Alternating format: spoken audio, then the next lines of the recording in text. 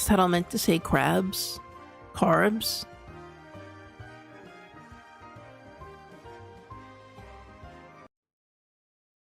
Yeah, yeah. Yeah, I meant it to say that. What do you mean? Yeah, yeah. No, that's correct, I think, yeah.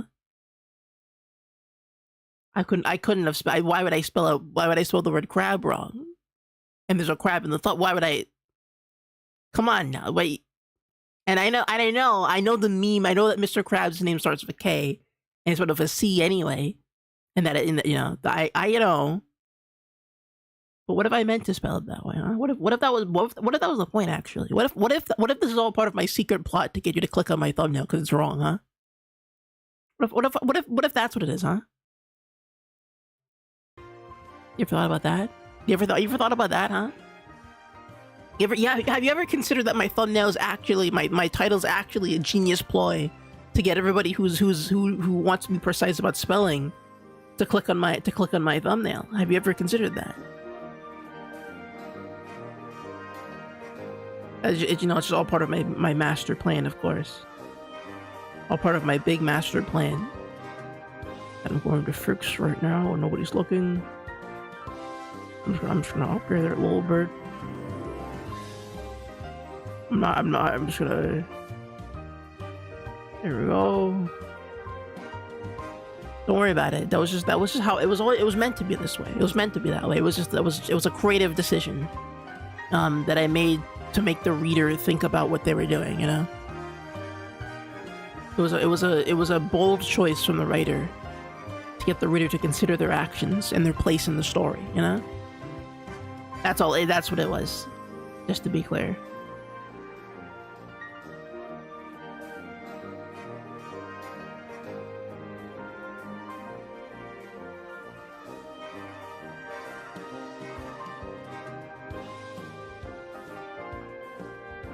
Let me hold on. It's so hard to spell with my computer keyboard for some reason.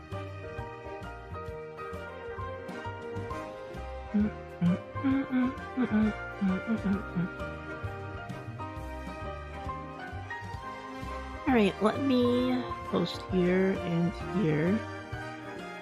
And I'll throw up the Tumblr. Then we should just jump right. Oh, hold on, wait. I forgot one thing. Hold on, let me fix this quickly. Hold on. I forgot. I was supposed to add something to the title screen today. Hold on. There we go. Hold on.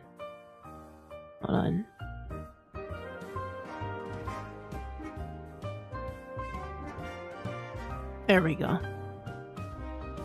go. There he is, everybody. It's the guy. Everybody's new favorite guy. The big fish on campus, dude. They're calling him John Rod. He's the new big guy in manga this week. They say of all time. They call it. Some call him the strongest of current era. You know, and they compare him to the strongest of all time, potentially. The strongest now versus the strongest of all time, you know? We don't know. We'll have to wait and see what he does, but... Well, okay, we already seen what he already shows up and does a thing, but, yeah. We'll have to wait and see what his true potential is, what he really caps out at, you know? Good old John Rod. Our favorite guy. Well, yeah, anyway, let me make sure I don't want to close this folder here. I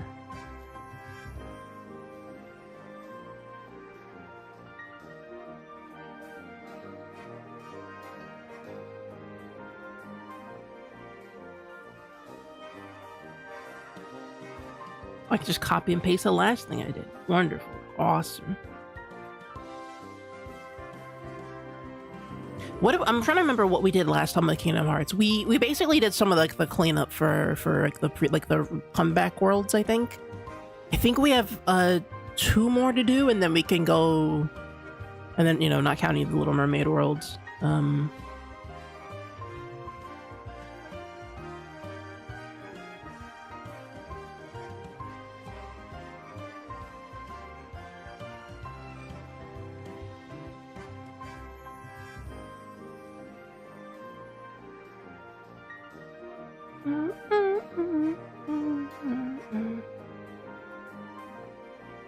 I think that's what we're doing today. It's just a hunch. It's just a hunch I got. Maybe a theory? I don't know yet.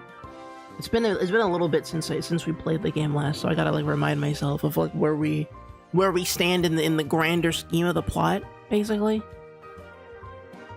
Because I remember we were mired in plot for a little bit, and then we went back to zero, and it took me like a little bit to like realize where we were again. But I think we're on the cusp of another, either another world or something's happening. Because like I think we did all the world. There's no new worlds currently. There's just the worlds we've done previously.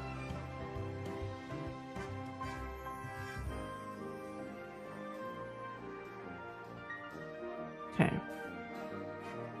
I think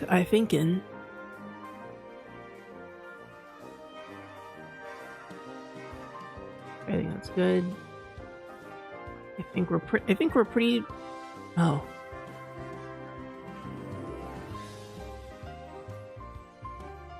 I saw Deltarune art.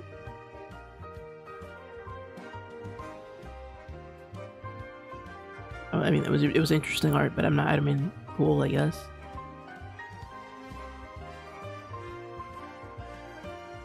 All right, I think we've gotten everything we can get out of this. Okay.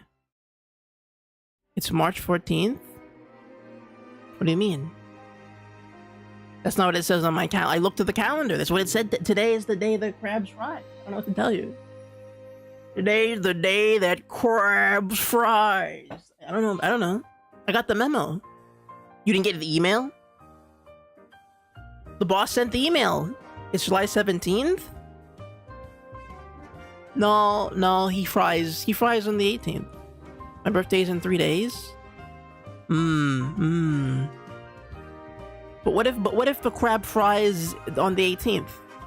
Which I'm realizing now is not today's date. It was this. I don't know why I wrote the 18th instead of the 17th. Listen.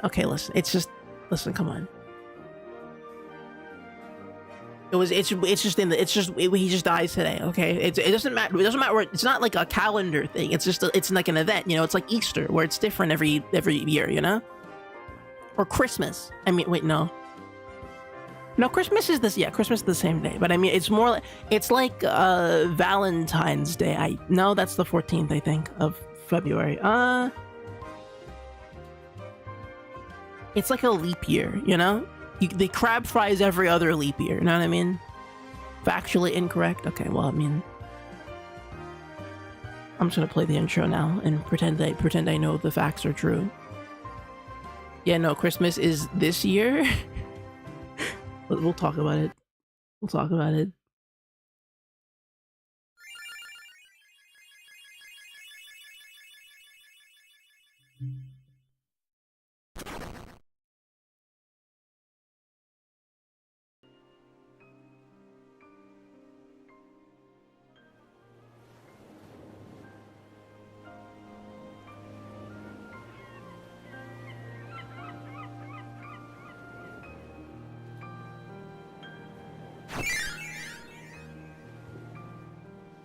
Ahoy, mateys.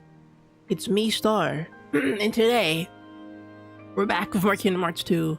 Final... I'm curious, what is the final mix of this? What is the final... I don't really think I've ever, like, asked or known...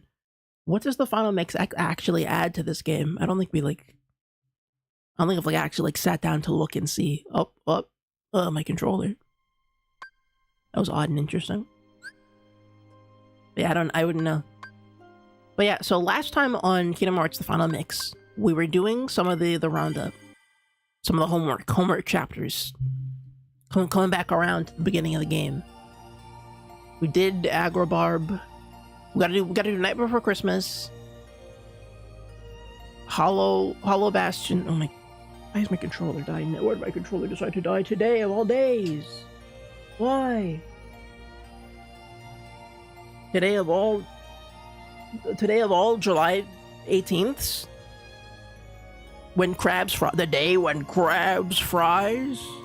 Why? Today's the day that crabs fries.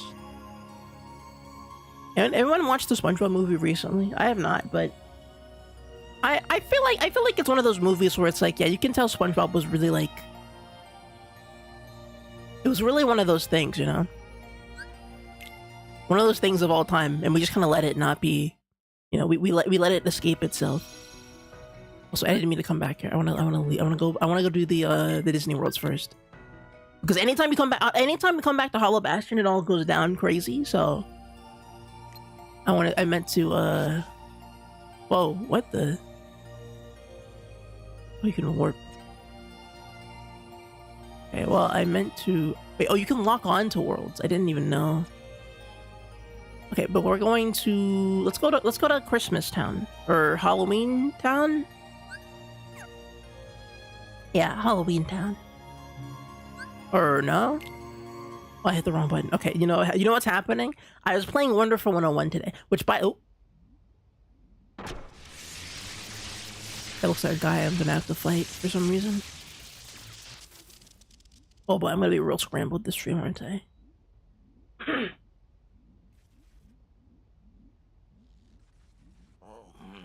There's nothing wrong with my design. It's flawless. There must be something wrong with the parts those imbeciles brought me. I need to find better assistance. Okay.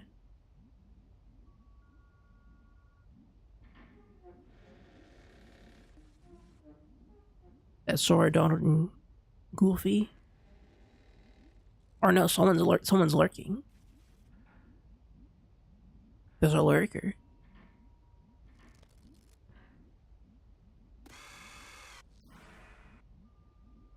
I think he got sniped. Or something. Huh. Oh, there he is. He's in the fit. Did he drop his stuff? Perfect timing, gentlemen. Lend me a hand, won't you? These presents must belong to Sandy Claus, so I thought I'd better return them.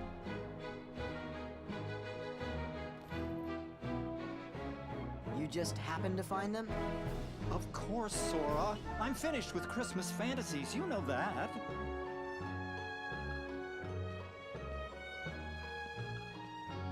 I wonder if this guy comes back in Kingdom Hearts 3. What, this? It's just a costume. And Sally worked so very hard making it. Come on, we've got work to do.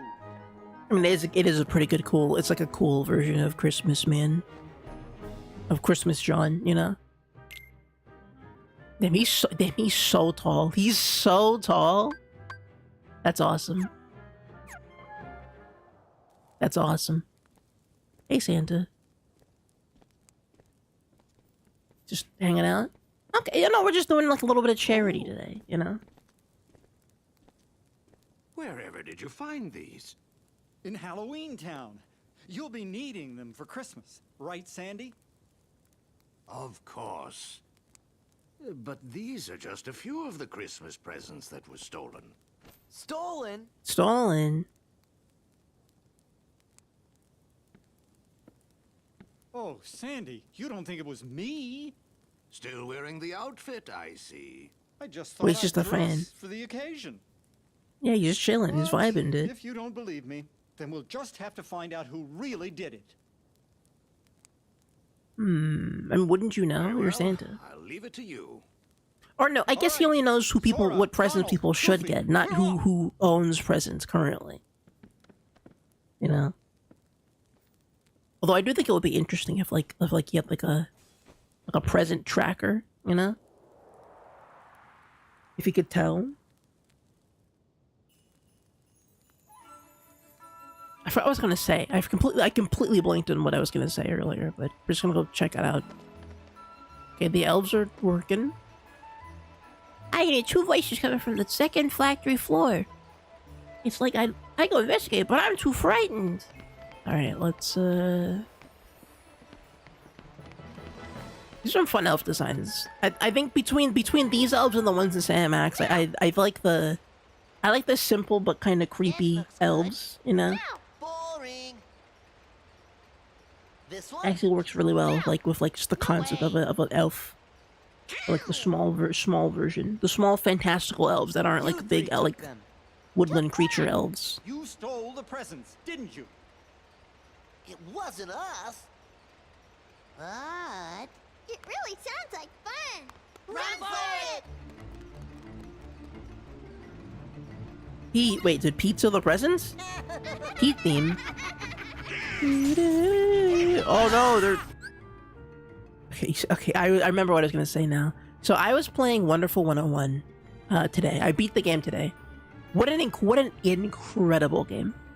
I have to say. I was so, you know, I play a lot of Platinum games. I play Bayonetta, you know, Metal Gear Rising, Vanquished, etc.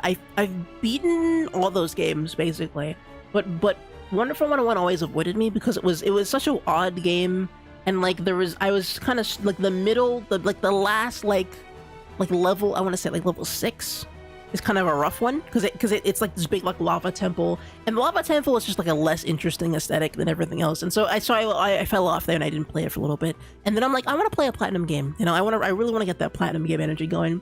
Let's beat Wonderful 101 this week, and I sat down, played it, picking through it, and then today I got locked into like the final run of the game, like the last like handful of levels, and oh my lord, oh my god, it's the best Platinum game. Okay, Bayonetta I think is still I still prefer to play Bayonetta 1 and 2, and I think also I would yeah Bayonetta 1 and 2 are still my favorite Platinum games, like overall. Probably just, I think just in terms of gameplay, because plot-wise Bayonetta always loses me. Aesthetically Bayonetta is also like phenomenal, but in terms of just like the full package, like the Wonderful 101 was a it was a transcendent game experience. It was insane because it hits such like a high point of energy. Wonderful 101 does, where it's like okay, this is an action. This is like, you know, we're doing like a tokusatsu show, you know, we're doing the you know, henshin, you know, we're doing all that stuff. But then the concept of what it is suddenly starts going off the rails when you realize it's like it's an actual serious story. Like it's not just like a funny joke. Oh, look at these funny little guys running around with like, they're like Pikmin but superheroes, right? Like no, Wonderful 101 is also, I'm gonna play the game again, but I meant to say that I'm gonna be mixed up for this stream because I played Wonderful 101 before this. I think you saw me trying to move the camera because that's how you use the Wonder liner, but whatever, I'll just be playing. But yeah, no, Wonderful 101 is such a like a wonderful, you know, coincidentally, it's such a like a perfectly well-rounded concept. You know, like you like straight up they could not make a sequel to that game because they kind of did everything they kind of had to in that version of the game, and it like kind of it shocked me because I'm like, okay, this is gonna end with, you know, it's just gonna end with like a, you know, hype little boss fight. Also, I think we killed that guy, and then, you know, and then we're gonna add like, you know, we're gonna Wonderful 101. And I thought it was gonna be that simple, but no, the path to the end of that game is such a like an insane blitz. You know, it's insane. Oh, I gotta put him in the box.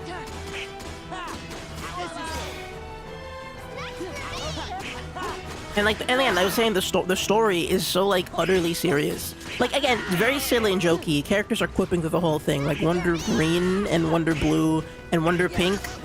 Wonder Pink and Wonder Green have they never have any kind of like serious moment ever. Oh, did I get him? Okay, we gotta do a little bit of physics here. Damn, he got caught like a Pokemon. That's crazy. Can they free themselves? Oh god.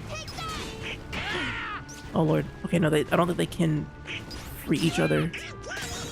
Okay, I don't even need to fight them anyway. Oh, I do have to knock them out.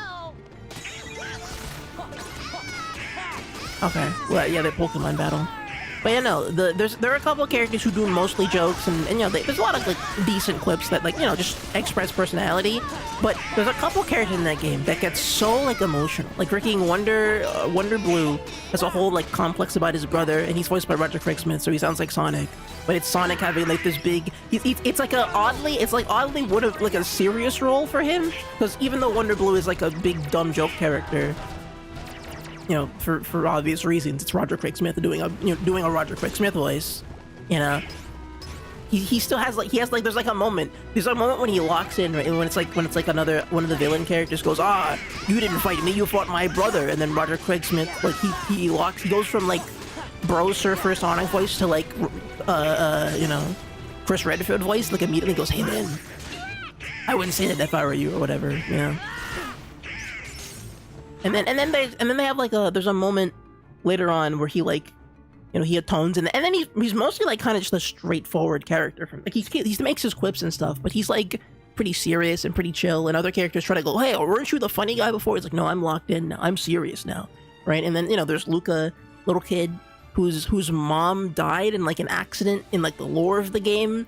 And so he's like, I'm gonna portray all of Earth because Earth took my mom from me, and that was crazy. That like that line and that whole plot line was really heavy. And I'm like, oh my god, this kid is he's suffering. Why? And then Wonder Red, he's like dedicated his whole life to becoming a superhero because his dad exploded when they fought the aliens in the previous like the prequel and all that stuff. Oh, we got out. Can we kill that guy? Mas, can we kill that guy? Oh god. This is gonna be a little frustrating, isn't it? But yeah, no, and then by the time you get to the final like streak of the game, right? The villain reveals to you, and then the spoilers for like, I don't know, what is it, a 10-year-old game at this point? Spoilers for like a 10 or something year old game at this point, but the plot twist of the game is that like the aliens are coming back in time to defeat you because they think you're like the villain. Okay, we did it. Because in the future the Wonderful 101 become the villains of the universe, and so the aliens are coming back to defeat you. And so there's like a message about like humanity can always do better. You know, we haven't, even though they're superheroes, there's like a chance that they can become bad. And so we're fighting against like not just like an alien force, but against like the consequences of humanity's arrogance and all that stuff. And there's that little theme to that.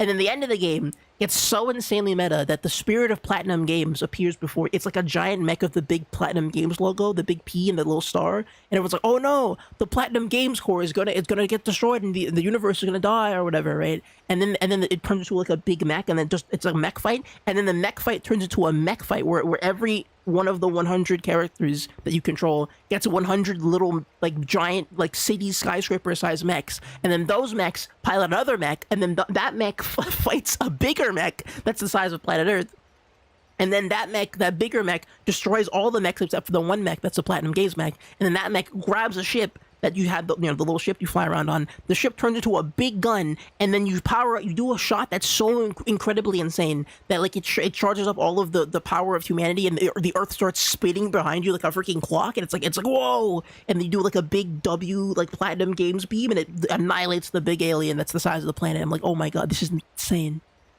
This is the most video games there ever video gamed. Like, I'm describing all of this, I'm not doing it justice, but that, like, I was in tears, dude. I was like, I shed a single tear when the Platinum Games logo appeared. I'm like, oh my god, this is the most Platinum game ever. And then the final QT, dude, the final QT might be the rawest QT of all time. Like, straight up, just like the energy, because it's like the build up to everything and like all the drama of it. And then like when the final move that you do to save Earth, it's this big like laser beam struggle, classic anime move, right? But then the QT pops up and the little text under it tells you what the QT is for, and it says mash the B button to save the Earth. I'm like, oh shoot, not like shoot the beam or block or punch fat. It's save Earth or something, protect the Earth. And it's like, oh shoot, that goes hard, And it lasts for like 30. It's like a 30-second QT too. Like they really make you work for that Earth. And then it cuts and then they do a bit.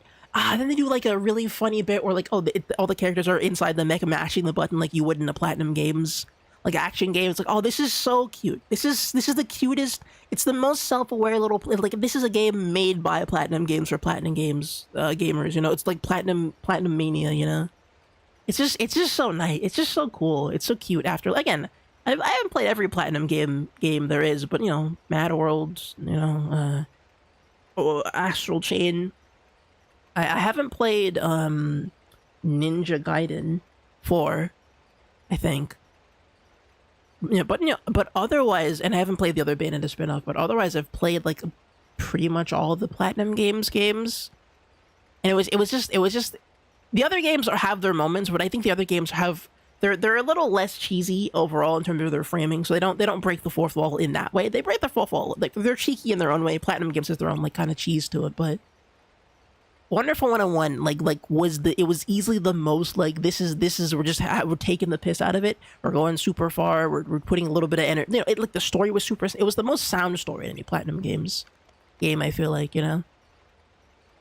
Because again, Bayonetta and like all those games usually lose me by the end because there's so much lore and stuff gets bogged down. Wonderful 101 has pretty simplistic lore and pretty simplistic characters, but it plays them pretty straight and it plays it with like a very like loud overtone to everything. So by the time you do actually get to the ending, I kept up with it enough to be completely enthralled with the beam struggle, right? And it's like it's insane. It's wonderful. You know, I someone change a Wonderful 101, you know.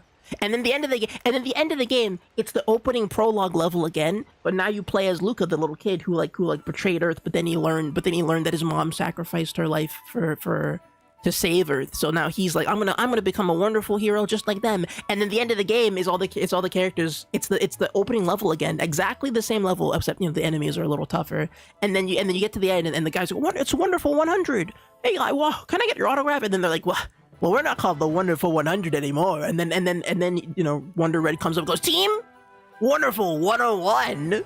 And then you unite up, and everyone goes, "Roger." And then you do the Platinum Games credit scene. It's awesome. Man, freaking God, the game is so freaking fire. The problem with Platinum, but the thing about Wonderful 101 is that like mechanically, it's a little bit loose. It is easily the loosest Platinum game I've ever played. It's you can get it. It's like Bayonetta 3 is pretty loose also mechanically, but I love a lot of their games, but I think the studio needs a rebirth. What was the last? I need it here. Let me check actually, because what was the last Platinum Games game that Platinum Games worked on? Platinum Games game, because I actually don't know. I haven't kept it with them recently. What is their current timeline of game? Let me look this up real quick, just so I know where they're at. Because I remember people didn't like Bayonetta 3, right? Bayonetta 3 was a bit of a weird. It was a good game, but it landed funny. I remember that.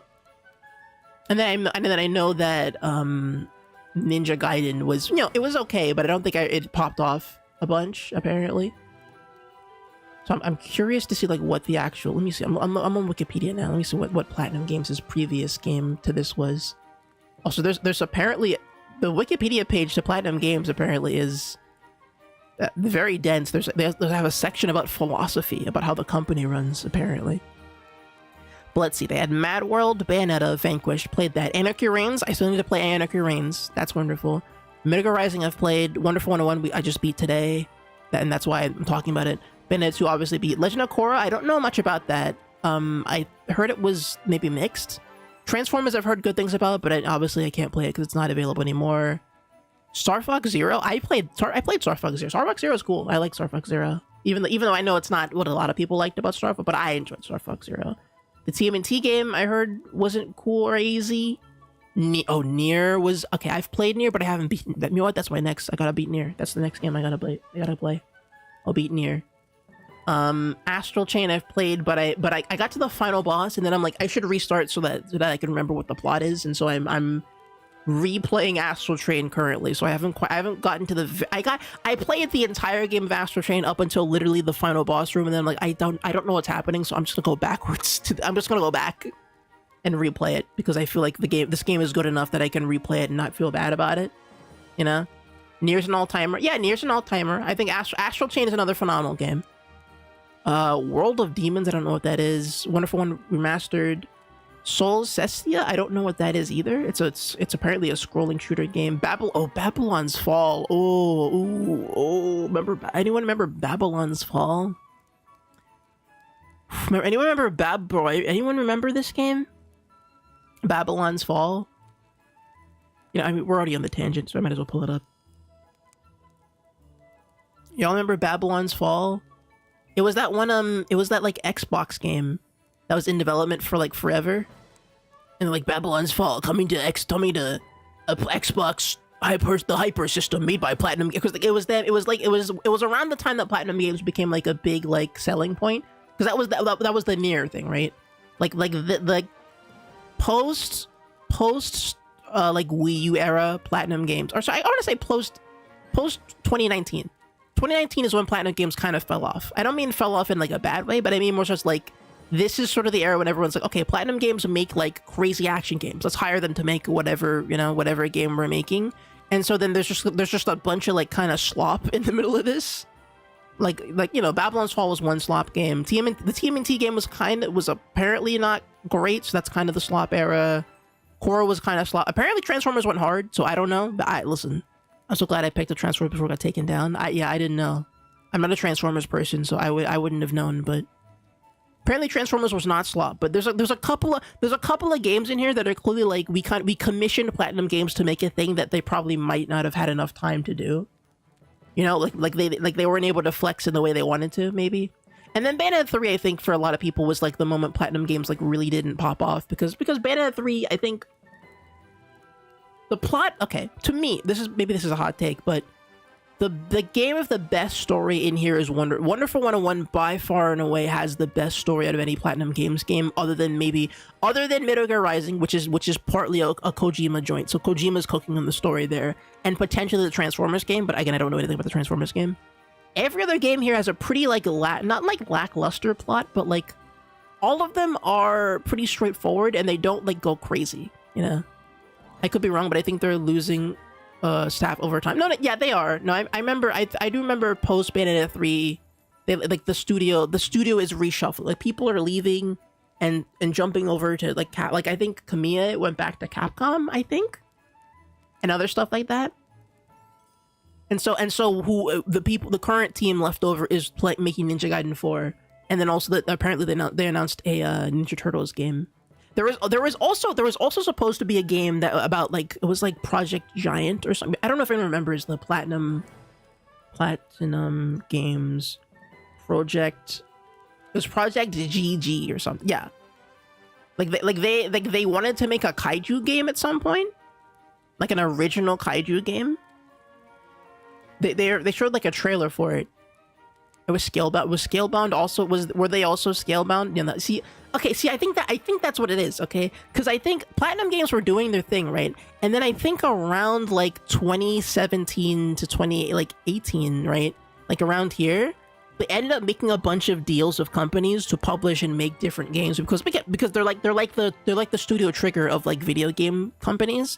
And I think Xbox in particular cooked them pretty hard.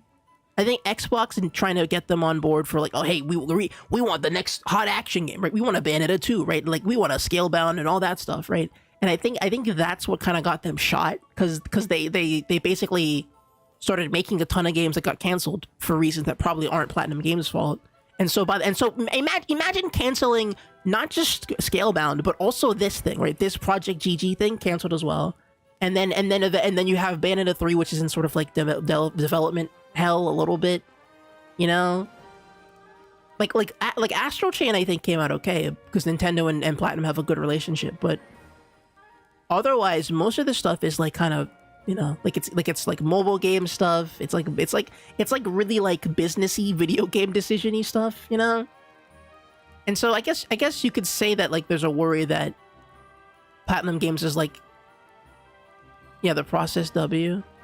I don't know. You can. I don't know if Platinum Games like lost their sauce or whatever. I don't think they have because again, Ninja Gaiden 4 came out. Apparently, was fine, good time. Apparently, I still have to beat Ninja Gaiden 2, dude. I bought all 3 Ninja Gaiden games on PC.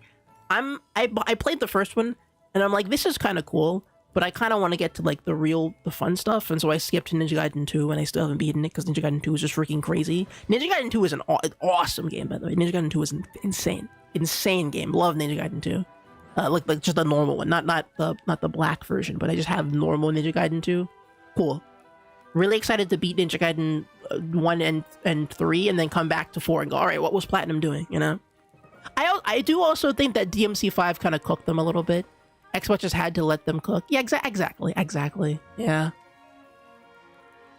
I do also think that like Capcom coming out of DMC5 definitely like shot them in the leg a little bit in a way you wouldn't expect, because like DMC5 came out, right? And if DMC5 hadn't come out, Bayonetta 3 would mechanically be the most dense character action game ever. Like, if DMC5 was not a thing, Bayonetta would be the DMC5 of the current era, but DMC5 came out, and it was so good, and it had so much like richness, and it was such a good standard for like the modern action game, that when Bayonetta 3 came out, it was like, oh, there's a couple things that we're missing here. It's not like Bayonetta 3 isn't a bad game. It's a great game. It's a fun game, but it was a little bit under or over tuned in a way that like they had to make a patch for it too, because it was like some of the mechanics didn't quite function the way they wanted it to. Versus DMC5, which is freaking perfect, and everyone's like, oh damn, you know. I guess Platinum isn't the only one who could make crazy action games. And it also doesn't help that every mobile game nowadays is also a Platinum Games game. Like freaking all those like all the MiHoYo games, right? Like the Genshin and the ZZZ.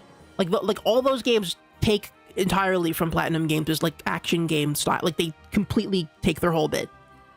Even if it's more simplistic, you know. But yeah, look, yeah, there you go. There's Scalebound and Project ZZ. Zenless Zone Zero is huge diet DMC. No, exactly. I think Platinum Game. Sorry, wait. What they made they made Grand Blue Fantasy. Okay, hold on, guys. Guys, hold on. I wasn't aware of their game. I didn't know they made Relink, but okay, that's a plus. Wait, what? They worked on Final Fantasy. I should have known, dude. I should have known. Okay, you know what? Okay, hold on.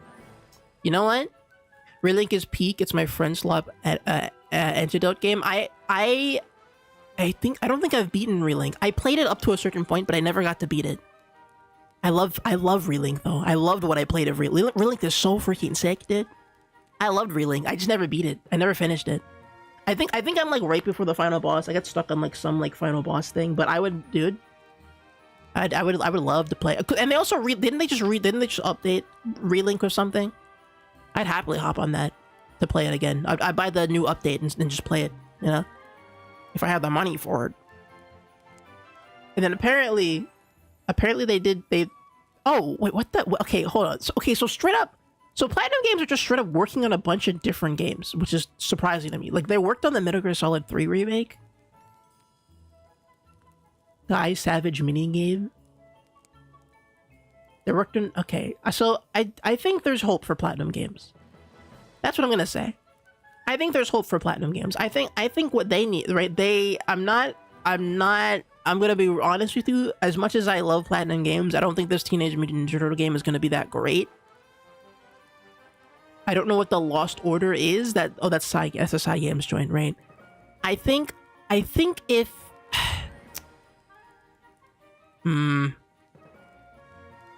you notice how Platinum Game, you notice how they stopped making original content after Astral Chain, though. They haven't made an original game in a couple of years. Platinum Games is known for their mainline projects, but like Trigger and Mappa, they have to put bread on the table with client work. That is sort of what it looks like. And to be fair, all these games are pretty epic and like they do fit the Platinum Games these are. I didn't know Grand Blue Fantasy was Platinum Games, but that's a Platinum game. That's obviously a Platinum game. I don't know what Infinite Space is, but sure, why not? Sure, man. I guess it's a second game. I guess I'll learn about that later. You know, I really do think it's just like Xbox Studios just like shot them in the leg in a way that like, in a way that like they wouldn't have if they were old. Okay, this is kind of a. I'm not the kind of person. I'm not the kind of person to be like, I love when corporations own other corporations, but genuinely, I think the timeline would have been. I think they wouldn't have made Metal Gear Rising, right? Okay, we would have to sacrifice Metal Gear Rising, but if Platinum Games were owned by Sega, they would be cooking still today. They would still be at top performance today. That's my hot take. And that's only because of a studio like Atlas. Like Atlas was the exact same way as Platinum Games, or like they're known to do a specific thing, right? But because they're owned by Sega, they are now and Platinum, because Persona 5 popped off so hard, they are now and forever insulated from the entire. Like Platinum Games was given their own domain expansion when Sega bought them, and so now they're just free to cook forever. Like they can just keep doing that stupid Persona thing until the day the Earth explodes, basically.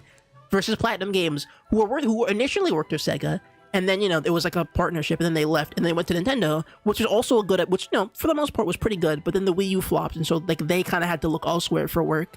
And now they're just in space, now they're just in deep space, and we don't know where they're going.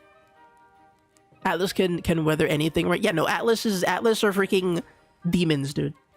Demons. And the funny thing about Atlas is that Atlas were never, like, they never had, like, a fall-off period either. Like, they were just kind of the reason why Atlas was in trouble was because their parent company went under, but Atlas was fine, right? Atlas were disbanded, I think, when their parent company crashed, but then Sega came in just in time to pick them up, and basically the entire studio came back together, and then they're like, okay, damn, we almost died there for a second. Let's just cook to our heart's content, and that's why they stopped making a ton of different games, and they just went focused on Persona 5 as being like their next big thing, and then that popped off, and now Atlas are freaking they're eternal demons, dude. They became the modern day Final Fantasy. We're like this is our Final Fantasy, and yet it wasn't. You know, they became the forever video game basically. If I'd have announced a Senran Kagura game or something, I wouldn't even blink. Oh my god, a Senran Kagura, that would be so tragic. That would be so tragic. I'd be like, oh no. How'd that happen? I don't even listen, no hate to Senran Kagura. No hate to Senran Kagura, alright? I know it's if I'm thinking of the thing it is, that's the game where it's the anime ninja girls and they like fight. And they're in bikinis or something. Yeah, it's this. Yeah, it's okay. Yeah, it's this. Okay, listen. I'm sure this is fine or whatever. Maybe, I don't know. But if the Marvelous logo there is doing a lot of work for this title, like the Marvelous, you know, like the No More Heroes publisher, right? They make slop most of the time. If I saw the Platinum Games logo there, I'd be like, oh no, dude. They got hit by the Inti Creates beat. Remember Inti Creates, dude? Inti Creates. These are the Mighty Number 9 / Mighty Gunvolt guys. But like okay, I love Inti Creates. I think their games are phenomenal. But a lot of their games, okay, there's kind of a balancing act they have to make. Also, they made Mega Man XZX, but they're a little bit gooned out as a studio, right? They make incredible games, really good games, but they kind of have to goon to survive. And I can't listen. It's it's honestly a little tragic because their games are phenomenal. They're very good games. They're very well made, but I was playing I think Striker Gunvolt, one of the games or whatever, and there was just so much peripheral goonery, and it was getting in the way of peak fiction and all. I'm like, I can't play this. I can't play this. I don't remember what game. It was one of these games. It was one of the games. It was like one of the spin-off like Gunvolt games. It was where you played as like the guy who was white. Completely forgot his name. What's his name? Gunvolt White? What's his name? Luminous Avenger. Okay, I was playing Luminous Avenger, and like they're like a little too. There's too much weird anime stuff happening. Like straight up, like, and I mean by anime stuff, I mean there's too much like kind of weird gooner stuff happening in this. And I'm like, I just want to listen. This game is really cool. The sprite is really great, but I don't think I need to see this character specifically. This apparently child character in like with like a many different bikini and or Christmas theme outfit. I don't think we need that. Maybe it's just my hot take. I don't think your game needs that. Your games are good, and you don't need to be that weird about the characters in the game. She doesn't even have a sprite in the game.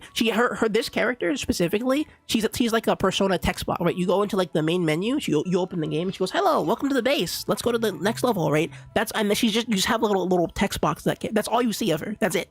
That's all you see of her. And so for that feature specifically, they gave her like 7 costumes.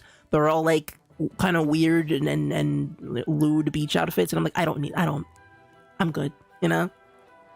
Kojima, if he got his way, 20 hours of 30 hours of feet. Yeah. But Kojima, at least Kojima has like, you know, he has a vision, and his games are dense enough that like I don't notice him gooning in the background, you know? Like when I play Metal Gear Solid 3, which is my, I think that's my set. No, I played 5 as well, but MGS3 is my first like real Metal Gear game. I don't. Sure, yes, he is gooning all over the place potentially in like some corner of the room, but I don't have to pay attention to that because I can just go, wow, this stealth mission's really hard, you know? Man, I can just boot up the codec call, and he goes, Snake, have you ever watched the movie The Predator? And Snake's like, no, what? What's The Predator? And then the lady goes, The Predator is a movie that came out in the year something, and it was really cool because it starred a big buff man, Arnold Schwarzenegger, in his first role, and Snake's like, Arnold Schwarzenegger, buff, huh? I should talk to that guy about his workout routine, huh? You know, the Metal Gear Solid like text conversation. You know, he just goes, huh, what's this? You know. But yeah, I don't know. Platinum games are Platinum B games, I guess. Listen, I'm looking for. Listen, Wonderful 101 put a hope in my. It put a spark of hope in my soul. I have to tell you, Wonderful 101 is like, okay. Super hot take, but straight up might be their best game, maybe? Again, mechanically it's very messy, particularly because of the camera and some of the stuff that like I think like that game just like visually is a disaster. Like you can't tell what's happening sometimes. There's so many pop-ups, and like it's also a Wii U game that they ported to PC. So like they'll have like these giant pop-ups that take up like the bottom left screen and bottom right part of the screen. And then the bottom, like the top right part of the screen is saved for like some cutscenes, and so there's points in the game where like the 3/4 of your entire screen are covered by giant squares. I'm like, I don't know, I can't see what's happening. I can't see what's happening, but I'm having a great time. But it's awesome. Okay, sometimes you just can't tell what's happening, but it's awesome. It's sick, you know. And I'm like, damn, that's hype, you know. Again, it remembers it's a game. Yeah, kinda. It's a game that remembers it's a game, but I think. The thing about Wonderful 101 that really got me was that like it never really outgrew its concept in a way that Bayonetta often did, and I think Platinum games for me Platinum games either undersell or oversell their game concepts. I think Mad Road is another pretty tight one, but like generally speaking, if I remember the Platinum games that I've played before, also these guys are tall for some reason, that scares me, but like Bayonetta 1 had a thing where like I was into it up until like literally the final boss, or not literally the final boss, but like the whole like the time travel bit at the end where I'm like, I don't know what's happening, right? Like they kind of lose you at the end. And then Bayonetta 2 I think is even worse about that stuff, where like the game gets so like self-serious about what it is that it's like, okay, well, we were having fun until the game started to, you know, try to take itself seriously, and now that we're taking ourselves seriously, it's not as it loses a little bit of that luster, you know. And then you know, Bayonetta 3 I think has it's that same issue but worse in a way that people didn't enjoy, because, you know, obviously like it like contradicted some plot stuff that people did actually like, you know. I didn't care at all. I was kind of hyped. I was pretty hyped about the whole thing because Bayonetta 1 and 2 walked into the room and like, oh my god, Bayonetta 1 and 2 are people?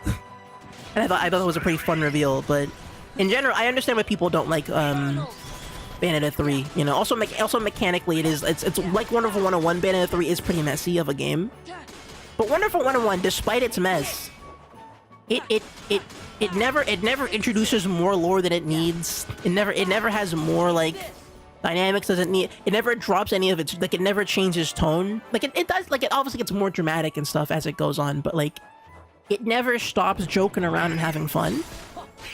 And for that, I think that's when Platinum games are at their best, because Platinum games aren't written by like, not every Platinum game can be Metal Gear Rising, because Kojima was doing the writing in that. Like, and Kojima's like he's a mastermind. He knows how to do his stories and all that business.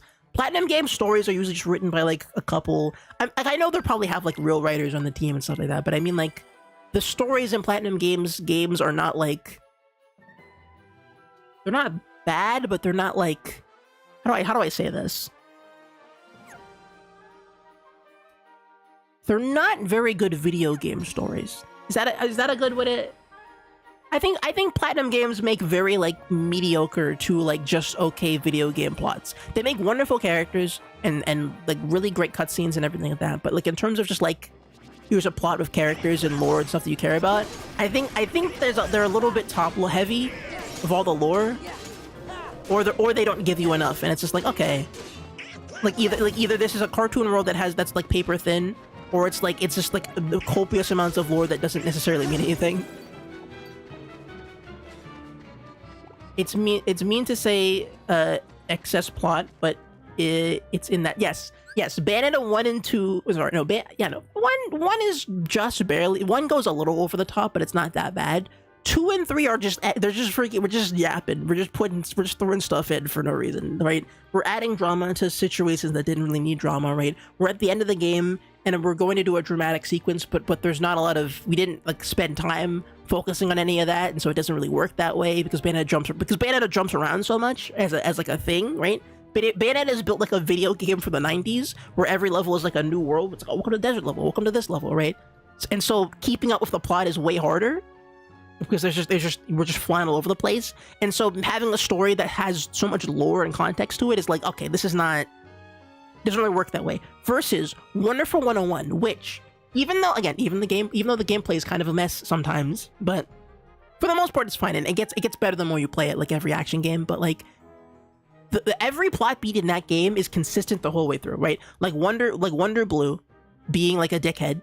He's a dickhead the whole way until the part when he learns about the backstory and he goes, oh damn, this game has this story has some real stakes. And then he walks in, he gets serious, and you get to see Roger Craig Smith do some of his best like straight up one of my favorite performances from Roger Craig Smith. Because he's like surfer dickhead guy, but he actually kind of nails the energy, which is really cool. He has both cool lines and silly lines to say.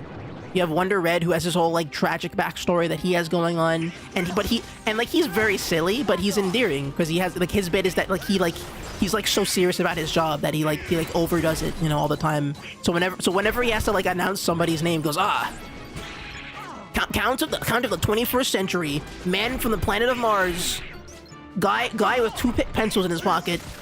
Emperor Lord Vorkin, we meet again. Like he does that every time, and nobody ever cuts him off. Nobody stops him. They never like make a joke up. I mean, they make a joke about it a little bit, but they never like.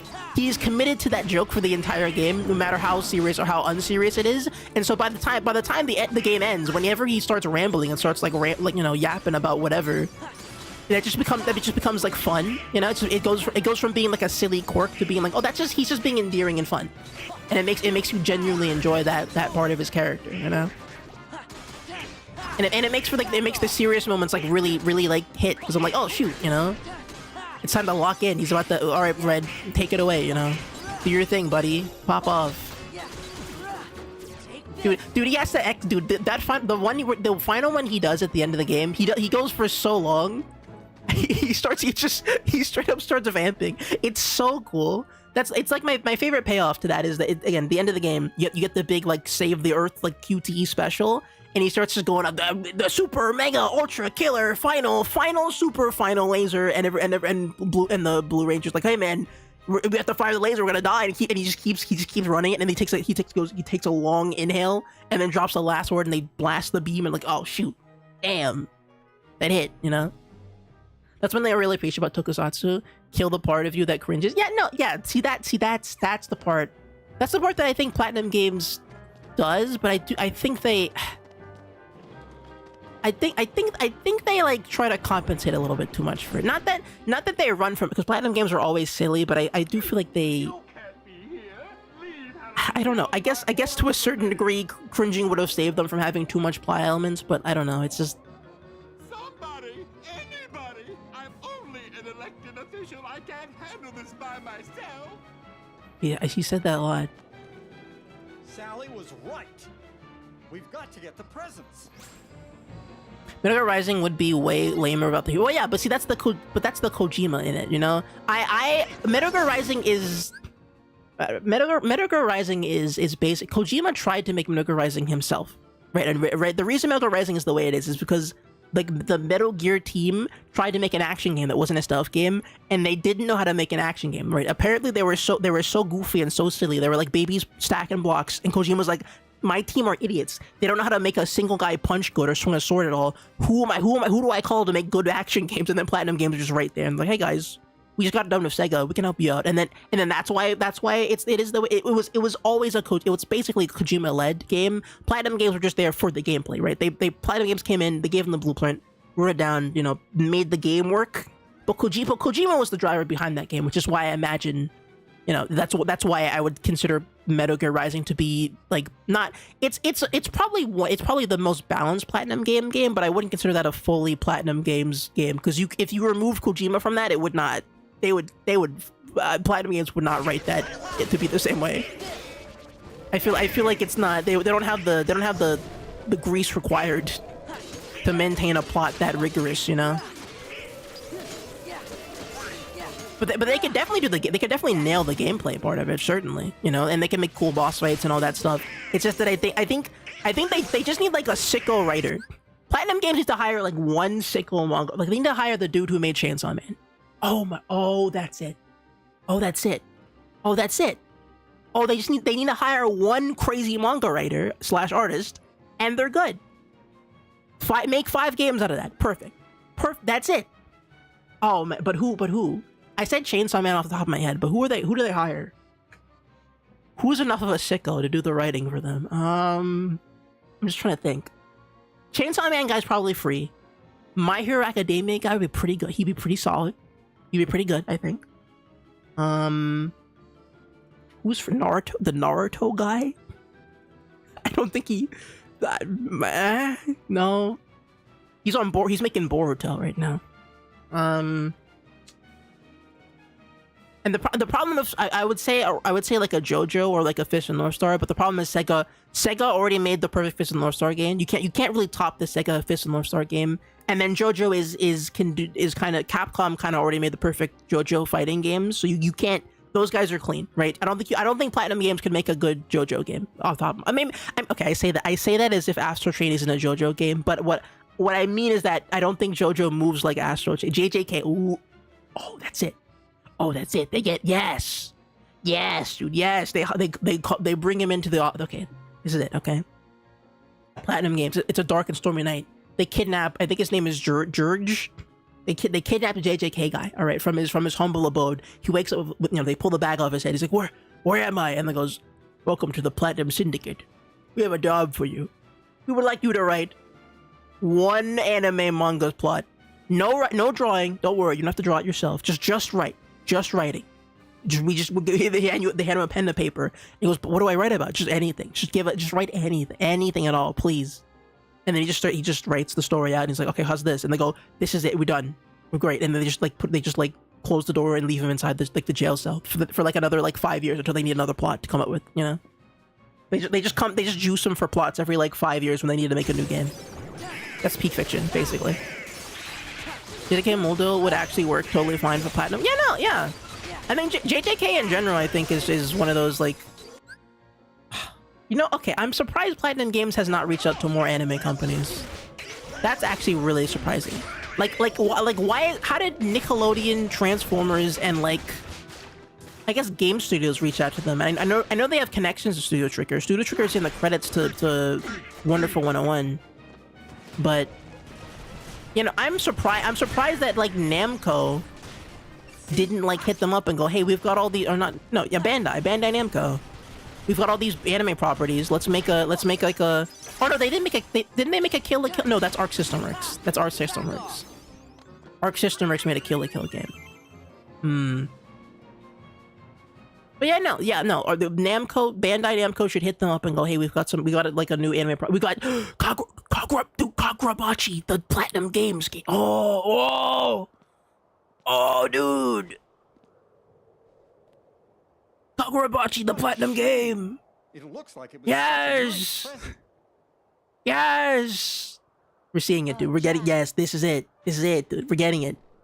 Dude, we could save Platinum Games right now. We could save them right now, today. Right now, dude. Someone help me! My latest experiment is gone! It's been stolen! Ironic goldfish tech. Oh my god, dude. Oh my, dude. Oh, it's perfect, man. I can see. Okay, I can see. It's okay. Here's the question: is it if Kagurabachi the game comes out? Is it gonna be Astral Chain 2 or is it Metal Gear Rising 2? Because it can't be Bayonetta. It's not gonna Bayonetta. There's no witch time. Maybe. Unless we do that sequence where it's the 1 second shot where he's fighting the lightning guy. But I mean, it would have to be Metal Gear Rising, right? It'd have to be Metal Gear Rising. Because to me, right, I'm thinking Kagurabachi and I'm thinking oh yeah, we need we're doing QTE moves, right? We're doing slash, and then like a little spark appears, and then if you hit the button at the right time, he does like a big slash. You know, it's like a Dynasty Warriors finisher combo or something, like a Bayonetta finisher. You know, I'd say Rising. Yeah, Rising makes sense. The problem is he doesn't fight like giants. He fights like dudes with other swords. Kagurabachi he doesn't. I don't think a lot. No, he doesn't fight like massive. Like he's not like fighting like mechs and stuff. He's fighting like another guy whose sword is like an owl and he can see all of humanity or something or whatever the hell that guy was. He can make a big eye in the sky and he can go, I can be anywhere. My power is that I can be anywhere, and also I can heal myself infinitely. And then the other guy's like, I can destroy anything infinitely. And then the guy who destroys stuff infinitely and the guy who heals himself infinitely, they infinite each other to a standstill. And then also there's that one, there's the storehouse, what was it, the place must the proceed guy, the auction must proceed guy. What is even that? How are the boss fight? Do you fight the auction? How does that work? Although I guess he does fight groups of guys though. It would be more like a Dynasty Warriors thing where he fights like, I don't know, like 5 or 6 guys in a room. The Kagurabachi translation I've been reading is really jank. It's making me giggle. I need to check, because last time I read Kagurabachi, it's been a minute. I can't lie to you. I think the last I read it, I've read up until the point where Chihiro got cooked. He got cratered, right? They had the big fight, and then he says, "Oh, I guess I've been botchied or whatever," and then they time skip a little bit. Elusive Samurai Platinum game and enemy warlords are giant. I've read a little bit of Elusive Samurai, the Elusive Samurai manga, and then I watched a little bit of the show. I can see that.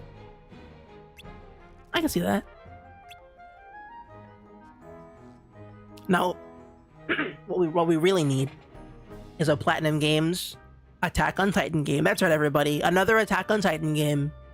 And it's going to be the same as the ones we already have. That's right, gamers. Platinum Games Attack on Titan. It's just a Dynasty Warriors game, but a little better because Platinum Games making it. That's right, baby. Imagine fighting another giant, but the mechanics kind of work this time. Now we're talking, dude. Now we're talking. That's money. I'm shocked Attack on Titan is getting a third game. I swear to God, I thought they only made 1. I didn't know they made 2, 3 at this point. I don't know if they were making it. I thought they made 1. I didn't know there was a second one even. Okay, we're gonna lure out the guy who stole the experiments. That's good. Season 2 drops like next week. I'm a huge fan. Okay. You know what? I have a break this week. I'm on a break this week. I'll watch it. I'll write it down. I'll watch it. I'll watch a little bit of it. Why not? I think it's goofy, but I still have an Attack on Titan cloak. IRL. I mean, Attack on Titan is one of those shows of all time. Okay, I'm not gonna deny it. We can't. It's like the Death Note of its era, basically. You know, where like there was just one anime that everyone's like, oh shoot, this is the anime that everybody can watch because it's so freaking accessible.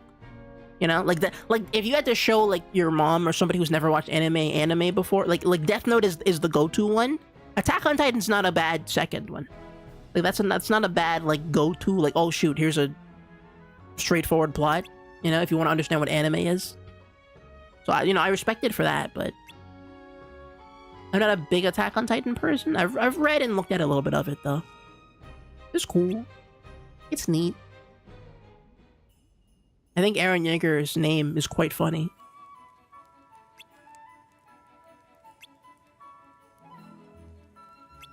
We're gonna get that Christmas thief. Around the time that Attack on Titan was happening, I was in the JoJo mines. I was in the JoJo mines, dude. And I enjoyed my JoJo mine. I was not an anime person growing up, but the first 2 anime I really sat down to watch was Lupin the Third Part 4 and JoJo. And I Lupin the Third is always going to be my goat, obviously, but I watched all of JoJo up until like halfway through Part 5, and then I'm like, I've had enough of this, and then I left it for like a couple years, and then like maybe in like the past like 3-4 years I came back to it, and then I watched the back half of Part 5, finally. And the back half of part 5 was so incredible. It blew my mind. It literally killed my brain. I died an ego death that day when I watched those episodes, and then my mind chemistry was altered forever, and then JoJo became my favorite thing on planet Earth. That's the story. It fried the cells of my brain to just get like a cold shot of JoJo part 5 parts in. Like I'm sure if I had watched all of JoJo in like that same period of time, like in the same year I watched it together, I probably wouldn't have been as crazy about it. But coming back to part 5 after like a number of years, and then going, all right, let's try and catch up where it was before, and then it just getting hit by level 7, like absolute insanity, like shattered my mind. My mind palace exploded, you know. Also, hold on, where am I? I forgot where I don't know where we're going. I wasn't paying attention that good. Oh god. Hold on, I gotta go talk to Santa. Santa, what am I doing? I authorize you to use the second floor factory. Even though you're building a tricky present, put your all into it. Okay.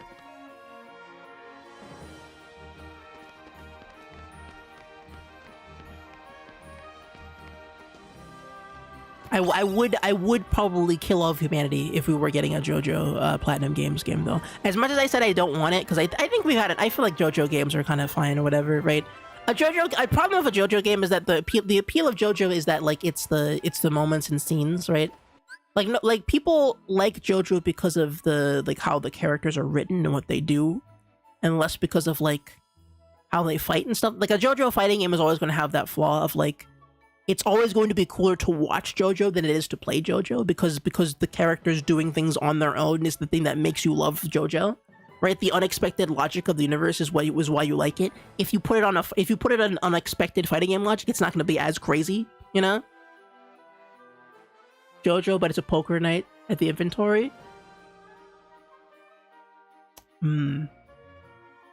Yeah, okay, yeah, I'd play Yu-Gi-Oh! JoJo. You know what? Okay, yeah, no, okay, maybe that's something. Yeah, JoJo, but it's Yu-Gi-Oh! Just, I play that, I guess. But I just mean like an adaptation of a JoJo story can't really work as well, just because again, you know, like, or no, sorry, an original JoJo thing that's like a fighting game doesn't necessarily have the same kind of appeal. I mean, the Capcom game did, because the Capcom game was pretty wild, but you have to try pretty hard to make a fighting game exciting for JoJo.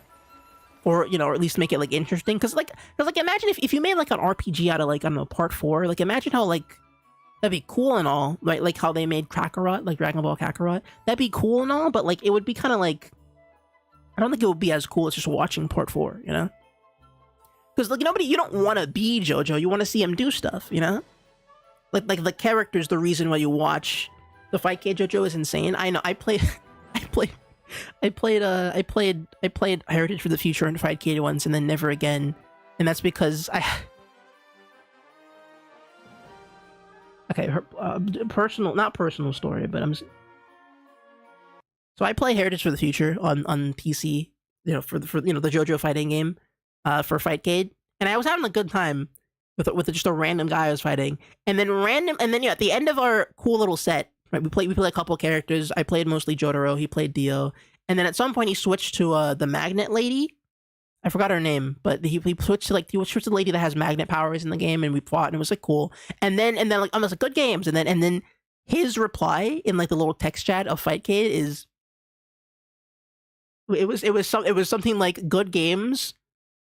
I would love to crack her open or something. And I'm like, okay, that's enough. I think I'm good. I think that's fine for him. I think I don't have to play more Fightcade today. It was some insanely vile comment about this woman, about this female character, and I'm like, okay, that's enough for me tonight. I'm gonna head to bed. I'm good. I'll take a nap today. You know, yeah, like that was my first and last experience, or at least my most recent experience with Fightcade. Okay, I think I'm good. As much as I had a great time playing the game, I'm like, I think I'm all right. I think I'm fine, actually. I think we're okay. You know? I think I'll wait for the remaster. Encountered a cryptid gooner in the like cryptid level gooning. It was insane. It was terrifying. Use the cannon to shoot twice into empty boxes. Here's our thought. You think, okay, with how Nier turned out, you think Platinum Games is on Kingdom Hearts 4? What are the numbers?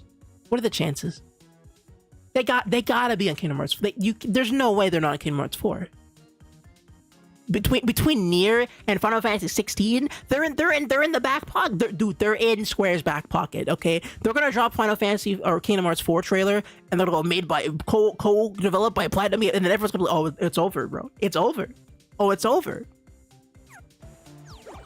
They're back. They've been back. They were just waiting for them to come back.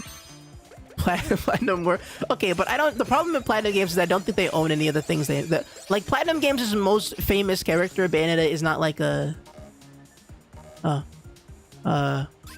Reload. Like, Bayonetta is owned by Sega, so I don't know if they could do a Bayonetta world, technically. They could probably, well, I don't think they own Vanquished either. They own, what do they own? They own Wonderful 101. That's all, I think that's it. I think they only own Wonderful 101. Mega Rising Keyblade, and it's just red. Yeah, it's a doctor. Turn on my cringe inhibitors. Sword. Doctor. Turn off my cringe inhibitors. But Raiden. Jack the Ripper has returned.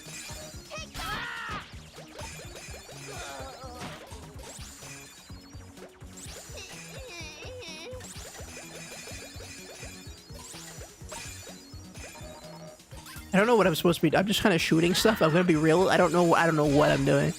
I don't know what I'm doing. And I think they just want me to not kill these kids and just put the things in the boxes. And I'm assuming that's the logic of it. I wonder if a 101 world would go crazy though. Or alternative. Well, because they don't have a Kingdom Hearts world, so in theory, if Platinum Games are part of the Final Fantasy side of the crossover, it would be Wonder Red showing up to turn Sora into a Wonderful 101, and they would run through like they would run into like Big Hero 6, which would be insane. Now that's a crossover. But also the Wonderful.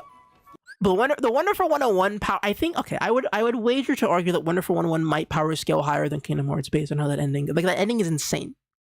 Like just, again, I said it before, the ending of Wonderful 101 is, it's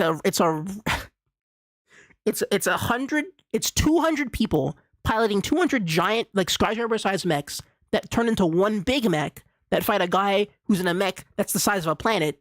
And then that mech destroys the other mech, and then there's one mech piloted by 20 people that's the size of a skyscraper, and then that mech picks up a gun that's a ship, and the ship turns into a laser beam that is so powerful it rotates the entirety of the Earth to generate energy, and then that beam destroys the entire planet-sized like robot. The power scale would be ridiculous. Yep, just I don't know, it might as well be infinity, you know? Where do you think we ought to leave them? It's like one level below, like that one, like what you call it? Just say the word. Oh my god, what is it? Oh my god, what is the name of it? The Giga Drill. What? Oh my god, what the hell am I? What is it? Oh my god, the Trigger, Studio Trigger. Gurren Lagann. It's like one level below the Gurren Lagann, like the Galaxy Man, which is the big dude who turns into like he turns into all the different shapes turn into a big man, crosses his arms. It's like one level below that, basically. I was so ready for All of Earth to become like to be like Wonderful 1000 or something. They never got to Wonderful 1000, right? That one's still that's a concept still on the table potentially. If they want to do 100 Wonderful 1000, sure. I don't know if it would go much harder than Wonderful 101, but you know, Wonderful 1001, that's free. You can go for that, I guess. Since you own the rights to that, why not, I suppose? Let's go to the presents, I guess. This plaza should work well for your plan. Now, Jack, what is your plan? Just make a Wonderful 102 and just add one guy. They already did that. That's what Wonderful 101 is. Of course. Wonderful 101, they go over 100 frequently in that game. Like by the end of that game, they go to 200. They double it. And on that They double it, and then at the end of the game, they do actually add one guy to the team. So that when you're in New Game Plus, it says when you have a maxed out team, it's 101 when you max the team out, which is really funny.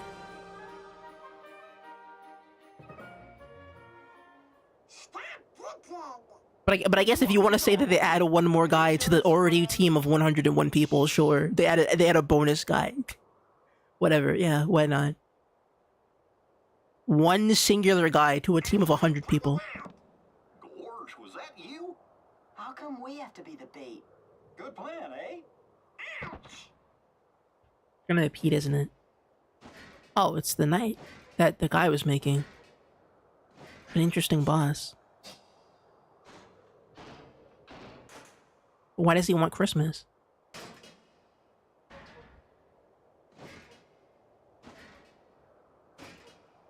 So why does he walk and not rollerblade?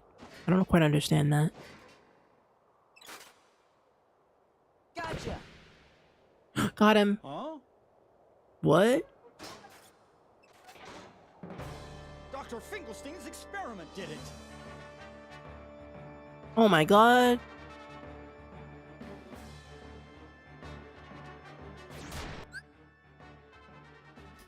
Yeah, okay.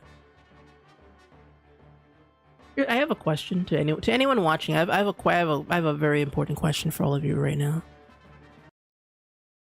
You remember Frankenweenie? Y'all remember Frankenweenie? That it just came back. That just came. I don't know why, but suddenly that came back to me. I watched that movie as a kid. Frankenweenie. Remember Frankenweenie? It's about a dog, but he's Frankenstein, and his name is Frankenweenie. And I think there's like little goblin kids who live in boxes. Or no, was there a separate? Sorry, hold on. Was there a Okay. Sorry, no. Am I confusing Frankenweenie and like the Box Trolls movie? Hold on. Wait, was there another stop motion, slightly Frankenstein, slightly like Night Before Christmas themed thing that was called the Box Troll? Wait, what the hell is the Box Trolls? Hold on. Box Trolls. Okay, no. Okay, so these are okay. Sorry. Okay, this is completely derailing. So sorry. So I remember. So I think I also watched the Box Trolls. Corpse Bride, Monster. Okay, Monster. I know Monster House is separate. Monster House has a separate part of my brain. For some reason, Box Trolls and Frankenweenie. Box Trolls and Frankenweenie occupy the same part of my brain for some reason. I don't know why. I never watched it because I was afraid of black and white movie. I forgot it was a black and white movie to begin with. I think I genuinely confused it with Box Trolls. Monster House is pretty peak fiction though. You were afraid of Monster House game? I know I was afraid of Monster House game, but I know what Monster House is epic though. Listen, I didn't watch Monster House because I was too much of a coward to watch the film on television, and I'm also scared of the video game for PS2 called Monster House. But I will admit, the concept of Monster House is pretty memorable. Okay, I wouldn't forget Monster House. It's about like an old man who lives in a spooky house, but the house is his dead wife. That's pretty good. That's a pretty good concept. That's a pretty great concept, all right? I'm not gonna forget this, you know? That's memorable as heck. At least compared to the Box Trolls and Frankenweenie. Let's be real, okay? Do you remember Frankenweenie that much? Are you actively thinking about Frankenweenie? I don't think so. Not that it's a bad movie or whatever, but I don't. You know, it's Frankenweenie. You know, he's a dog. He's just a dog. He's an old zombie dog. I don't know. Is that the uvula? Oh, it's a girl house. Yeah, that bit. Wait. Oh, hold on. Wait a minute. Stop the presses. Are you telling me Frankenweenie was a Disney reboot movie? Are you telling me Frankenweenie was a 1984 classic and then they made it a stop? Oh my god, I didn't know. Oh, I had no idea. Oh, that's kind of lame, you know, in a sense. But I do think the remake is very cool. It is just also kind of lame that they made a Of course, it's an '80s movie. Of course, it's an '80s movie called Frankenweenie, dude. Ah, must have been. Was it even good? Wait, let me. It looks okay. Oh wow! I didn't even know. I didn't even know. Wow! Wow! I feel like I got duped, dude. How did nobody tell me that? How did nobody tell me that Frankenweenie was a Funko Pop? Apparently, Victor with Spark. Okay, wait. Okay, but hold on. His name is not Frankenweenie. His name is Spark. Oh, that's even lamer. Okay, I'm sorry. I don't want to make fun of this. I know this movie's probably really good. I remember it being really fun, but his name isn't Frankenweenie, and it's a remake. I don't know if I can condone that. Box Trolls, you've won by default. Gamers, it's time to watch Box Trolls. It's time to become a box troll, everybody. Hop in the boxes. I don't remember. I think this guy wants to kill the box trolls. I don't know why. What a deeply British film this is. Why are the trolls live in boxes for? Ah, whatever. Okay, whatever. I think I'm good. Well, I mean, okay. Well, I do that thing that confirms one thing, though. Frankenweenie freaking Hearts 4, everybody. We'll be there. Confirmed. Instead of Night Before Christmas, it's gonna be Frankenweenie instead. So there you go.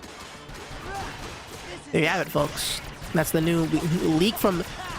We have a brand new leak from Square Enix Studios. It's gonna be Platinum Games that are making Kingdom Hearts 4, and they're adding Frankenweenie for some reason. That's the new leak from discussing film on the internet.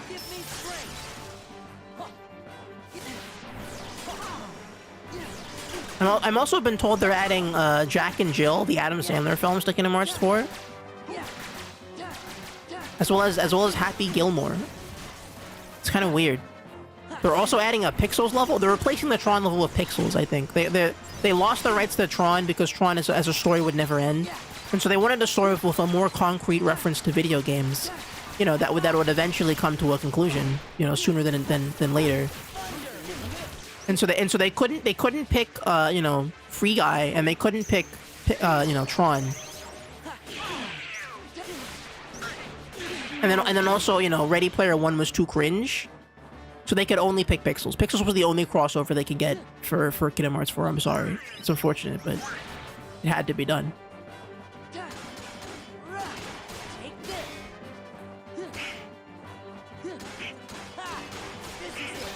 Alright, let me see if I can remember my combo game in this. 'Cause I'm still I'm still platinum brained right now. I don't know my moveset right now. Oh.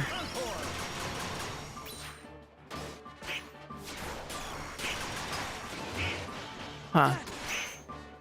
Interesting.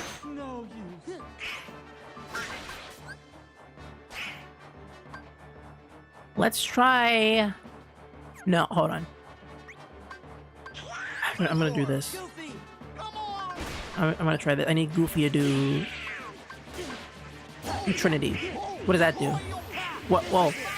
Whoa! What am I doing right now? What did I activate? What have I done? Oh my god. Was that anything? Was that something? I don't know what I did. I don't know what that was. I feel like I did I don't know what I did. I can't. I'm not gonna lie to you. I feel like I just activated like a. I opened like a parallel dimension. There was like a separate menu that appeared. Goofy and Donald did like some cool like Team Fortress maneuvering, and then they just kind of poked him in the eye, and I guess that did something. I'm not gonna theorize. I'm just gonna I'll just pretend that was a good idea, and I gained XP for that,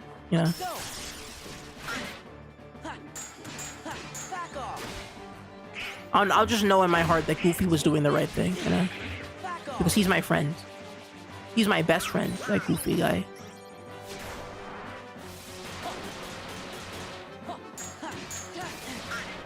Well,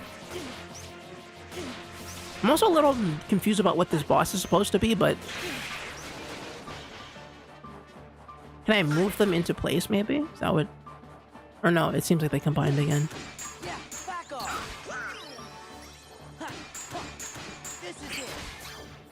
Well, I mean, at least we're kind of mashing through it a little bit. Oh, what? Okay. Oh.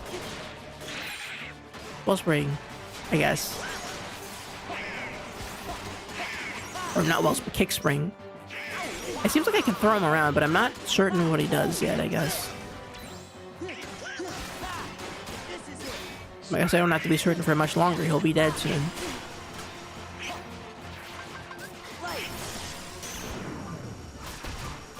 Oh, whoa! Sicko mode!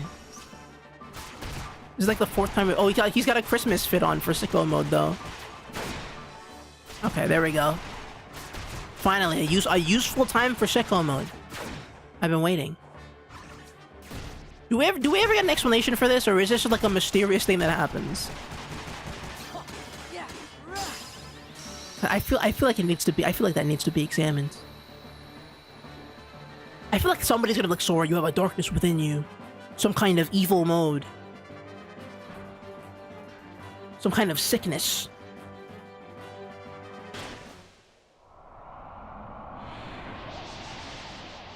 Maybe you're the door to darkness, Sora. The mystery is solved. Hi, Santa. Did you catch the thief? Naturally. We killed him. Just can't figure out why the doctor's experiment would go around stealing Christmas presents. His experiment? The thief. It was a moving puppet made by Dr. Finkelstein. The doctor's made a moving puppet. I see. He is always tinkering with things. Now listen, Jack. I'd like to thank you, and while delivering presents is something only I can do, I can give you an idea of what it's like. Sandy Claus? It's a job shadow. An internship. Yes, all that poor puppet wanted was a heart. A heart. Ho, ho, ho!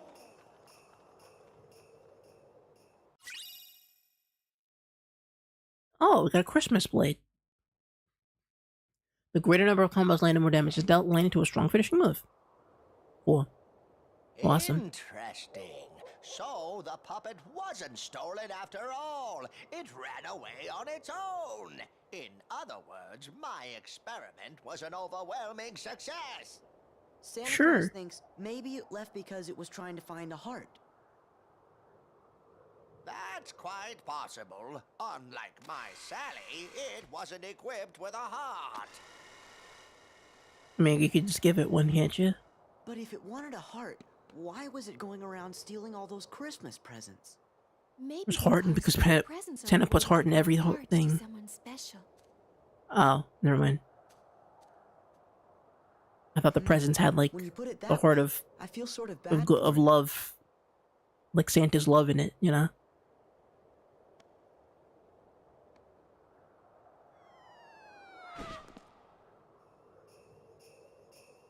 Happy Halloween! What year is it? I don't understand. What time are they doing this segment Ribbon in? tied in a bow. Jack, it's not about the box or the ribbons. It's about what's inside the box. No, Sora. What really counts, what's really special, is the act of giving the gift, to wish deep in your heart to make someone else happy. Okay, liberal. Okay, liberal. I know. Let's see how happy, how wishful you are that when I give you when you're starving, you're on the ground, you have no food, you haven't eaten for days, and I'm like, oh please, I'm so hungry, and then I give you the gift of 1 grain of rice. Okay, but it's because isn't it great that it's about the act of giving, not about what's inside the box. It doesn't matter if I give you food or not. It's if I gave you something. Come on. Wouldn't you be grateful? It's my acts are to be respected, right? Right? liberals these days just don't understand, okay? Gifts can't be just given, okay? They have to be earned, okay? Earned by being a good human being, by going to church every day, every Sunday, every week, okay? By being good in the Lord's eyes, okay? Liberals just don't understand. They don't understand the facts that presidents don't understand, don't respect your feelings, okay? They just don't understand, okay? They don't get it, okay? Liberal Jack Skellington thinks that giving gifts is all about the heart and intention you put into it, but the material conditions of society require you to be more strenuous and more kind to others. You can't just give them rice and expect them to live, okay, Jack Frost, okay? Right.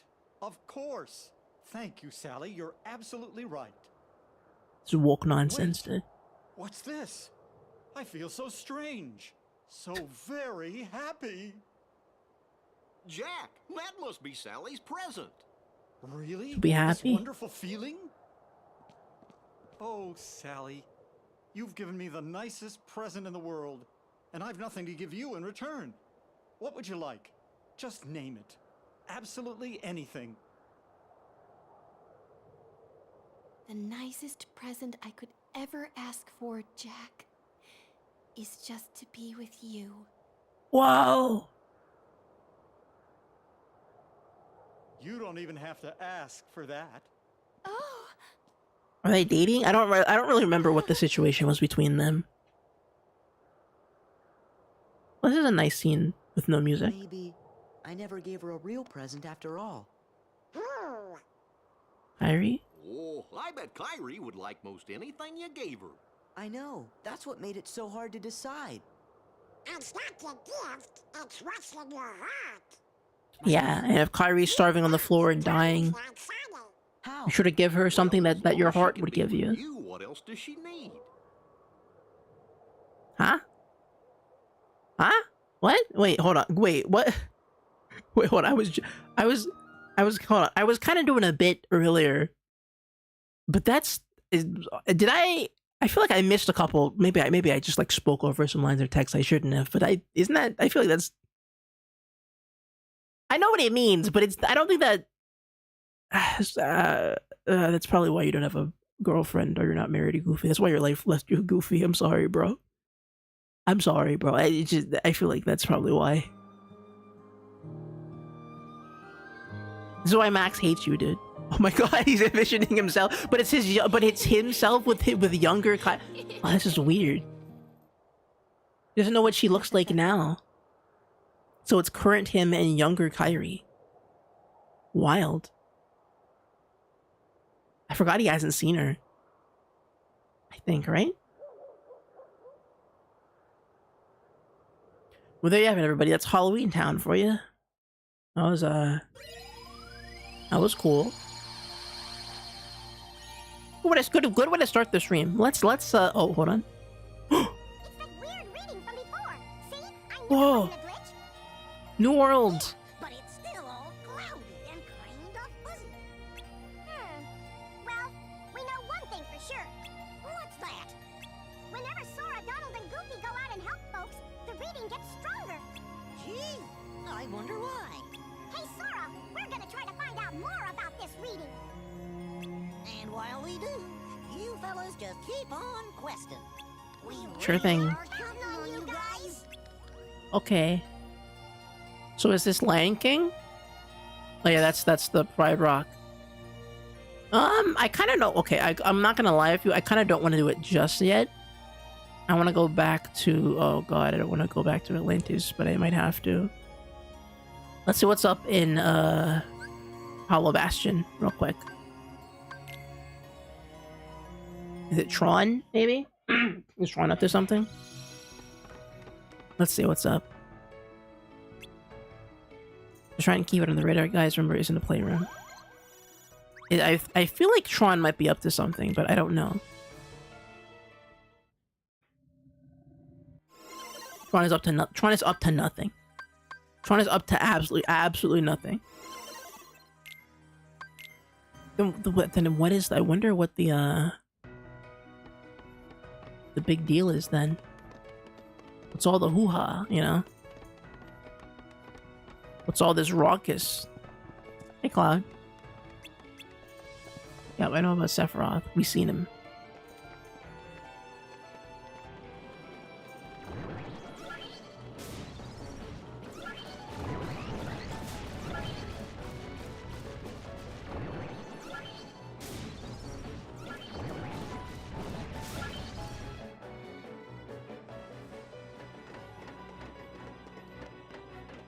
I like how this area is like very like it's very Midgar coded. Like I think it's a really cool like kind of way to make your like the Final Fantasy area is made of all just completely metal. Just like just some cast like classic castle architecture and some very industrial like texturing, you know. That's a really good way to make the Final Fantasy homeworlds kind of work.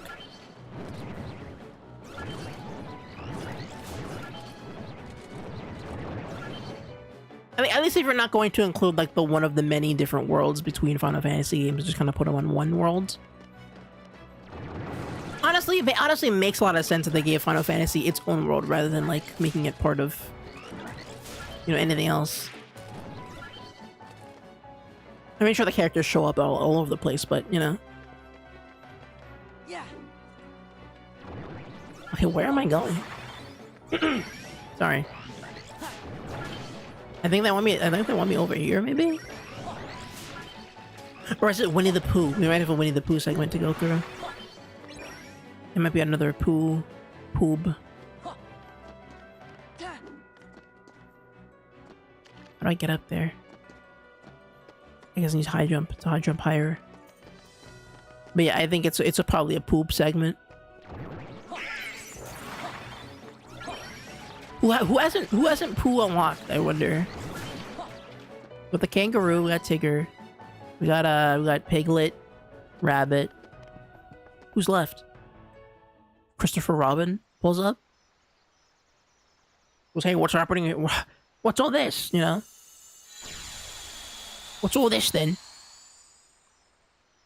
What is that? What? Is that like Death Mountain? What's happening here? Why is there such an evil place in Winnie the Pooh?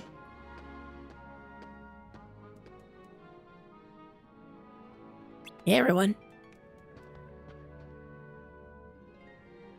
Where's Pooh?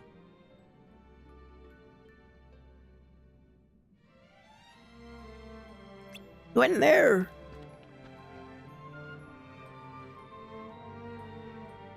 This seems kind of ominous for Winnie the Pooh.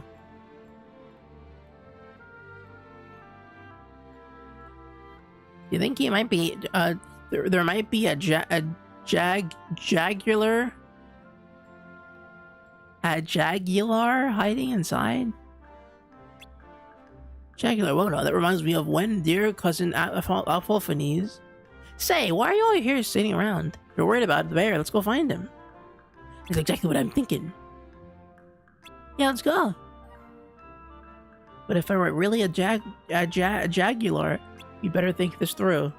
What is a Jagular? I don't think I've heard of that.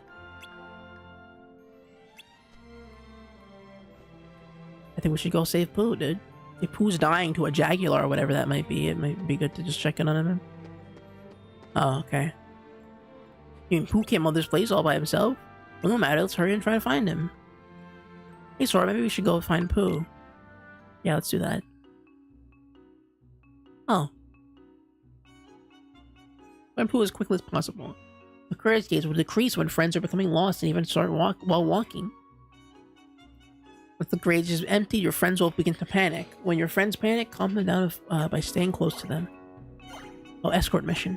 Okay. What here?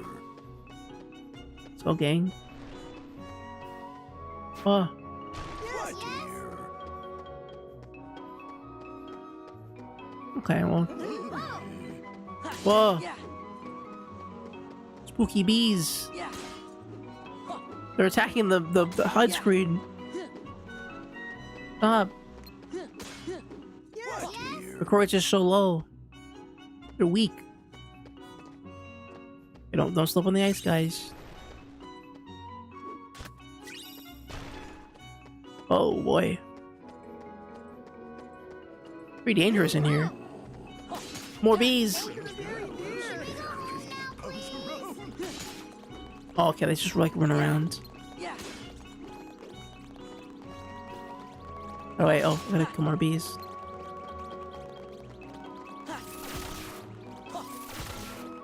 I'm gonna strike the bees with lightning. Okay, this is not too bad. This is like kind of whatever. A lot of crystals. Yes, yes. Oh. No. Hold on, no. Guard recipe. Okay. Is that to... What does that guard recipe do? It's like an item?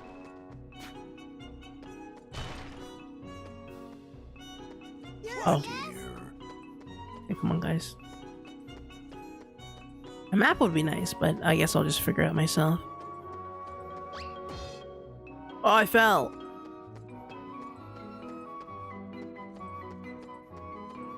Can we just come from here?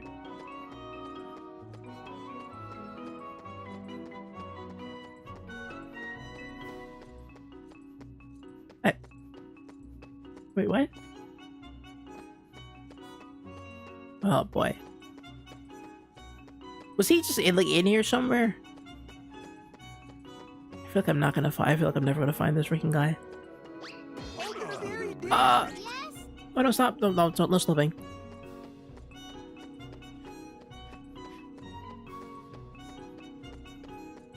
Oh, here we go. Or not. Pooh got to that one first, or it was me and I didn't notice. Oh, Piglet! He died! Oh, more bees. Thunder! That it? Got it, okay. Easy. Not easy. I feel like there's nothing. Oh, there's gonna be stuff worth it here. There he is! Hi, Poob. Why are you in like the Puss in Boots like Cave of Memories area? When death goes life, and I've been born just to kill you. Pooh, there you are. Hey, we looked everywhere for you.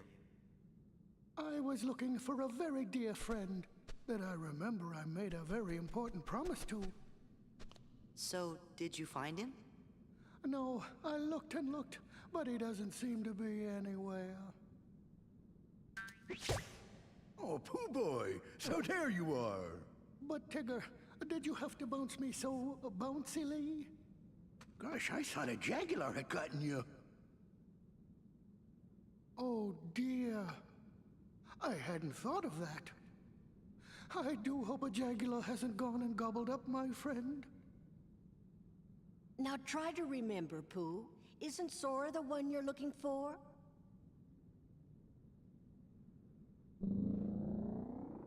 Oh, the Jaguar.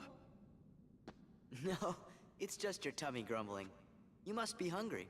Come on, let's head home and see if we can find you some honey. I'd like that, Sora.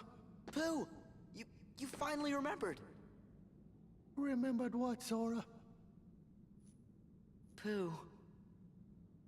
I like it ever so much when you're cheerful, Sora. Me too, Pooh. Oh, there's a bit of a rumbly in my tumbly. All right, then He let's said, go he said home. the thing, dude. He said the thing. He said the thing. It's an iconic quote. Winnie the Pooh fans rejoice, dude. He said the thing. He said the quote. Dude. He's back to normal. That's our goat right there. That's him, dude. That's literally the guy, dude. That's Winnie the Pooh, dude. Top 10 hypest quotes in fiction. There's a rumbly in my tumbly. So I think that's what he said. Although it does not enhance attack strength, it increases the drop rate of drive orbs in place of money. Well, okay then. Wait. I think everything in Pooh World is back to Pooble. It's a guilty streak. His wooden quote. His guilty gear wooden quote. Mankind knew that they could not eat enough honey, and so they blamed the rumbly and their tumbly. Heaven or hell? Duel what? Fight.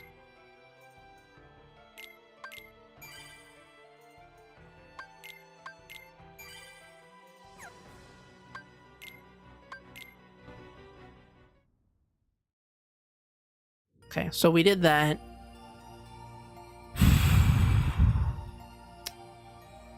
I think we're on our last one, Disney Worlds now. We got The Lion King, which I assume we're gonna have to do 2 parts of that. Let's do it now. And then if there is a second part, we can break it up by going to Little Mermaid and then coming back to it later. I feel like we've kind of solved the gummy ship situation. The gummy ship is kind of a solved math equation, I feel, right? Like this is just a solved, like, you know. You know how like chess is a solved game, you know, where like every probability is like the best move in chess is always like there's like 100% of probability. Like there's a mathematically correct move in every game of chess. I feel like we've solved this, you know.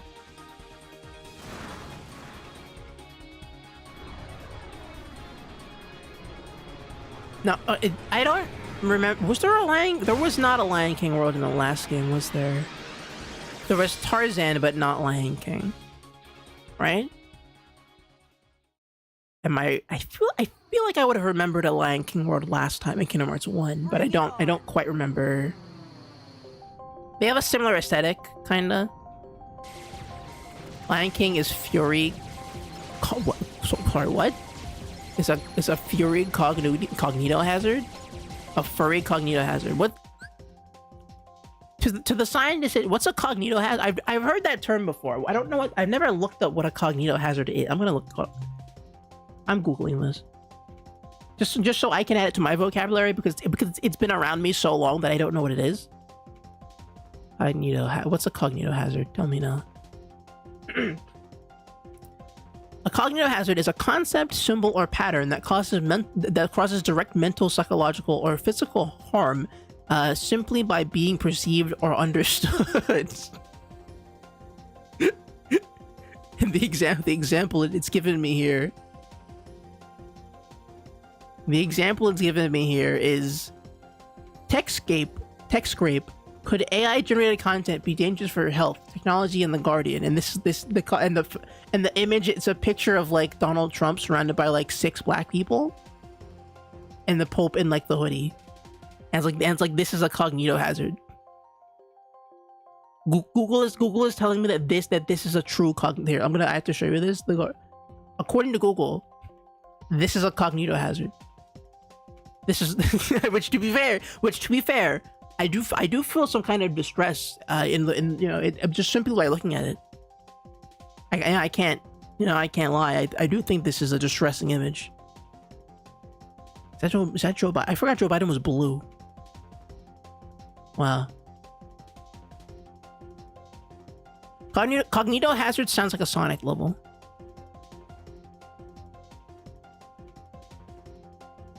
Awesome. The furry creator world. Oh.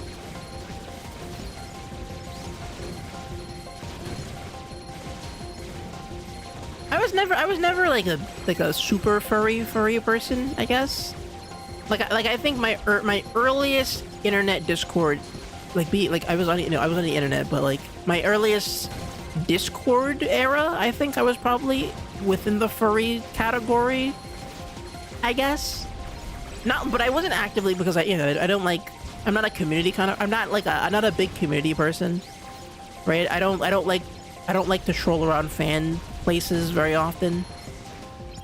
Oh, and my controller decided to die on me. Okay, that was crazy. That was weird. But yeah, I don't go on Reddit. I don't really talk to people on Twitter or Tumblr. I just kind of post my stuff and then I like a lot of stuff. I just go, oh, this is cool, and I like it, right? I don't converse on the internet unless it's with like friends specifically. At least not often. My controller. Just kind of odd. Yeah, there we go. But yeah, and because of that, I even though I was like in a furry server and I think I had a furry carrot. I had a cat. Prior to the bunny, we had I think we had a cat. Then we had a mouse, and then the bunny rabbit happened. And then I think no, it was cat, then bunny rabbit. It was a space themed cat, then just a normal bunny rabbit in a hoodie, Then there was me in a hoodie, just the normal picture of me in a hoodie, and then it was Bunny Rabbit. I don't remember the pre-Bunny Rabbit era. I think if you were in the, I think you were in the One Pencil server, I think, right? I think that was somewhere in between Mouse and just me in a hoodie era. I think. And then Bunny Rabbit was in the past like 2-3 years. But the thing about the Bunny Rabbit was that it was genuinely, it was just a doodle I did for just a character I made. Like the Bunny Rabbit was not an intentional thing. It wasn't me doing okay, I was about to get confused by like the mechanics. Okay. But it was not me doing any furry business. I was long since like not a furry at that point. At least not like in the traditional sense. Like I'm not like I don't like identify as the animal or whatever. But or I guess okay, that's not really what a furry is. But okay, I'm trying to dumb down the concept of a furry for people who in the conversation who might also think furries are evil. I don't know why in my head, right? Okay. As someone who's been chill with furries for basically my entire life since I knew they were around, I'm still sometimes afraid that like me mentioning for furries and fursonas and all that stuff is gonna get people like, furry? Shoot that guy with a space laser. Like I'm still afraid that invoking the term will get somebody like annihilated, and even if it's not me. It's been watching. I've been watching for 4 years. I think the Bunny Rabbit has been there since I started watching. Yeah, no, the Bunny Rabbit's been around for a little bit, but it's your fursona. See the thing about the Bunny Rabbit character is that like they're kind of like I get like it's not a fur, but it's not really it's a fursona, but from a non-furry framework. I don't know how to describe it. It's weird. You have to identify with the label. Yeah, I'm not a huge fan of Minjara. Yeah. That's sort of how I like having a little animal character as my profile picture, and I like animals in general. I like seeing animals. I like associating, being around animals and being like, look at this little bunny rabbit, or like doing the, sometimes I'll do the this is actually when you're yelling at me, this is me, and I post a picture of a small rabbit like falling into a dumpster. Like the iconic video of the little bunny rabbit who jumps into the trash can. Sometimes I'll go, when you're yelling at me, this is who you're yelling at, and it's just me. Like it's a bunny rabbit getting crushed by like the big gate, A couple of iconic bunny rabbit videos out there, but yeah, that's the extent of my furriness, I guess. But otherwise, I'm just kind of like, animals are neat. Bunny rabbits are very cute, and I like them.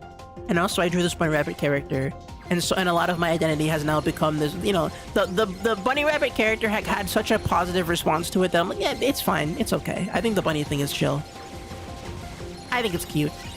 I think it's a fun theme, and I think it speaks to me as a person a little bit. I think it works. Why not keep it? Both for branding reasons and for like I think spiritual reasons. I think it works.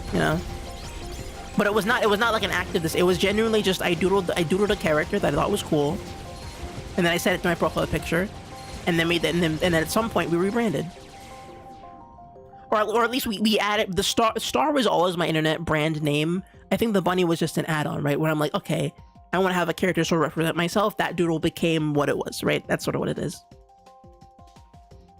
Furries are like we're starving. Sorry.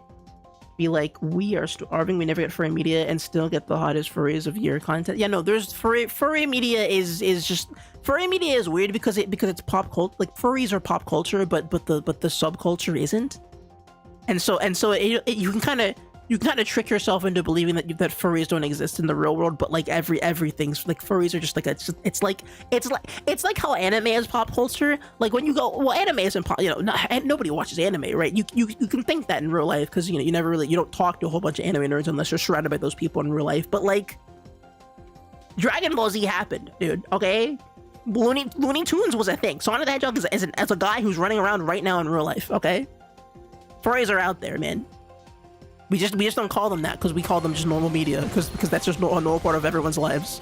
We just don't acknowledge the subculture of it, That's the part that kind of feels like it's hidden, I guess.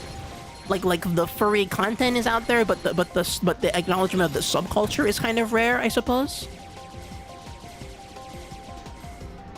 Like I think there's like an element of like, here's pop culture furry animal stuff, and then the bottom layer is here's the furries underneath it. So what the hell happened? Oh god. It's your brand. You go down internet rabbit holes. I don't even... I guess so. Also, hello, Devil Backbone. How am I... Okay, I was about to say, how am I not getting hit by this? Oh god, oh no, okay, I don't know how I lived that. Yeah, that feels expected. That feels more appropriate. But yeah, no, the bunny thing is more of a brand than anything else. But I don't know, I mean... I guess I'm lucky that thematically bunny rabbits kind of work, you know.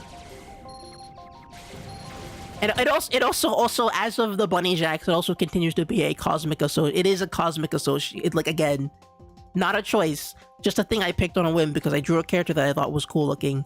But it has cosmically played out for me in a JoJolian-esque fashion, you know. Like some kind of stand battle, you know. It's like when you acquire a stand and the stand is so oddly specific yet thematically relevant to your life and your life exclusively. Yes, the bunny jacks, yes. The bunny rabbits continue to be just relevant to me for some reason, so I don't know. Who knows, man? Maybe when I die, when I explode into 1,000 pieces, you know, I do my final live stream in like 10 to 15 years and I die finally. Playing, you know, I die playing... what game do I die playing on stream? I play SMT5 for the final time, okay? I boot up my favorite video game, Persona 5, and I die playing it on stream. And then as my body crumbles to dust and I fade away, a little flower will grow. It'll sprout out of the ground, the dirt below me, and then that dirt will turn into like two little, you know, it'll turn into like a little, you know, a pile of carrots, and then a bunny rabbit will come and eat the carrot, and then and my consciousness will be transferred into the bunny. You get fused into a bunny persona? Yeah, I get killed by like Igor and his big evil contraption, and I turn into a rabbit persona.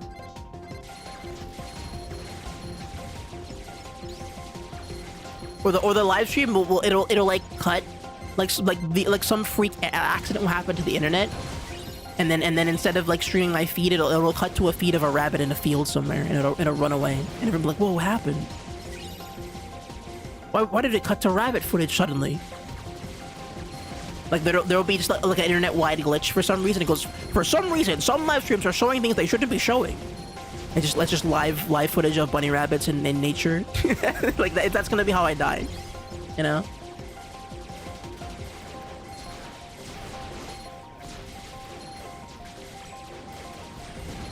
Also, oh man. Also, there was also around the same time JoJo came out with like the part 9, and JoJo had the rabbit thing too for Year of the Rabbit. Oh man. You can't click end stream. You get Sword Art Online. Exactly. I get sent to the streamer zone. I get sent to Kai Cenat's Streamer Academy online.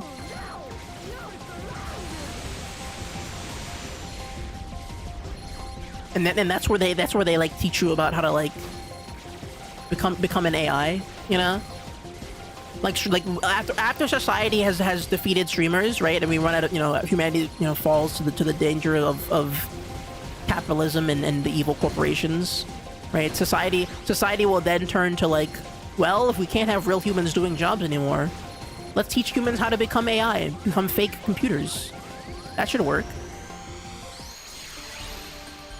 And so now you go to college to learn how to like lose your humanity and become a computer. Survive.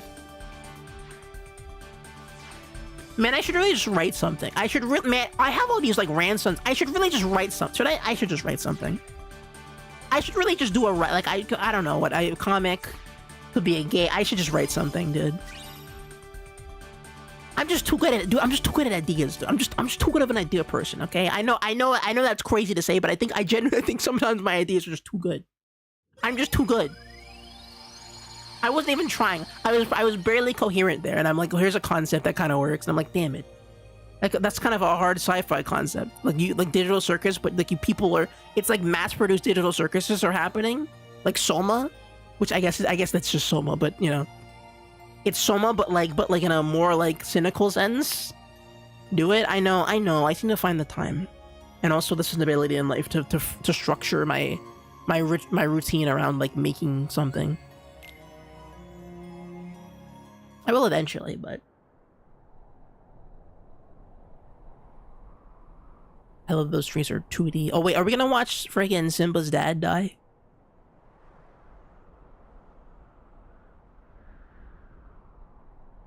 I don't know what he says. He says the thing. Is he gonna say the thing? I'd pop up so hard if he did the thing.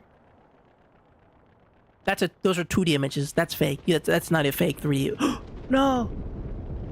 Simba! Okay, no, those are GIFs. Those are PNGs of wildebeests, I think. Those are models. Okay, we've gone through 3 phases of these creatures. Damn, oh my god. What's his name? What is Simba's dad? Mufasa. It took me a second. It's been a minute. Sorry. What, did he die? Oh no, he's still alive. There he is.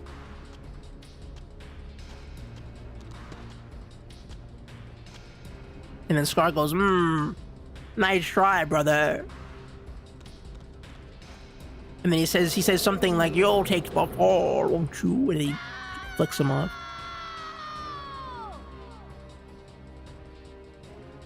Lion King, more like Lion Sing. Because you'll be singing with the fishes when you die. More like Lion Fling. Because you'll be falling like an angry bird when I'm done with you.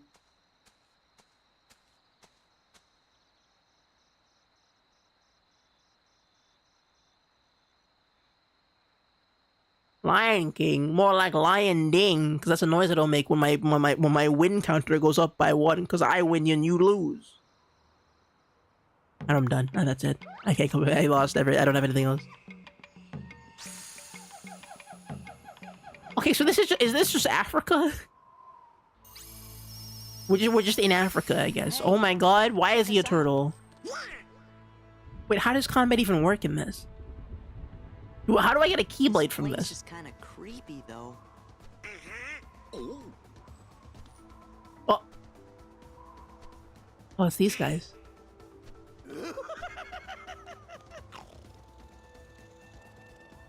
Heartless? Oh, I don't know, Sora. No, they're might live here. just hyenas. Yeah, that's right. Don't be silly. We'd love you to stick around for lunch. We didn't bring anything to eat. Oh, the lip syncing got like 10,000 times worse. The lip syncing got like incredibly bad. I think we're the lunch.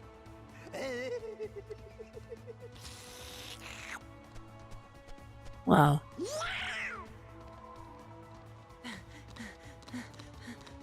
Whoa! Going somewhere? Why did he fall over like that? That was a dramatic fall. On 4 legs too.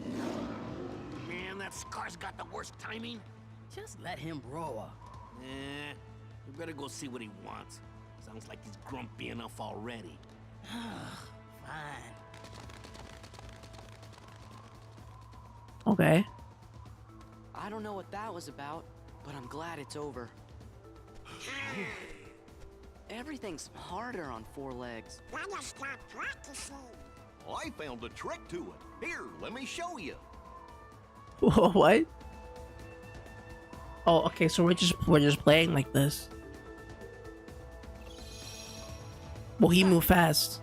Whoa. Okay. I'm sorry. It just works. Okay, never mind. Okay, I guess. I didn't expect him to even have the Keyblade, but he does. But how? Sure, whatever. Okay, that's fine. Looks a little silly, but hi Goofy, what's the thing? To learn how to defend yourselves, being on the 4 legs all the I bet there are lots of moves you can't we can do that normally couldn't. Interesting. Can I still go drive mode like this?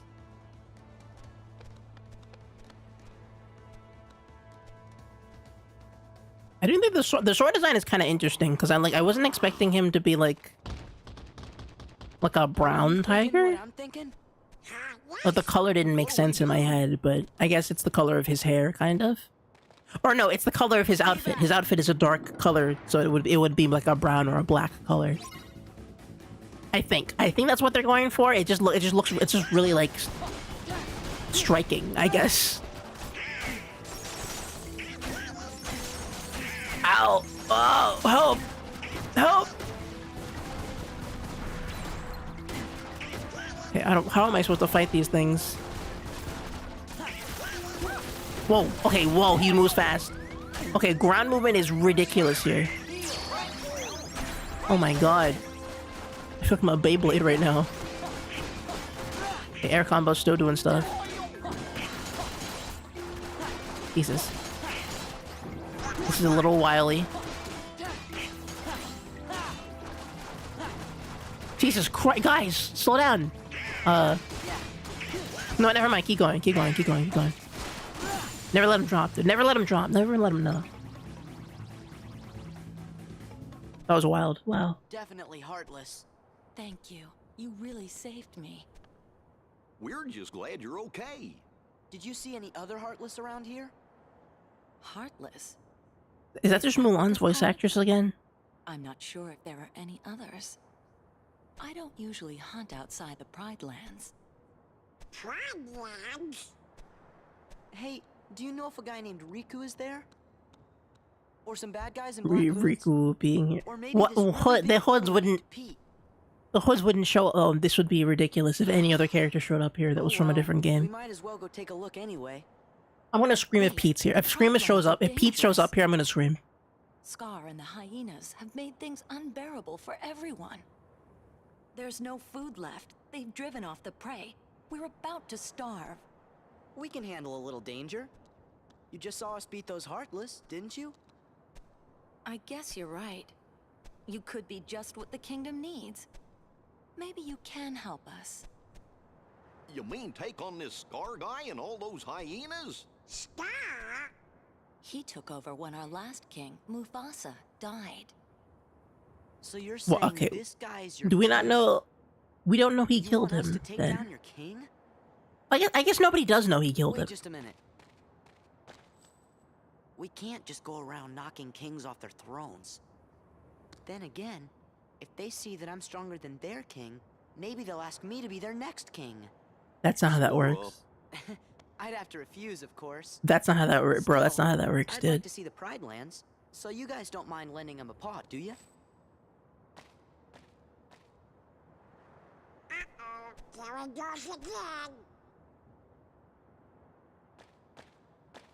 She's gonna go on ahead. Now and this tell the voice other actor lionesses. feels weird. We're supposed to meet her at a place called Pride Rock. I mean, that the Disney voice acting in general in this game has sounded weird, but it's because it's like the outside of the cartoon ones, like the Mickey cartoon friends. I feel like everyone else are kind of a little bit out of their element, a little bit.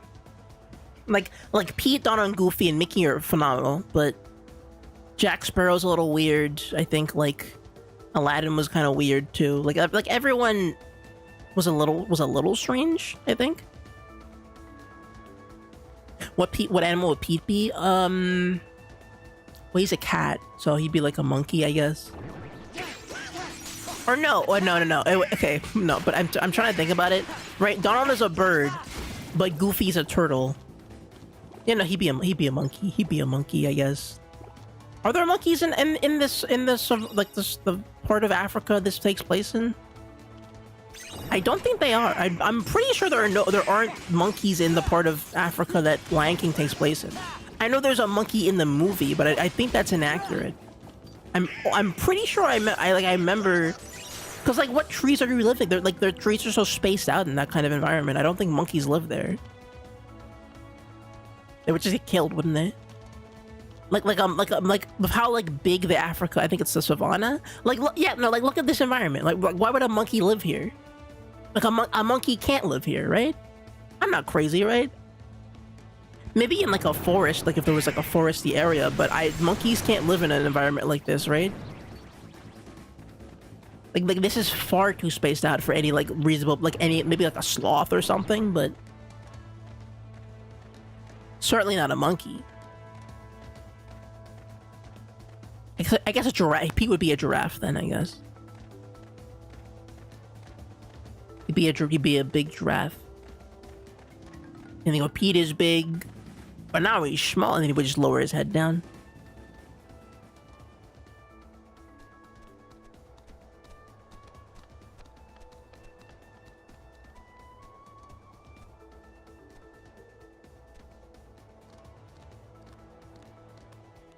It's that guy.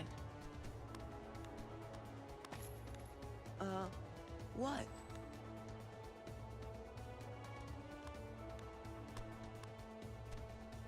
Mm-hmm.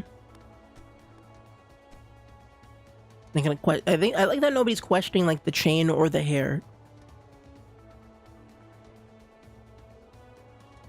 Or I guess it's a mane. I guess it's just like a weird mane. Or the color that he is. I told Rafiki you might be able to help us force Scar and the hyenas out of the Pride Lands. But he says it won't work. You see, What? whoever saves the Pride Lands will be our next king. And he has to have the right qualities. Meaning?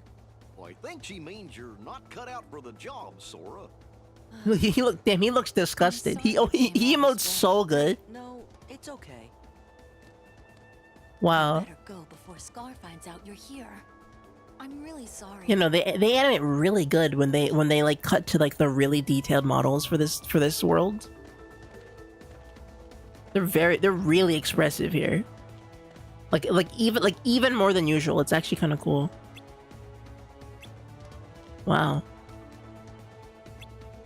So something about the way, I guess maybe it's just the designs of Lion King. But yeah, no, they look really cool.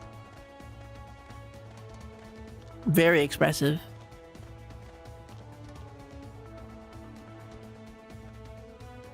Stone. Oh, this is where they draw the fruit. And they go Hakuna Matata or whatever. Which means, is it no work, no play? I haven't watched this movie in like 50 years, dude. I haven't watched this movie in like a 7,000 years. I'm recalling this movie from like epigenetic memories, right? I'm summoning the energy of every black person who's also watched that movie, and I'm just like, it's like a network, a neural network of colored people's memories of this movie. I remember the parts that probably would have gone hard back in the day if you were black and you watched this. And like, damn, that kind of speaks to me. It's kind of fun.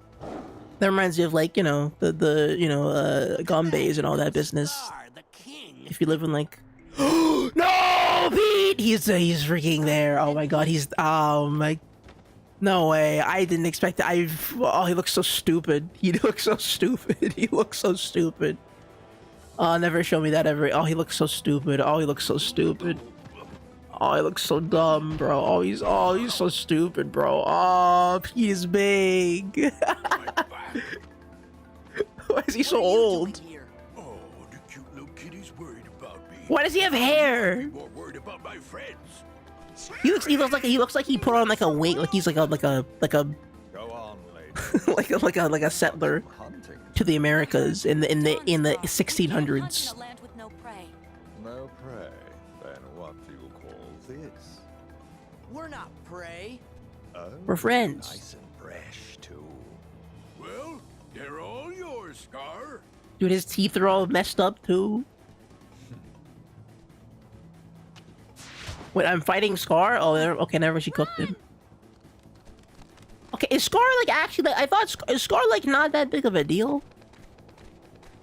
Oh, my hyena friends love the hyena girl here. No, she's probably the most memorable of the hyenas, if I remember correctly. Is Scar not like a big deal? I thought Scar was like, I guess he's just kind of cunning. I thought he was like powerful or something, but no, he's just like a lion. Like a normal lion. Not your fault, Sora. Wouldn't be a good king. Hey, I had to give it a try, right? So you did want to become king. Well, you know... Nala, isn't there anybody else who can be king? There was, but he died when he was just a cub. He was the son of our last king, Mufasa. If only Simba were here. Simba? But Simba's just fine. He was fighting right beside us not that long. Oh yeah, he was a summon. Oh, he was a summon last game, right? He wants to be a big deal, but just talked the hyenas into being his army. Oh yeah, they did. I mean, Simba's alive, but where is he? That I don't know. Still, Simba's alive. I can't believe it. Please tell me more about him. Of course. But first, we should get away from Scar. We'll go to the Wild Beast Valley. So, okay, so it's interesting that we're getting grown-up Simba here, which implies that either... Or no, because we saw grown-up Simba earlier, but the thing about Simba being a grown-up here, but Sora not being a grown-up, implies that Simba, when he was a lion, is older than Sora is, and lion... I guess maybe lion years, he just ages faster? Maybe? I don't know if that's how that works. But the idea that Sora is still like he's like little baby Simba sized, and Simba is, you know, big Simba sized. Hey, why the long face, Simba? You gotta lighten up and live a little. Yeah. What were you thinking about? Let me... I feel like I recognize the voice of the other guy. What's his name? Not... Is it Timon? The little guy. His name, his voice sounds familiar to me. The past, right? Hakuna Matata! Mm-hmm.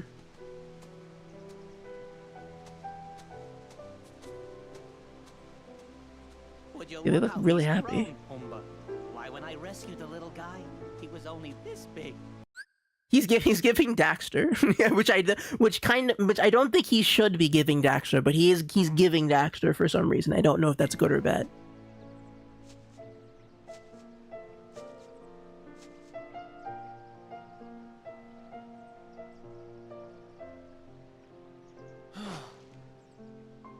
Amy exploded into leaves and flowers.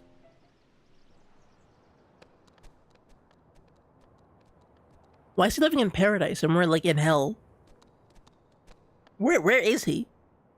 Whoa. Goal?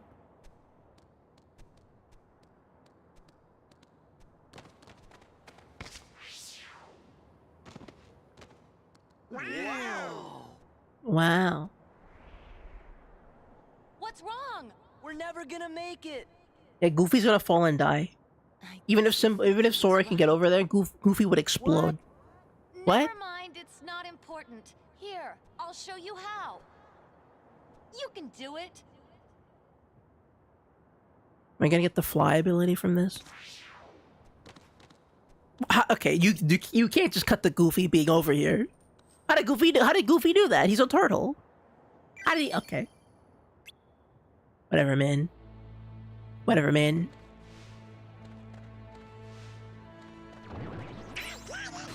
You can't just pretend that Goofy had the agility to cross a cavern like that. Oh yeah, no, he's just that good.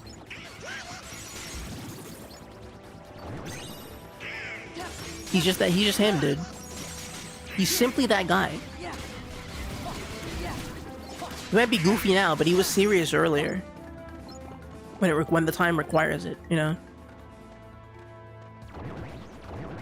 When we need him to be serious. Well, he isn't that goofy anymore, you know?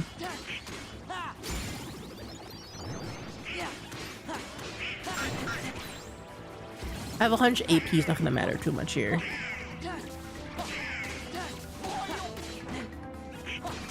God. Man, I'm still like an autopilot from Wonderful 101. I have to like play better. I'm like my right finger is like I want to make a shape right now. I want to make a big fist and punch everybody. Or like a long sword, you know? I'm really in the mood to make like a big gun.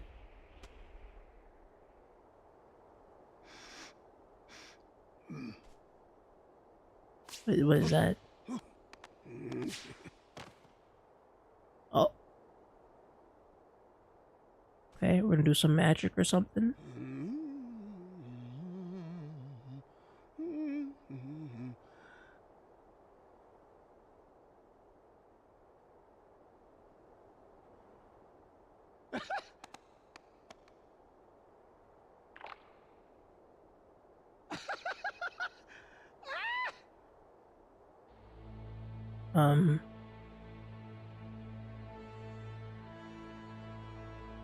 What? Was he dead? That blood? I don't understand what the... I don't understand what that means. Died, we were told that Simba died alongside him. Who told you that? Scar.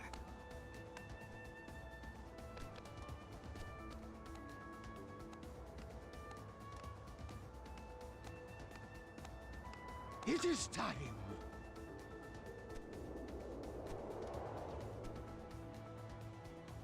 It must be Simba. Sora, hurry! Wait up! Okay. We're gonna go save Zimbab. Zimbab. Oh, I see where he is. He's in like in the Greenlands. I should really fight these enemies. Oh my god, that was bigger than I thought it was gonna be. That was a bigger problem enemy than I thought was possible. Oh my god. I'm not gonna lie, the fact I can't use drives is a little disappointing, but it's whatever. It's all EXP. All EXP is good EXP here. But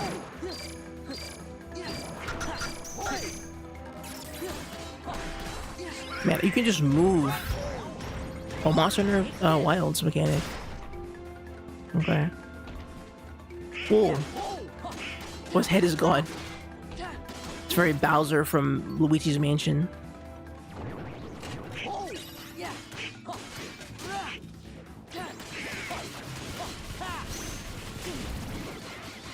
Also, I don't think that's how biomes work. I don't think this is how biomes work. You can't really do a desert and then have like a green greens, you know? I don't think that's how that exactly does that in nature, broadly. But that's just me, I guess.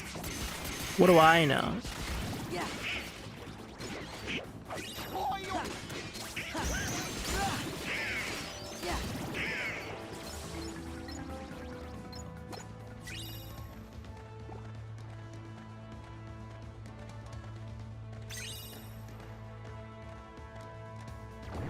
Really not hiding these pieces that well, but maybe it's because they don't want you to like to mess up too bad with the mechanics.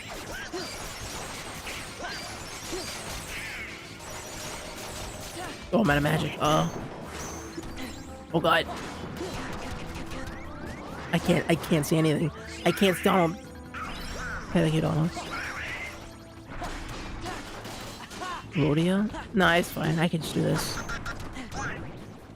Damn. Okay, Donald.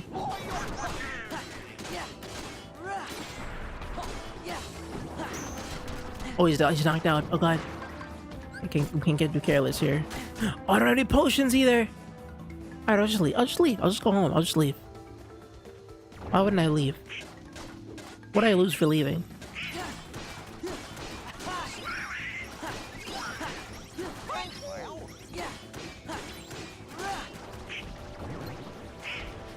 Also, monkeys do live here for certain.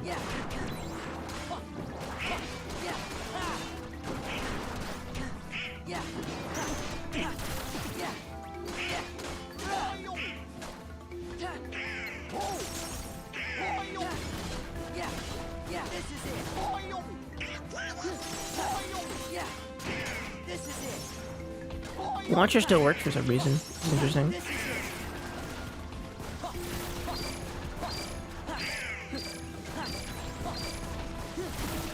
Wrong button. Wrong button. Wrong button. Wrong button.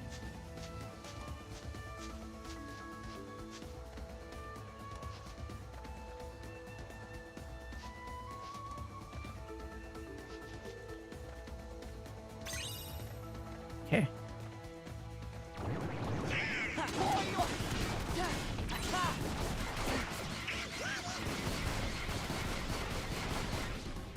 Oh, there's no block.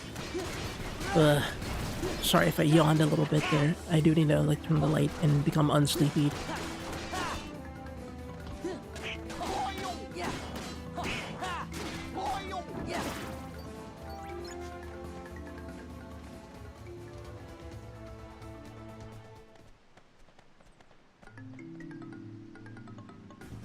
Oh no!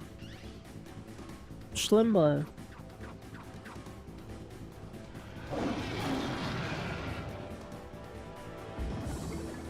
Or never mind.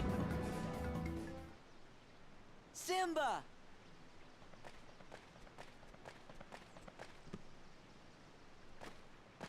It's me, Sora.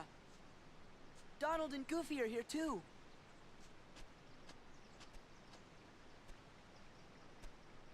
Nothing. Sora, Donald, Oh. Goofy. What? Okay, that's not what he's. That's not what he sounds like. I think. What happened to you? He's. Help, Simba! Help! She got it! Why is Simba voiced by like?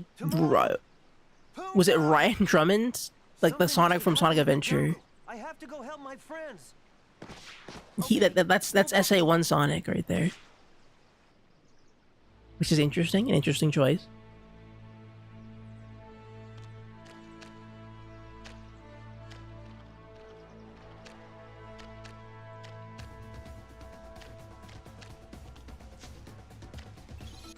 Ugh. Man, I'm so yawny right now. I should get up and stretch my legs. It's been about like an hour and a half, basically. 2 hours and a half.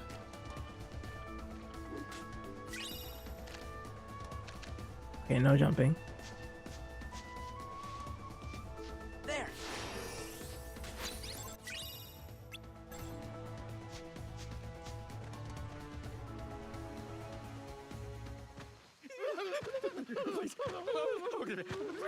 There.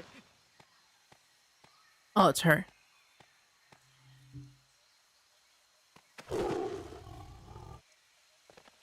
Simba, wait! It's Nala! Don't you recognize her?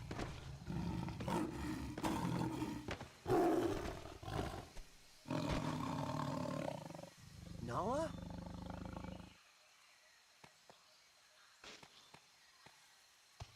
It's me, Simba.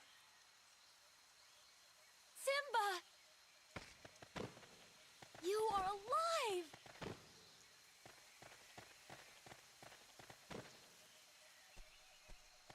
Hey, what's going on here?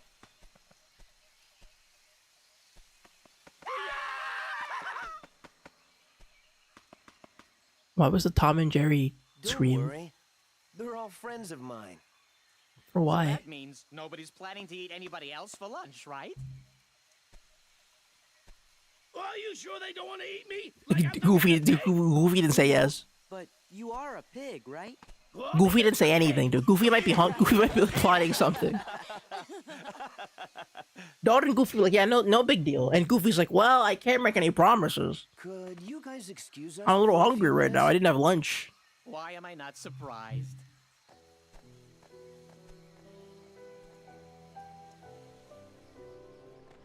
Simba, you've got to come back to Pride Rock. I thought Sora might be able to help, but you're the only one who can save us from Scar. I can't go back. Why? I know this is a serious scene and all, but I can't get the idea of Goofy trying to defeat the food chain by eating Timon and Pumbaa. He was like, well, I'll show you some the food chain. I'll be the real king of Pride Rock, and then Goofy becomes the king of Pride Rock because how did the turtle defeat a boar? and like a little lemur thing. Hakuna Matata.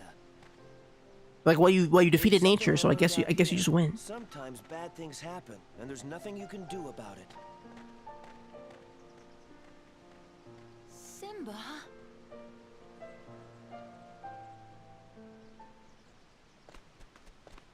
Hakuna Matata.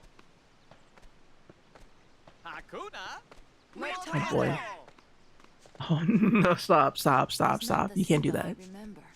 Something about Hakuna Matata. There's no music. You can't do that without the music.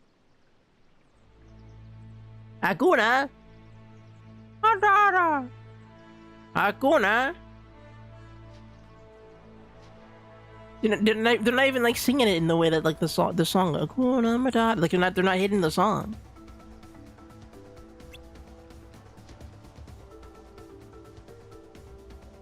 What is it not like Hakuna Matata? It's a wonderful phrase that means no worries, no care. Live for today.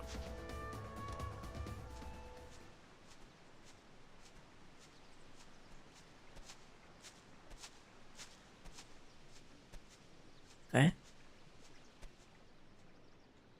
Oh, he's back. He's on the rock.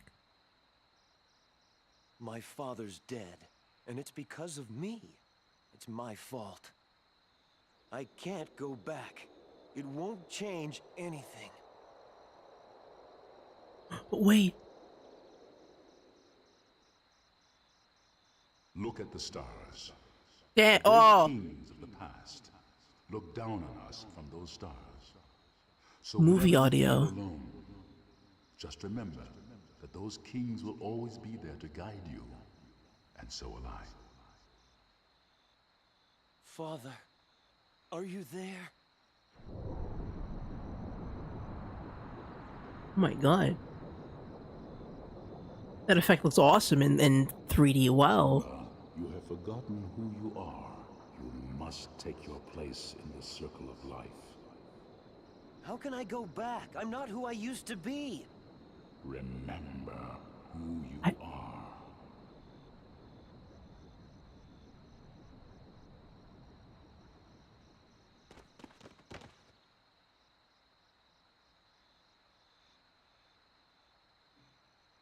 Mufasa couldn't do this a little earlier. Yeah, the movie arc. He had to go on the movie arc. He didn't have time. My past. I could use your help. He can only do the ghost thing like once every like 50 years. There's like a cooldown to it. He can't pop off too much, you know. It wouldn't be fair. If you died, right, and you could send a message back to Earth, they would have to they like mechanically it would be kind of broken, you know. Because at a certain point you just become alive again, right? If you're a ghost who can send infinite messages into the present, right, where people are, you just haven't died, you know. That wouldn't be fair. Objectively, that would be a problem. Mufasa had to build meter. That was his level. That was his level. That was his level 5, dude. He had to use 5 bars for that, dude. And he didn't have any teammates, dude. He was the first character in the lineup. And he didn't have any teammates on his crew, right? This is like a Skullgirls like 1v3 scenario, you know, where he has more health, but also he has probably a harder time like comboing stuff. So it's hard. Listen, it's hard. Mufasa had to fight for that meter, dude. He had to fight for the meter. They don't give meter out for free in the afterlife, dude. This is not Guilty Gear Strive. This is real life.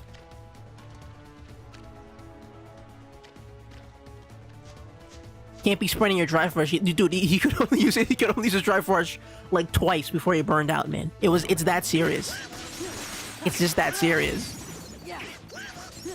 He does the big band trumpet playing with his own leitmotif first. Yeah, he's got to do the big band combo. Exactly. He's got to dial in his like birthday super.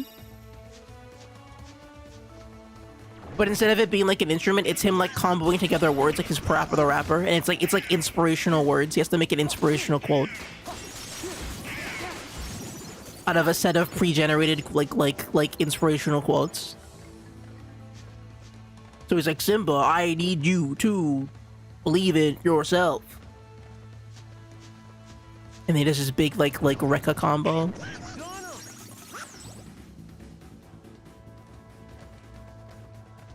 But if he messes up the combo, if he doesn't string together a complete sentence, it ends instantly. He just gets the one hit and doesn't do a bunch. It does like maybe like I don't know 100 damage or whatever. But whatever the scale is for damage, it's not a lot. It's not a lot of damage. Okay. You would hate to be a Mufasa main and drop a combo like that, you know?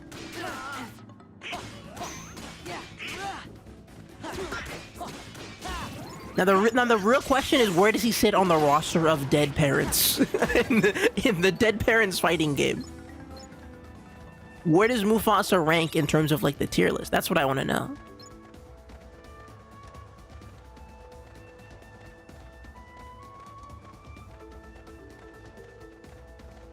Like assuming Uncle Ben from Spider-Man is like at least like maybe S tier. Cause listen, great power has great responsibility. That one quote is farming Uncle Ben like thousands of wins, dude. The Uncle Ben keeps winning every time someone quotes that, because that quote, it transcends comic books. Okay, it's too good for Uncle Ben to know, and yet he's the one who did it. So like, you know, Uncle Ben's, I think he's like a S tier dead parent. Well, uncle, but you know. Dead father figure, you know, he's up there.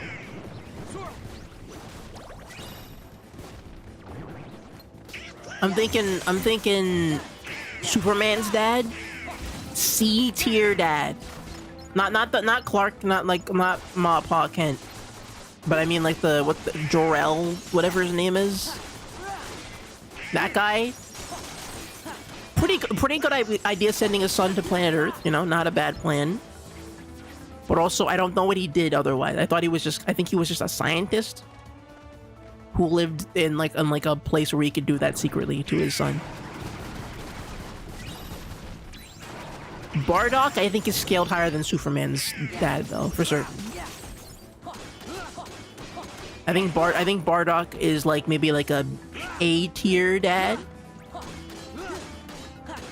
Cause I mean, sure. Yeah, he doesn't go Super Saiyan, but like the idea of Bardock going Super Saiyan is raw enough that he got into a fighting game for it, you know? And that's gonna mean something.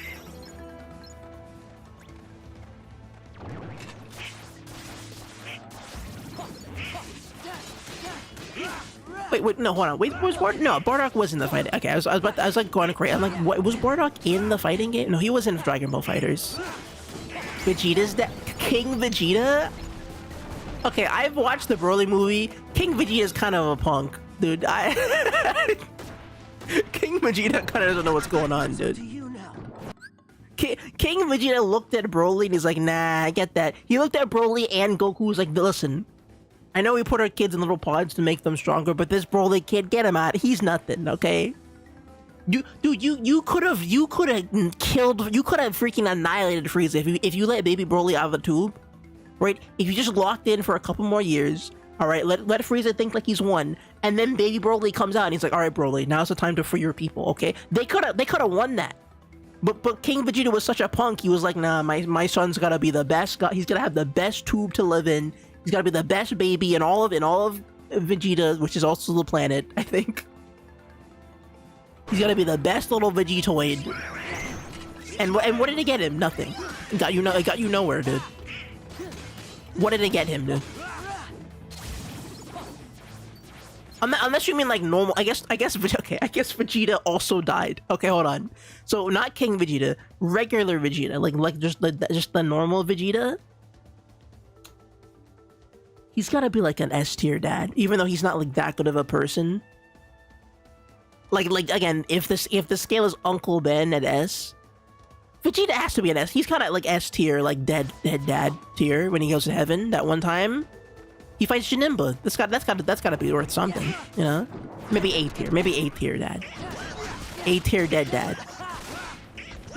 I think we could put Mufasa in like at least he's either like high A or low S. I think. Uncle Ben gave a speech pre-death, so he's S tier? Exactly. Because Uncle Ben got his work done. Uncle Ben got it out before he died. Uncle Ben won evil and then never came back, basically. Input buffer. Exactly. Uncle Ben won the tournament and then he's like, that's it for me. I'm done here. All right, I've got to legend rank and no more, you know.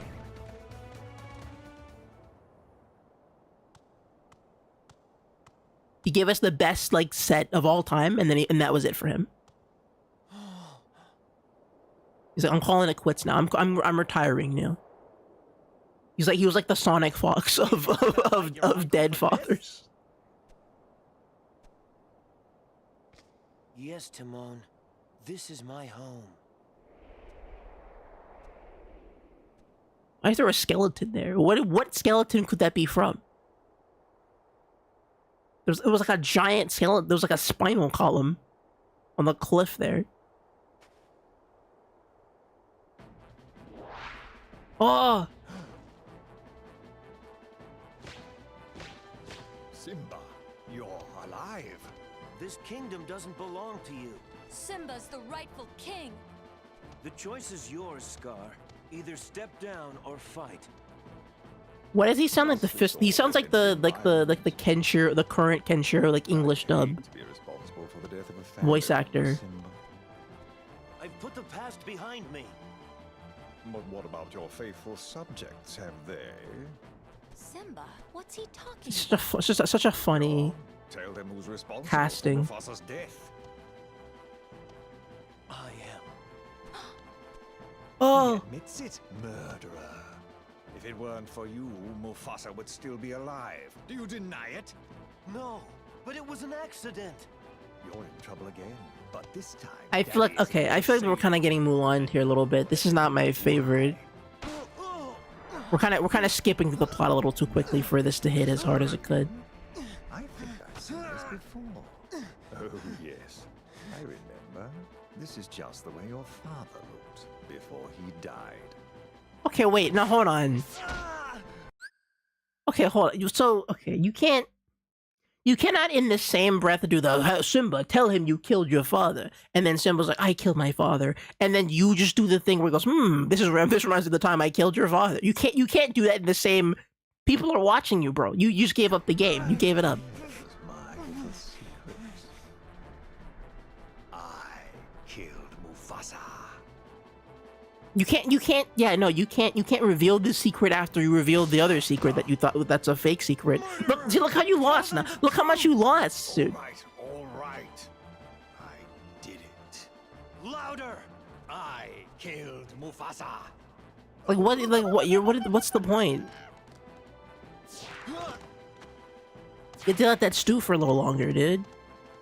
You blew your whole move. You get Scar. We'll handle these guys.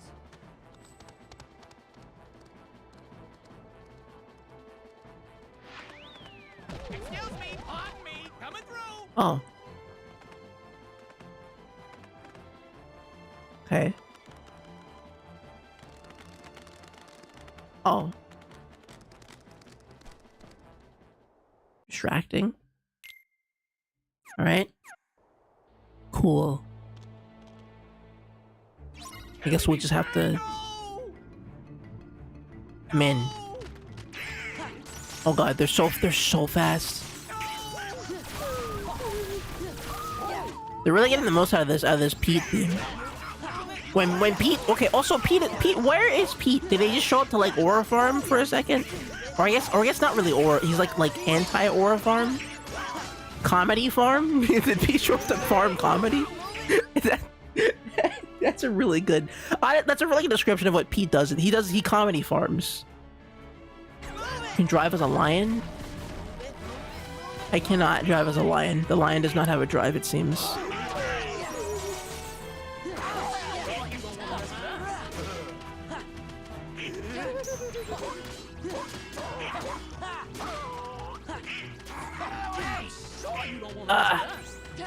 You can do magic spells though.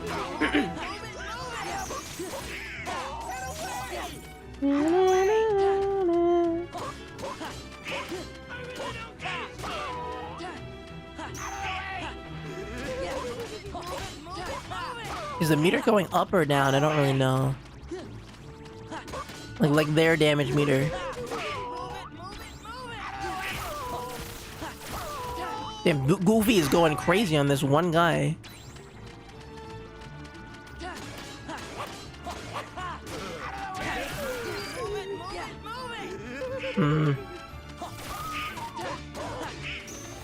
Oh god, air comboing the hyena is crazy. Okay. Oh no! They died. I think I need the fire spell. I think we need to put the fire spell on for the first time in centuries.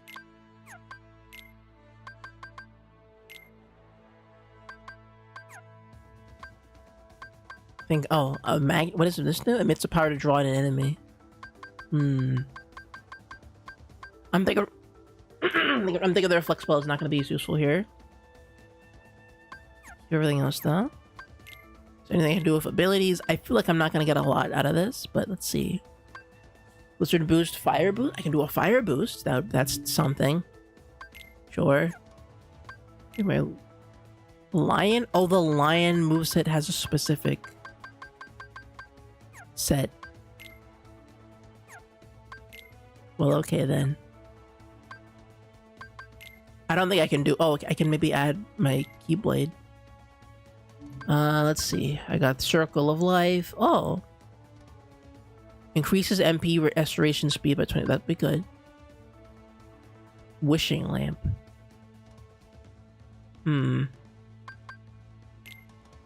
Let's go for the Circle of Life one. And that way I can cast my spells a little more readily.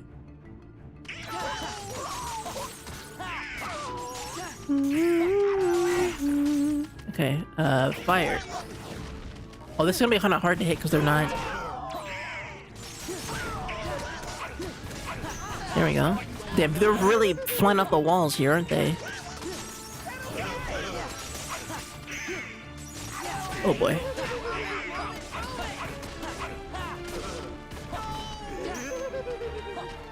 But yeah, I was saying that I'm not a fan of how they handle the pacing in this chapter. It reminds me a lot of Mulan, where I feel like the original story is a little too complex for Kingdom Hearts, and so they're whizzing by some parts of it, and I don't think that it's not.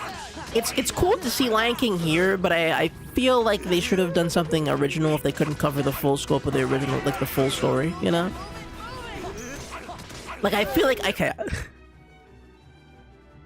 I can't really think of what you would do with Lion King if it wasn't the original story, but I'm thinking now, maybe like have it be like post Lion King 1 and Simba's already done his business. Some beats don't just hit as hard. Yeah, no, some beats don't hit as hard, but they also get confusing where it's like, okay, like why make this whole why make this dramatic reveal out of Simba killing his dad if the reveal is going to be teased and then revealed and then twisted around in like a second, you know? Like the arc of the story is Simba going, I killed my dad or whatever, right? And then he dwells on it for a little bit, and then like, you know, that's supposed to, you know, he's not supposed to like have, you know what I mean? There just aren't enough characters to work with to give this the proper scale it requires to really feel satisfying narratively. And so because of that, I feel like it probably would have been better if you just did like a side story, like a Gaijin story, or Gaiden, not Gaijin, Gaiden, like a Lion King Gaiden, where it's like, okay, this is their time when they're doing here's one scene from Lion King, right? Here's the one scene when they're partying or whatever, or here's like the end of the story, right? You're coming in meter res at the end of Lion King, right? Rather than like the middle to end, just show me just literally it's Scar, and Scar's going, I'm doing my evil plan, and soon I'll raid the entire land of Africa with hyenas that I found from my evil hyena cloning machine, right? And then it cuts to Pete. It goes, oh, you want more people for your army? I've got a big funny machine that makes hyenas or whatever, right? And like that's right. And so you have to stop Pete from using the hyena cloning machine to create more hyenas to take over the Pride Lands. And that's kind of what it should be. But instead there's a bit of like this drama about Mufasa's dad dying, which I just feel like Sora doesn't have anything to say about it really. He's kind of saw Mufasa be sad about it, I guess.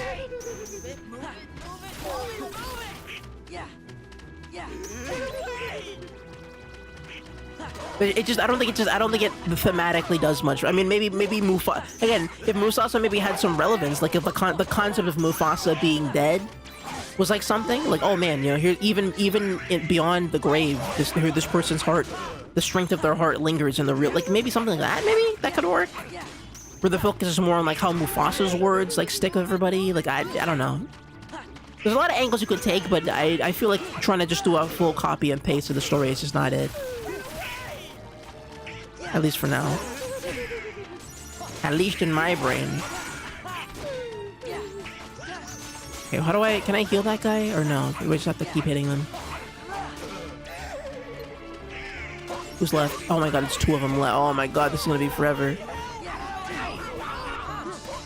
Maleficent working with the bads in one. Yeah, no, Maleficent and Pete are really great antagonists to run around and do like silly, stupid, evil things in it. That's why I like Pete so much in like the Timeless River, and like Pete and like when Pete shows up and stuff, he always has like, oh, he's my blood, and then everyone else, you know, he like coerces people to doing like stupid schemes, you know. Like what was the one that was? There was one that was like really good that I forgot that we saw like last time. It was oh right, it was when the Organization 13 guy showed up and he stole the gold from Pirates in the Caribbean to basically get Sora. He basically created chaos in the world to get Sora to defeat this Heartless, to kill the Heartless, right? Which is what they want, right? That kind of stuff works really well. Although granted, Pirates of the Caribbean I think worked in general. I think Pirates of the Caribbean was one of the cooler new worlds we got. Just because there was so much going on there, and the plot I think was pretty coherent.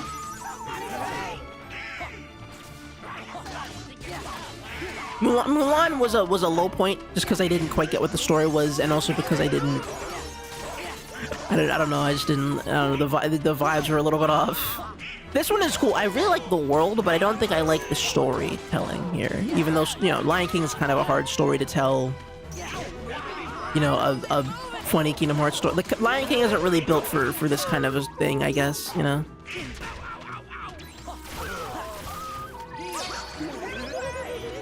Oh, did I just blow all my moves on healing? Whatever.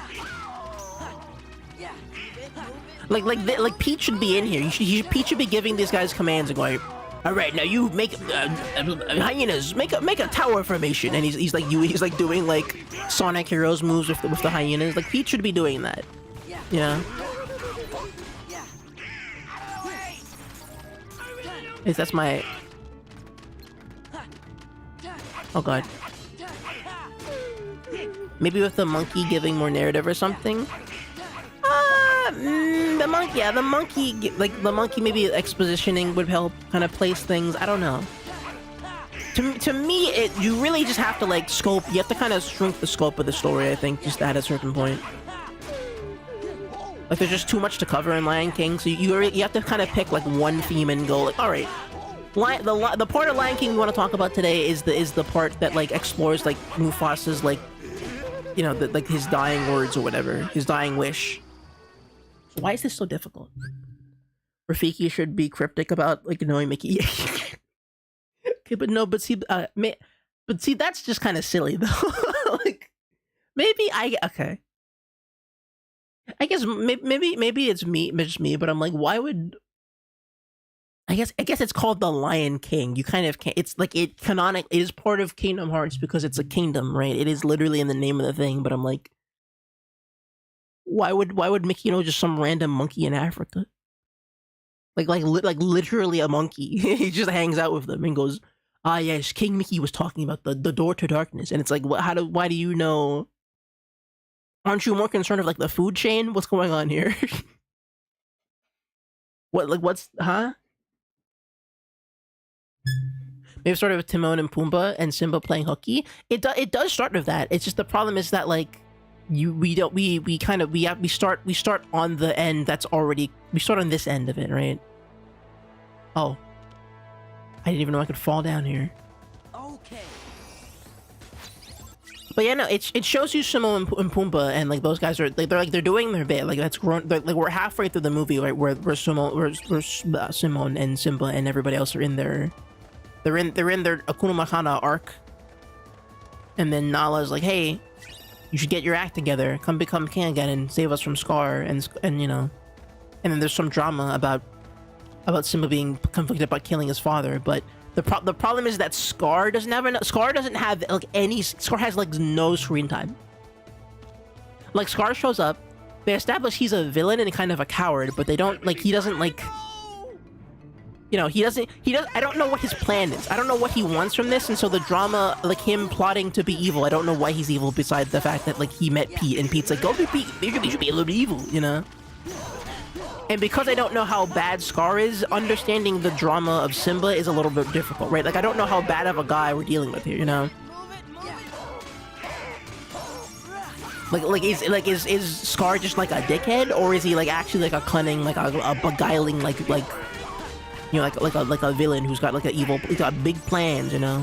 I've got big plans for this big Pride Rock, you know. And Sora's gonna, and you're not part of them, Sora, or yeah, Simba.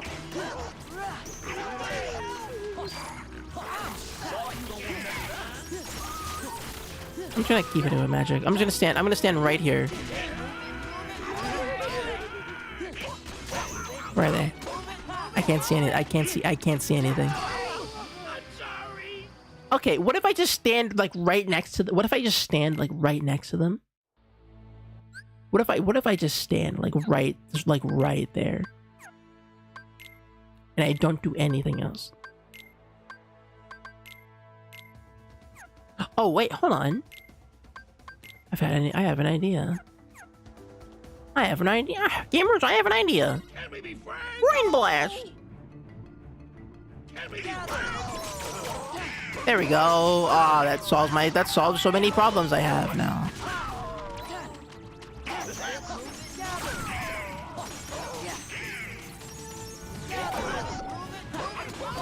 I didn't really think I could put a hyena in a black hole, but here we are.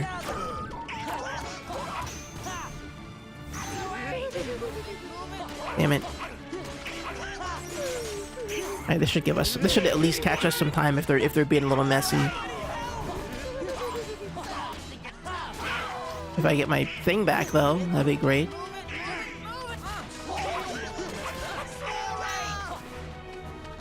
Mine.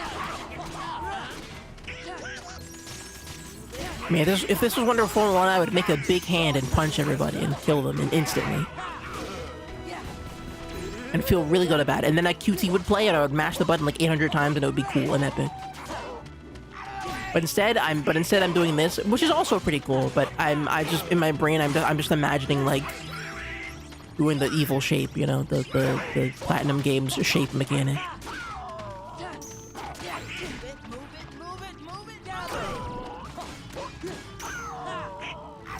Come on now.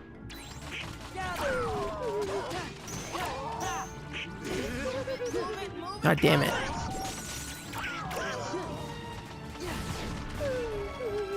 I killed one, I think. Maybe? I mean, at least I'm distracting them, which is good. Ow. Hey, Donald. Hey, Donald. Hey, Donald. Thank you.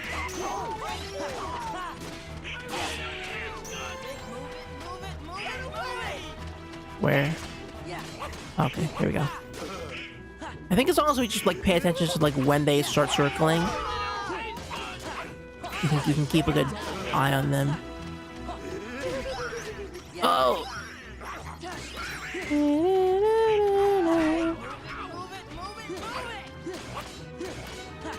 I have a hot take. Gamers, I have a hot take about Yoko Shimomura music.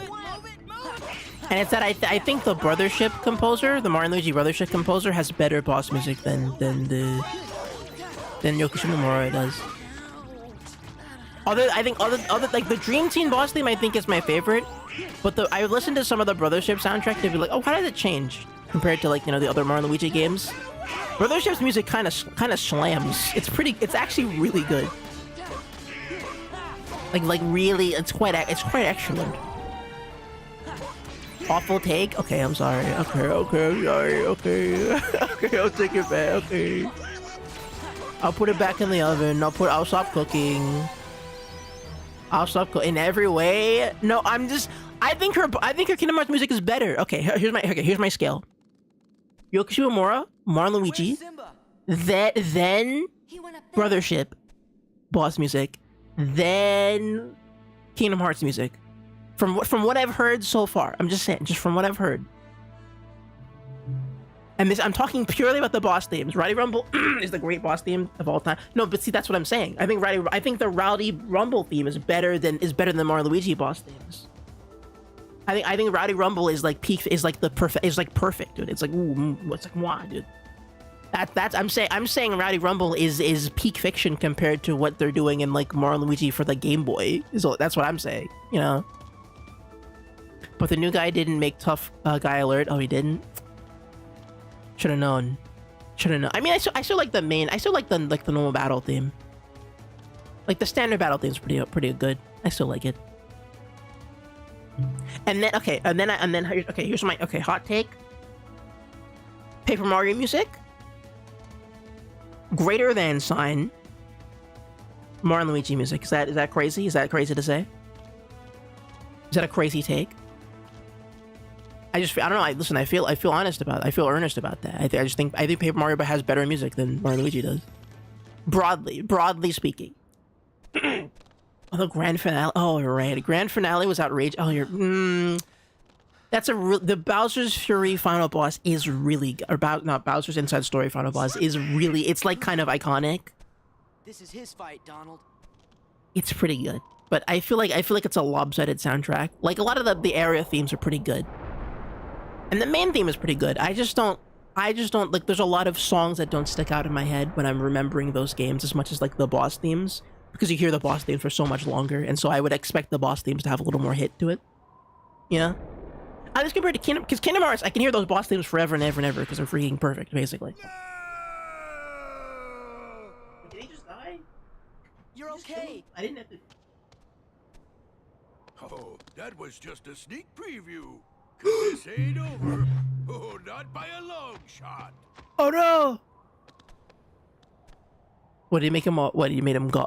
Fly? What's happening? Anger and jealousy turned the king of Pride Rock into a heartless. Oh, your kingdom's gonna rise again. But this time as the Pride Lands of Darkness. Okay, now this is what I was talking about. Now this is what I was looking for. Hold on a minute. See now this is the plot I was looking for. This is the plot I was looking for. All right then. Okay. Now we're cooking. I am the king. Oh my god, holy health bar. They make Goofy Turtle in this in Atlantis? Oh yeah, he was. I'm thinking about it. He was Turtle. Ah! Oh! Help! Oh! Lion fight!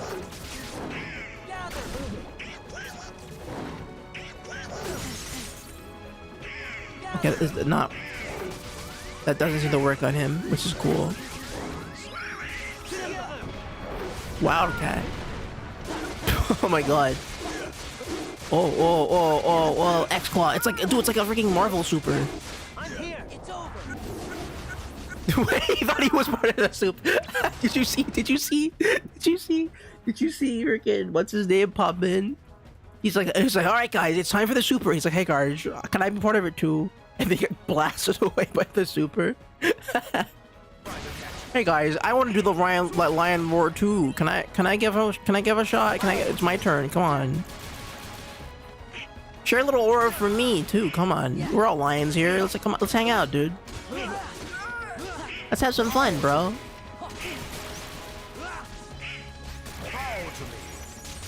Okay, he's just doing like magic, straight up like wizard magic. Straight up just like actual wizard magic.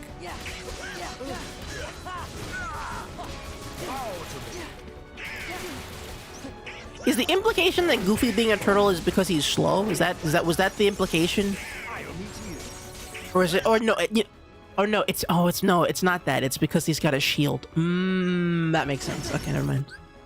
I'm sorry. I was about to take some milk points away, but no, it's because he's a turtle because he's got a shield. Could have been a rhino. Could have been a rhino though, to be honest. Could have been a rhino. Could have been a rhino. I don't know. Also would have solved that problem. He's the tank. Yeah. Could have been a rhino though. Wouldn't Rhino Goofy go way harder?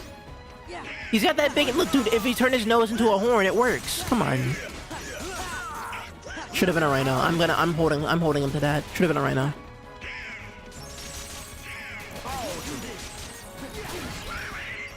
Somehow I'm making it through this. Can I? Okay, I'm just gonna stay away from him for a second. Or not. Just do this. Pangling Goofy? Maybe. What is happening? We're like chasing him down? Is he using like a soul move? Whoa, what is that? Was he like the Soul Rider, dude? That's crazy.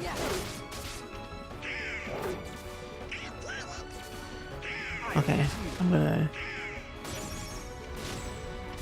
Why is he doing wizard you know what? Whatever. I guess this is what Pete gave him. But see, this is sort of what I mean. Like, I would like to see Scar do more like Pete introduces Scar to like magic, the concept of magic, and then he starts doing like actual magic nonsense in like Lion King. See, that's a better setup for the plot than Lion King, than just the normal plot of Lion King. I would have loved it if it's like, this is Lion King and Simba's fighting back against Scar the whole time, right? And then suddenly Scar's like, but actually the story changes because Scar learns how to do a thunder spell, and everyone's like, oh shoot. everyone in the Pride Lands is like, wait a minute, you can just do that? Uh-oh. The food chain is different now. Not because lions are, aren't the top of the food chain already, but because one lion can do like a fire spell, and that the entire society of the Pride Lands has changed completely.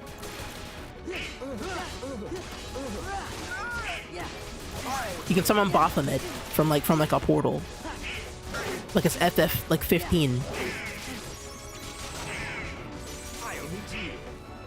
Oh, dude, Scar can learn necromancy. Oh, see now we're cooking. Okay.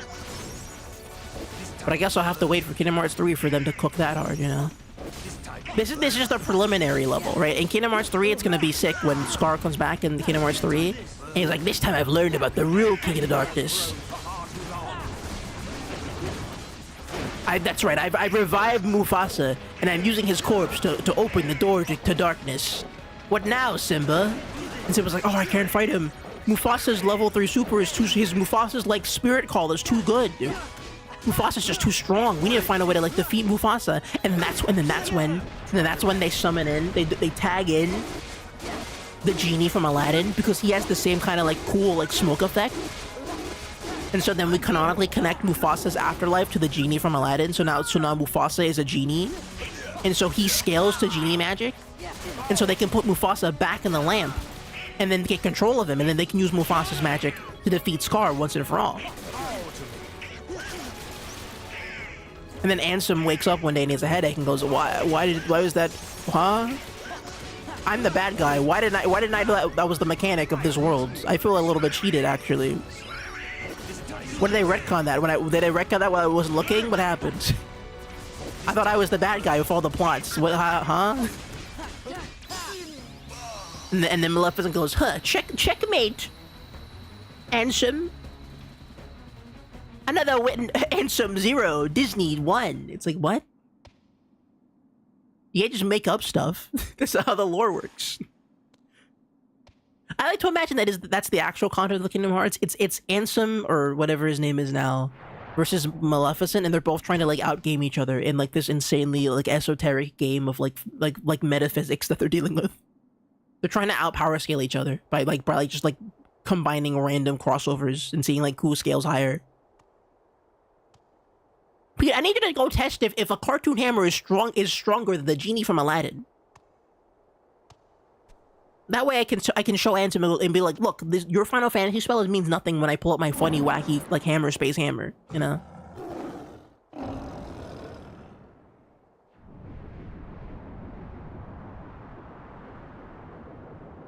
Oh shoot.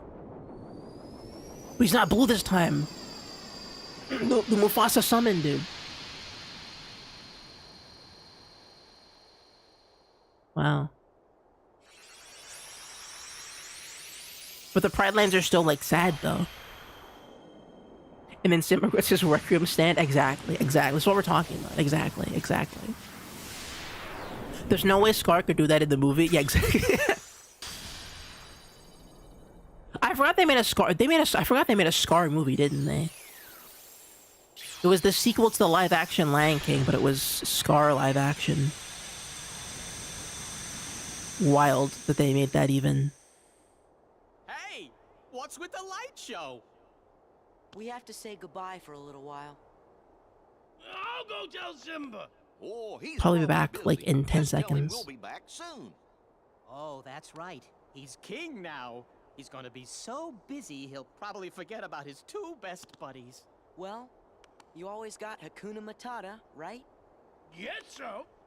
What do you mean, guess so? And what if he forgets to tell the carnivores who we are? One look at you, and you're a pig roast! That's Mr. Pig Roast. Same thing. And I'm not sticking around to be anybody's pork dinner. Pumbaa? Goodbye. You can never forget your true buddies. I guess so. Cool. Oh, I got a fire spell? Sure. Lion King 1 and 1.5 and 2 go pretty hard. I've heard pretty good things about the Lion King, like the original films. Oh god, okay, I'm good on that word for now. Let's go back to Hollow Act. Okay, you know what? I think it's everybody. I think it's time. I think we have to do it. It's been too long. It's in the title. We have to do it. We have to kill that crab. The day that crabs fries.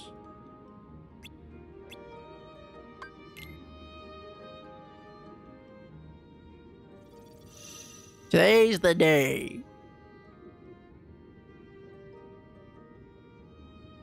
Oh yeah, Ursula was in Kingdom Hearts 1, wasn't she? This is great, Sora. I know he'll be happy to have this back. And just who is this he? Uh-oh. Gulp. Daddy! Ariel, you know how dangerous humans are. You don't even know him! Oh, Daddy, you've told me that you don't trust humans. Boss destroyed cast super base. Wait, what happened to super best friends? I didn't know there was lore about. Prove it to you. I didn't know there was Ursula lore with that. And if this is the only way. Was he gonna shoot her? Oh. Okay.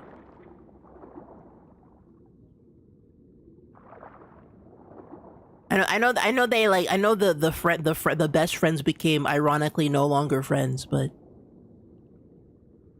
I just kind of assumed it was like a business disagreement. Like they sat down at a business table and was like, all right, I think friendship is over, and they shook hands and just left.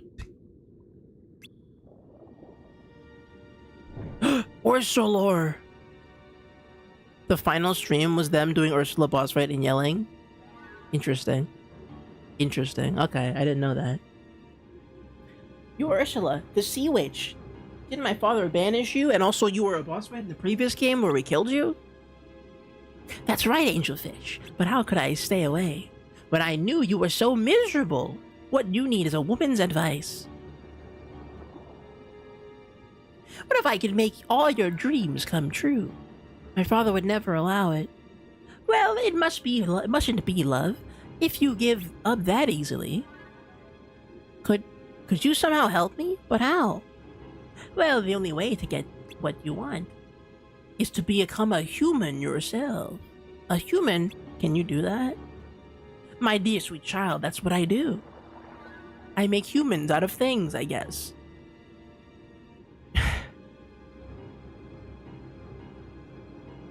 This is terrible. We gotta go tell D King. Okay. Gulp. A contract. That's right, sweet cake, sweet cake. Okay, don't call her sweet cakes, please. My voice. Almost forgot, the magic only lasts 3 days.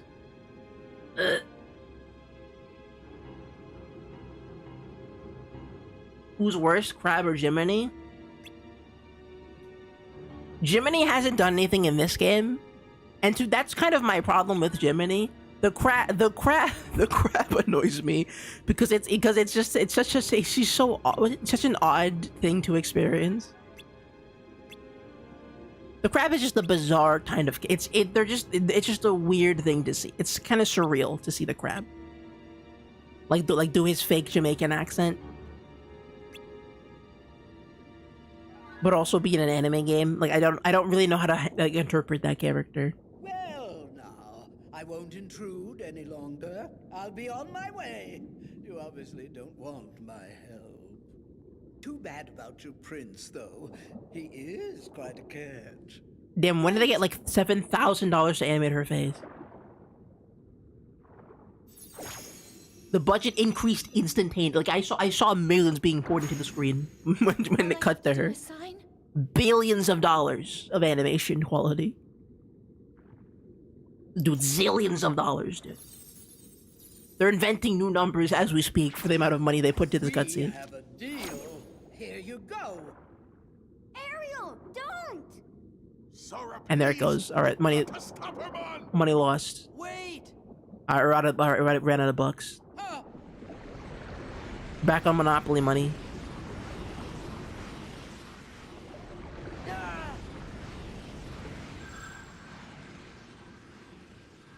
Oh, she can't speak. Her voice is gone.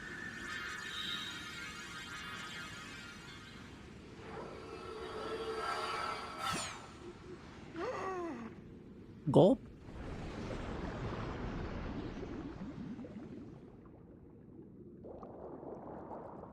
He just leaves. Wait, okay.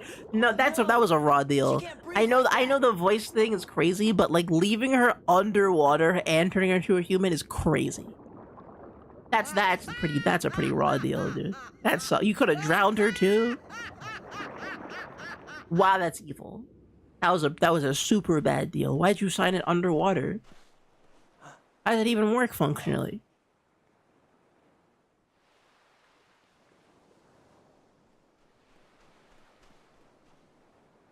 Are you the girl? Please wake up.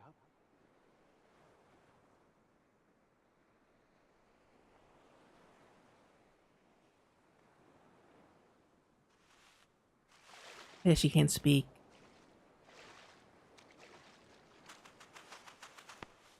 Whoa, easy there.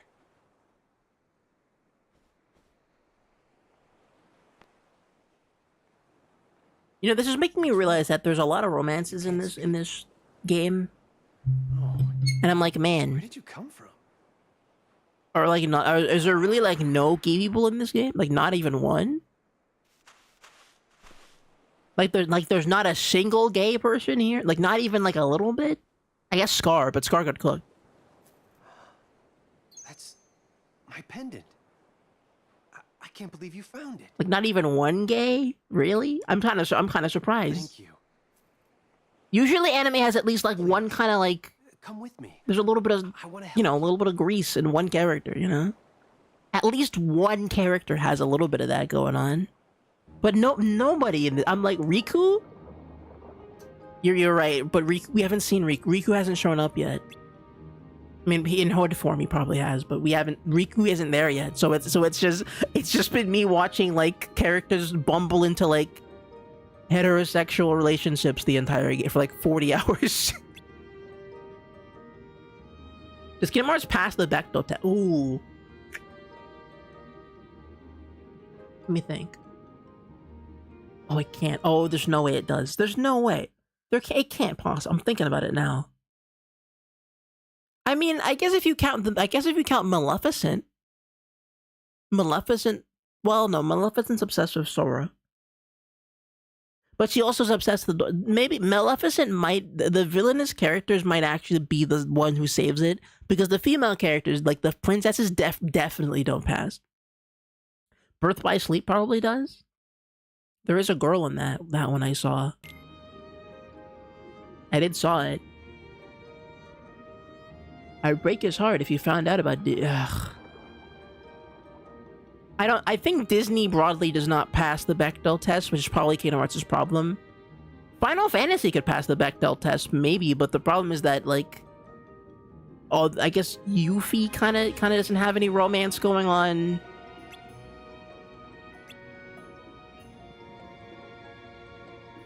Okay, is that all for today?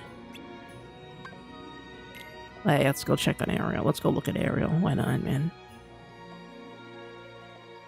I mean, she looks like she's having a good time. So we just float here and watch? If you got a better idea? Can make Ursula fix all this. She ain't gonna bother with you. Hey, you never know until you try. Maybe right. I gotta be better than... It's gotta be better than do nothing. That's not Jamaican. What the hell is that? I just read the line as it was. That's weird. Can I trust you to take care of Ursula?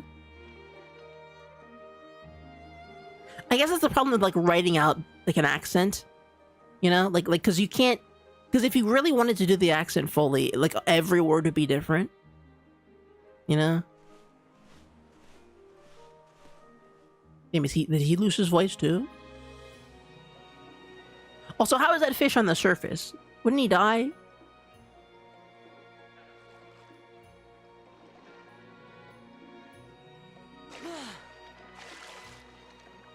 Hey, where's Sebastian? Well, King Triton wanted him at the palace. I wonder if it's about Ariel. If King Triton finds out what happened, we're in hot water. I mean, she's been gone for like 3 days. Ursula? She disappeared. Well, how's Ariel doing? She's only got until sunset tomorrow, right? Hey, look! Oh. A kiss. I can't see. Why cover his eyes, Sora? Whoa! Why so mean? Oh. They're okay. Man, they were so close. Well, I think we ought to get back to looking for Ursula. Yeah, good idea. Maybe follow the eels? Is there gonna be a boss fight in this area or no? Like, what's happening?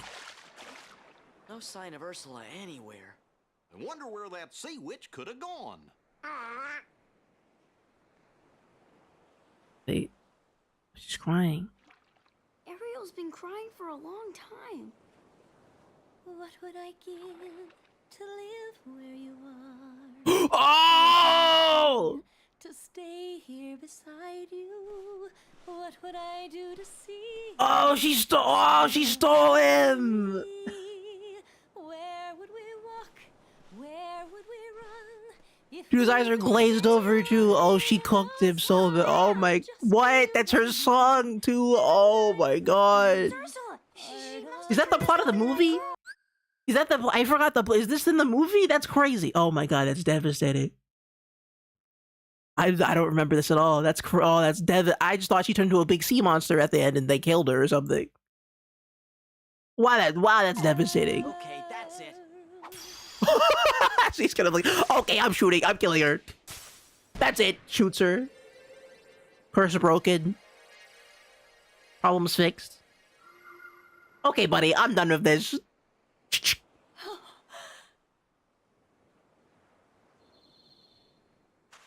Okay, no more of this. What happened? Loads up the Keyblade.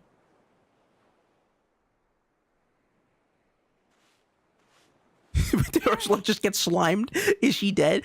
She got disintegrated. Ursula just got slimed completely. She's not even in this scene anymore. She gets hit by the beam and she's just gone. Just freaking super dead. That's it. Dead. Gone. Not another word from her, dude. You can talk. Annihilated. Turned into like a little pile of shoes, dude. Like Crash Bandicoot. Oh, Eric. Ah. I wanted to tell you. Of course. That's so good. It was you. You're the one who saved me that night in the storm. Oh, Ariel, Bro, she really is nowhere to be. I'm Ursula's sorry I just didn't figure it gone. out sooner. She's nowhere to be found. No comment. No like. No. Oh, there she is. Okay, never mind. Okay, she's fine. See what I see? All right. Okay. I thought she got like by like annihilated. You're too late. Oh. Ariel. Okay, so we're boss fighting then. Or is it a rhythm game where I kill her? How do we do this? I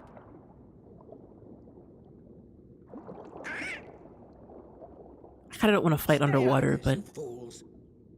Triton's precious little daughter signed a contract. Now, dearie, let's see how beautiful you are when I'm through with you. Ruh-roh. Contract's no good. Let her go. Excuse me? Okay. Damn. Now, even the great King Triton can't go round breaking binding contracts. Why, it just wouldn't do, would it? Okay. Now, if you'll excuse me, I have some loose ends to tie up.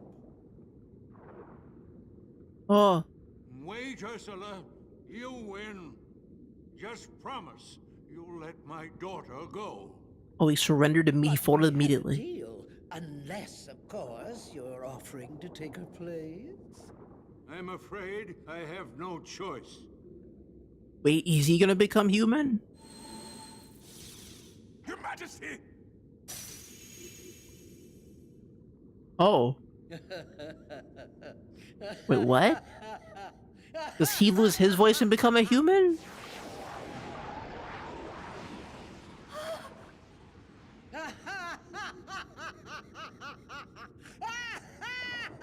What happened? He just do like a...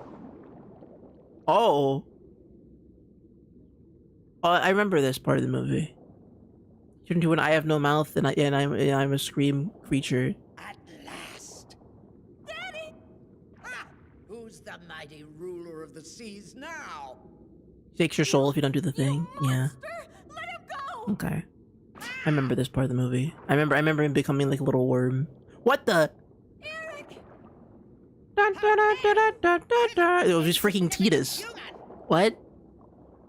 Bro, he's actually a blitzball player from Final Fantasy X. That's enough. Where everyone can swim for underwater for some reason and do battle.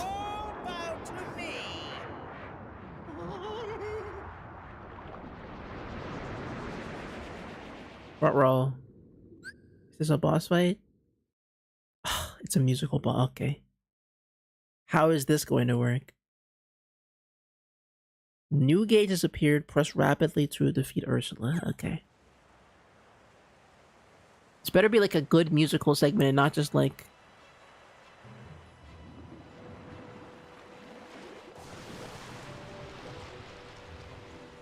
There she is. Musical boss fight. She's back to bring her wrath upon the sea. Triton can't be rid of me, not that easily. And like all who dare defy me, he will learn his lesson well. Never toy with a girl like me. You got what you deserved. Okay. I mean, I'm kind of just here for the cutscene.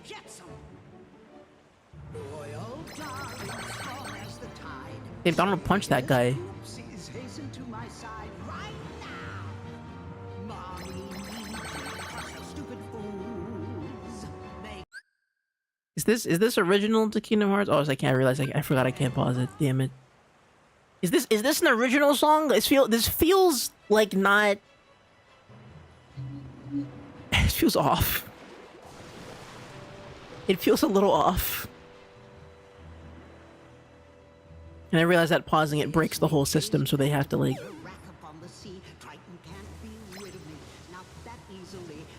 I hate this part. They say poopsies so much. Really?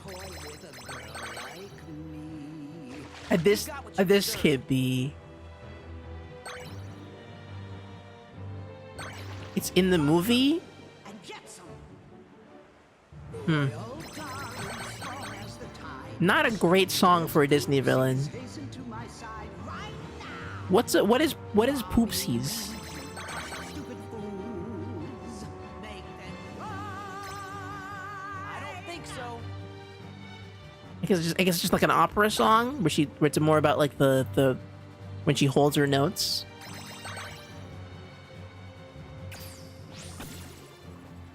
Oh, they killed them. Right.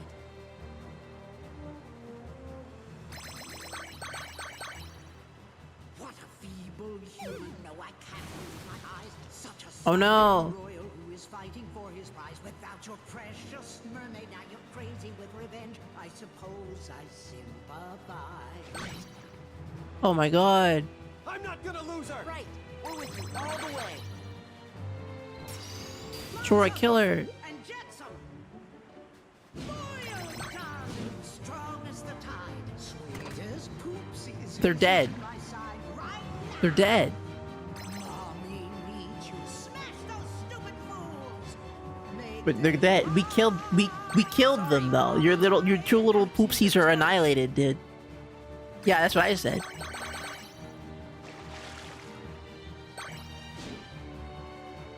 What's the big move here? Thee and my dears, I swear I've just begun. It's not over until Ursula has won.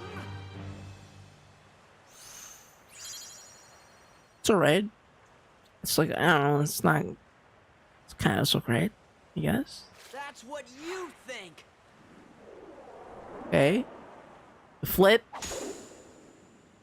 Freaking disarmed her. No, it's not possible. I mean, it's a Keyblade. Can't do anything. That belongs to me. All right then, you can have it. Let's throw it at her. Oh!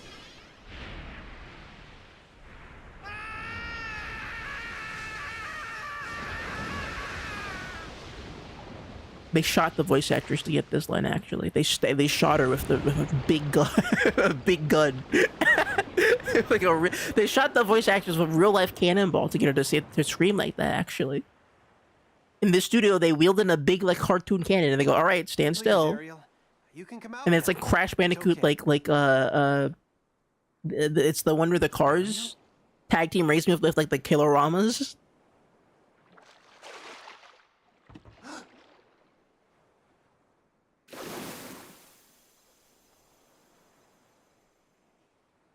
Wow.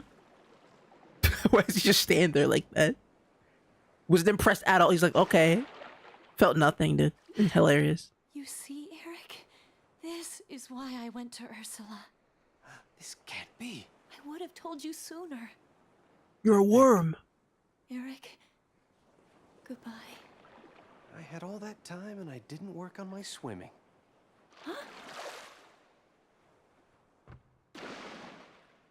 You know what they say? The early bird catches the I worm. guess it's never too late to learn, right? Will you teach That's me? That's what they say, right? All right. Dude, I would love it so much if he just thought she was like a snake or something. You're Medusa.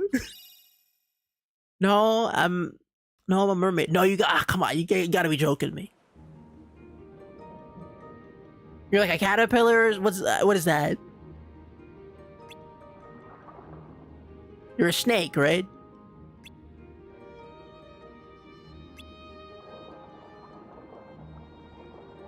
You're green. Snakes are green. I don't understand. I don't get it. I thought fish were blue and snakes are green. That's how I understood creatures my whole life.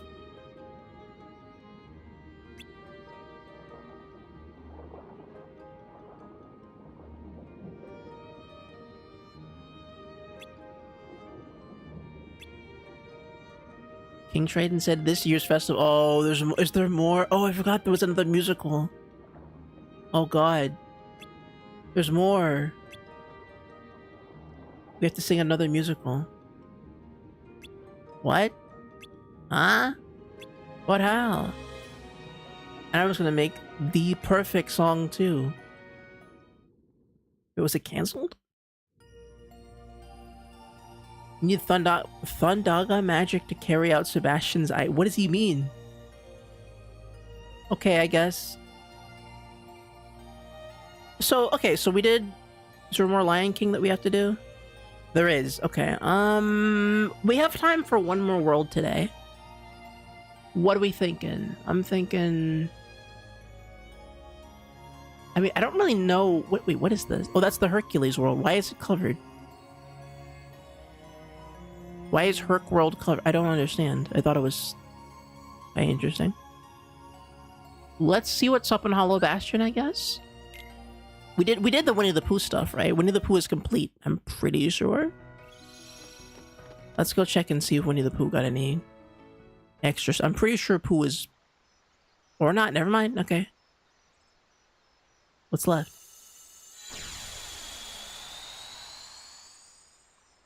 Whoa.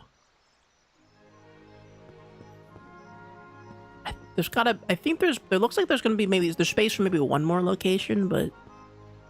Does Beauty and the Beast have new stuff? No, we have to find... We had to find the flower, but it doesn't... It says it's not there. Like if the flower quest was still active, the little spark would be flying over it, I'm pretty sure. Oh, okay. So is that you, Help? Oh, Pooh there. Has he said, oh, he hasn't said, oh, bother once, has he? What's the point? What's even the point if he doesn't say, oh, bother? Appears to be stuck in a bit of honey, you know? I mean, he's like Stewie.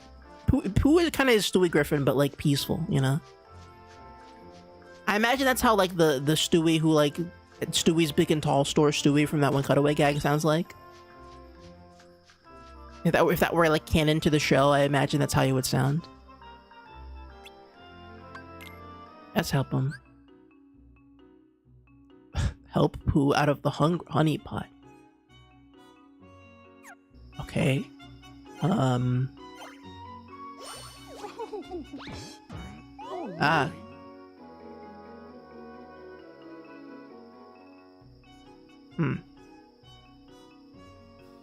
You'd have a Netflix comedy called Oh Bother.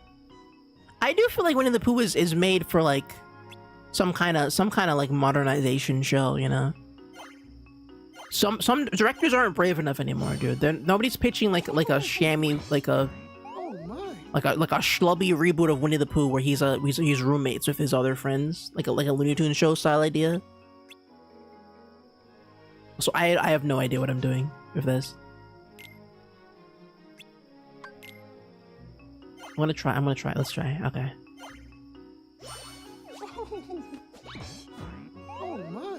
Oh, I have to hold the button down. Is that what it is? Gritty Pooh reboot is called Winnie, all caps. I think it'd be called Pooh. but you wouldn't have context for it. Imagine, oh my god, imagine the freaking, trailer, the poster. You go to a movie theater, you're gonna watch the movie, like the latest, like, I don't know, A24 movie. Yeah, and you see, oh, new movie's coming out, what's coming out?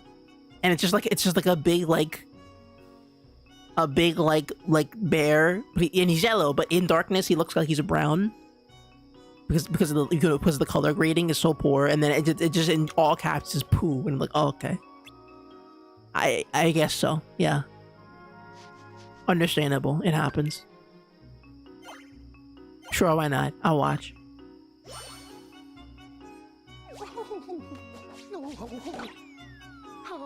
Oh. Okay, that was needlessly complicated. So, what were you doing here? I was thinking, perhaps there's a way to make it so you won't go away. Oh. You mean a way to make me stay? Yes. Would there be such a thing as a way to make it so you don't go away again? Pooh. Don't worry. I promise I'll come back and visit you now and then. Could you make it now and now instead? Why is Pooh so selfish? Damn. If I go looking for you, will I find you? I'll always be with you. Right here. You don't have to go anywhere. Just stay Your here, t-shirt. and you can see me anytime you want.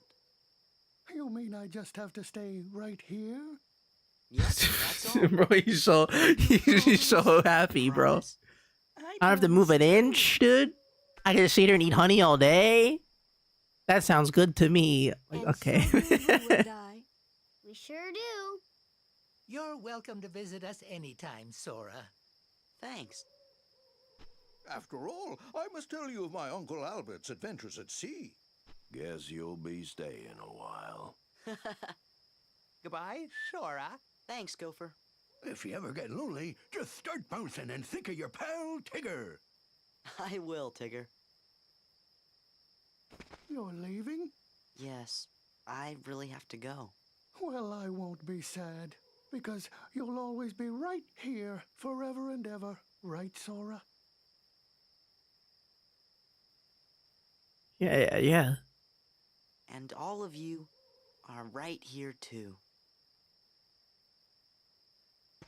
Oh, he smiled. They gave him like a fraction of the budget they gave Ursula to smile widely. Also, they're standing on thin air. If you zoom in on that shot, they're not standing on the ground. They were standing in the air. It was kind of funny angled wise. Well, that's it, everybody. Oh, look at that art. Oh, that's great. Oh, that's awesome art. Wow. What about the title? Also, Sora just completely ate. He consumed Christopher Robin. Bro ate his bones. Christopher Robin isn't real anymore. I guess Christopher Robin got retconned by Sora's existence. Wow.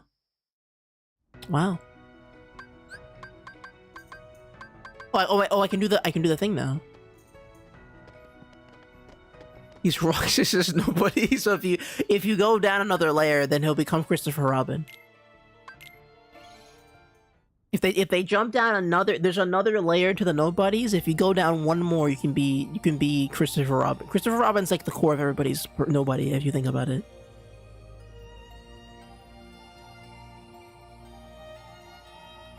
Okay. I mean, in terms of what we can do that's left. I mean, okay, I'll do the. You know, all that's really left to do is the.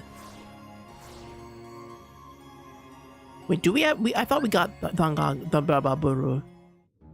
Let me see if we can do this. I want it to end. I want it to be over. Fight Lurine. Look, lyric scene. Okay. Well, I'm just making sure.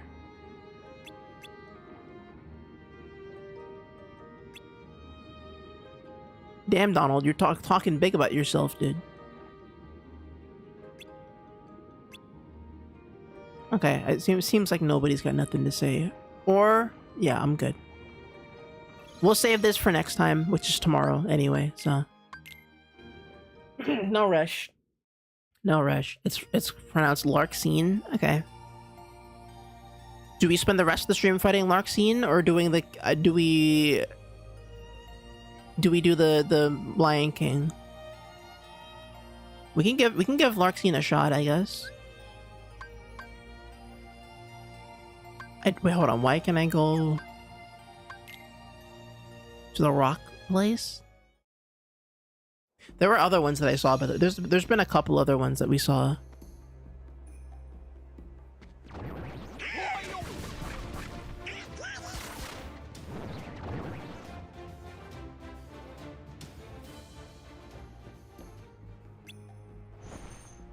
Give it a try. If it's ridiculously difficult, don't spend like 2 hours on it. Understood. Oh god, we have to do this first. Okay,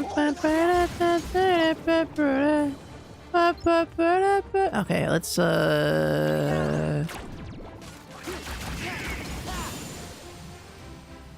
we go. All right, so what do we? Let's see if we can make a good general build for this fight. Let's see. So customize. Cura is good. Reflect spell I've learned is very good. Firaga might be good because she's right next to me a lot. I've tried this fight before. The mileage out of that Olympus Keyblade is nuts.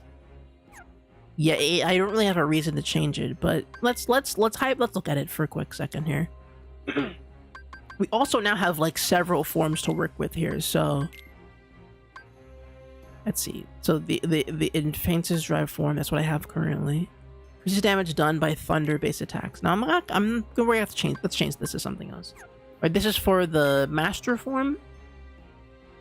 Master form is the AoE form, so, and it always goes airborne. Do you have the Nightmare Christmas Keyblade? It's great in this game. Is that this one?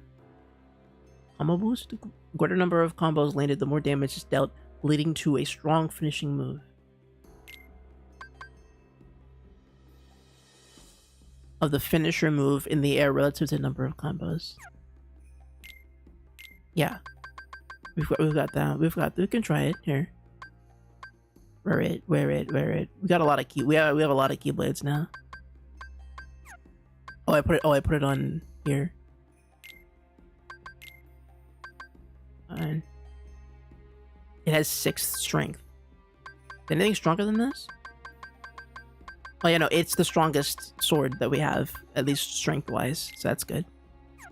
Oathkeeper, I like having Valor on for longer, but I feel like it doesn't matter that much because we don't earn thing while we're usually using it, so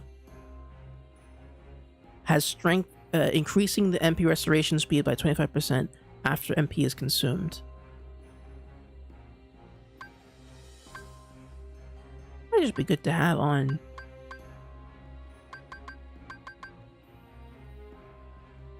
Although it does not enhance attack strength, it increases. Yeah, okay. Wishes come true by increasing the draw rate of money. Increase the amount of experience be dealt by. Okay, that might be good for grinding later if I need to get some levels up. New Circuit of Life here. And then for Master Form, I think having the air combo thing would be good. Let's see, no. Wasn't there one that like... Yeah, this. Let's try this and see where it gets us. Ooh, hold on a minute. Hold on a minute. Oh, yes. Oh, give me all the moves. Give me every moves we got. Give me all the moves. Every moves we got. Also, we need potion. I need to go buy potions quickly as well. Just equipment.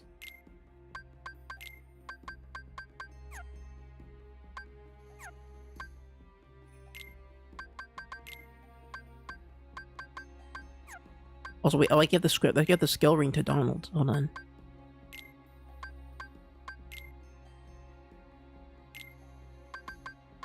I give you this ring.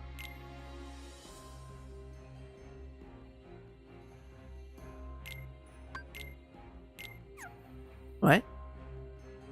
Oh, because he has a minimum amount of thing on. It would lower it. Fair enough. And also got AP roosters. Oh man. Okay, hold on. I'm really prepping up for this. Doesn't mean it'll be easy, but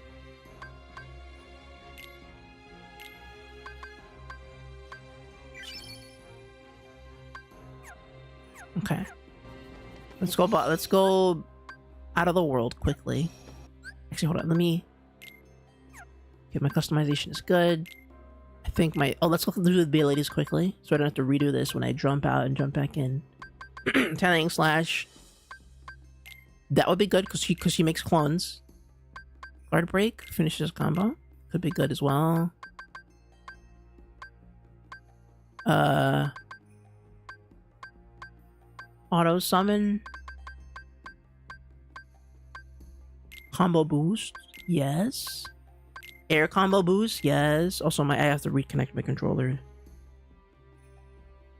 I think. Yeah, I got hit by the EMP wave. The EMP wave hit my controller. Give me a second. But yeah, I'm thinking, right? Because we got a lot. We have a lot of room to work with right now. I think we can just kind of put on everything. We're getting to the point where we can just kind of put on whatever we want, really.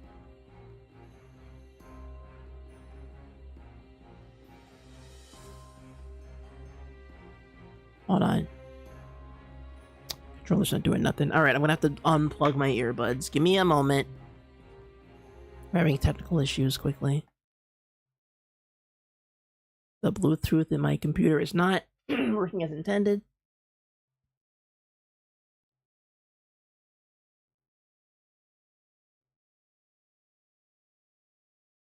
There we go. Alright. Okay, we got the air stuff. Combination boost. Increase the amount of time for limits. We don't need limits. Limits sometimes limit us to do stuff. Fire boost, don't need fire. I think that's honestly that's every useful thing I can think of equipped at the moment, other than like auto. Yeah. Wait, counterattack enemies with attack performing guard. No, that's fine. Donald, what do you got for me? Hyper healer.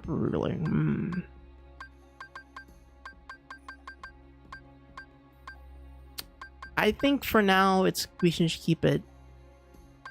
Is Flare Force better than Fantasia? They seem kind of similar, but I'll see. Well, I guess we'll wait and see. I think Gooby. Brand Fusion. Another limit. Lucky Luck. Will bring luck by increasing the drop rates of items. I think Flare Force is better. Okay, we'll keep it on then. Auto limit. Auto limit. You got one free slot and I can give it to auto limit. No, it's fine. We'll leave it. Alright. Let's pop out of the world for a second.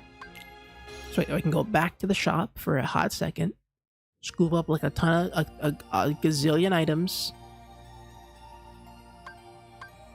Is the Moogle on the ship or no? Whatever, I'll just go to Toontown.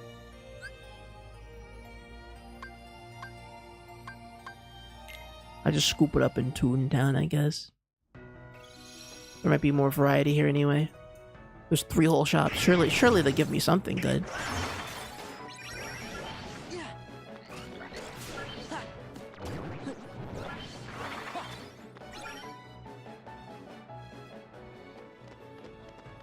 Flare Force is great for single targets. Fantasia is for crowd fights. Got it. Are you the itemer? Yes, the itemer. Yes, give me.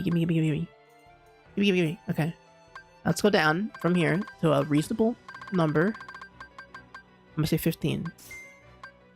Ether, I'm gonna say 5. 4. Pence, high potions. 8. Easy. Okay, that should stock us up. Let me head back.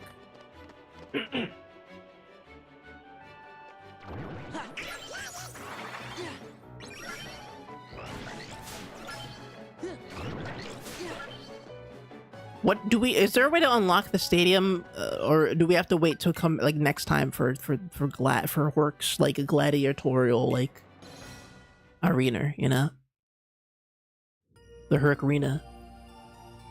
Just because if I want to do like grinding off screen, I'm like wondering what I have to do to re unlock that part of the game so I can like actually access it. Yeah. For grinding purposes.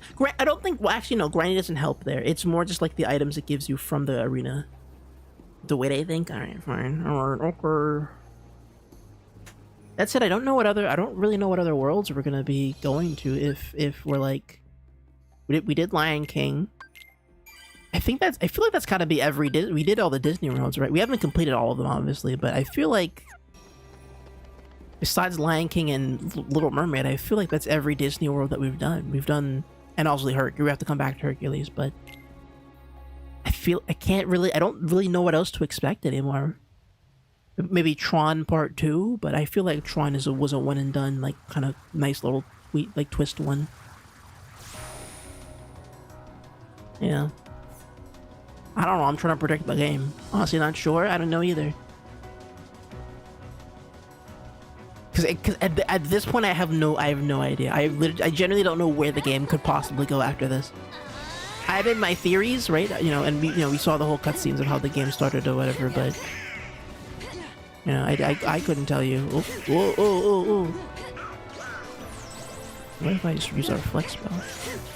Come on, damn it! She's dodging everything I'm doing. I'm gonna hold off. No, that was a bad idea.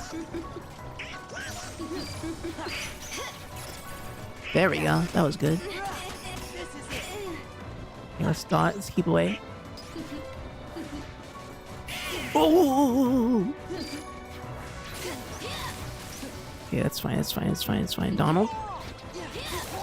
Okay, I'm gonna keep it basic here. I'm gonna expand this because I feel like it's, I don't know, I saved myself some damage here. Not really a smart thing to do, but, you know.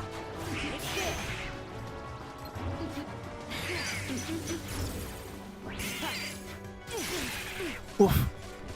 Okay, that move used to kill me when I did this fight before. Duck flare, go! Oh boy. Duck flare is kind of hitting her. Oh, I have drive. Let's go, Valor. Ugh. Which one's the real one? Okay, alright. Nope. Oh, good. Yeah, okay. Well, I mean, we're kind of brute forcing this one, honestly. Just from like the pure like, okay. Just from the pure like just stat numbers wise, I think I'm probably a little over leveled for this probably. Not the best form to be using in this one though. At least for this fight. What the hell? One of the you. It's over. Oh, God damn it. No, neither. Okay. That was her. Yeah, it would be way easier for me to just like use a spell. Oh god.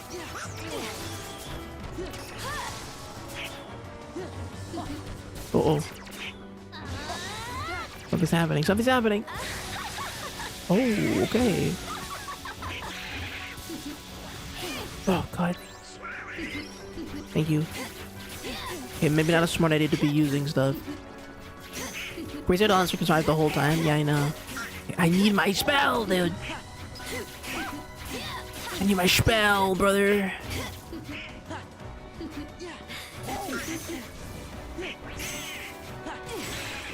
Okay, I actually blocked everything. That was awesome. That was sick. It's over. It's over. Master form. That was probably a really bad idea. Probably a really bad idea because now Donald can't auto heal me if he wished and willed it. But I'm willing to take the risk because I think it's cool to do it this way.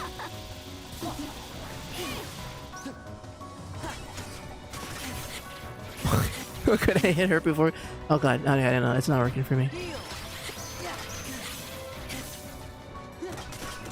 Oh wait, it's over. It's over. It's over. Yeah, we just brute force. Yeah, we just brute force. We just slimed her with brute force. Now I gotta find I remember there seeing other ones, but I don't know where they are. So we can probably look around. I'm assuming every world has one, but we'll have to see. Synthesis that requires special materials. A magic ore, ingredient for item synthesis. First try is insane. I mean, that's how it went last time too. We were just so over leveled at that point.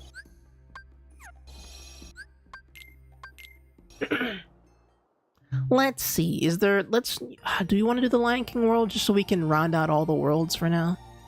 And then next time we can come back on which is, I say next time like it's not tomorrow. Tomorrow we can come back on a cliffhanger that's like this.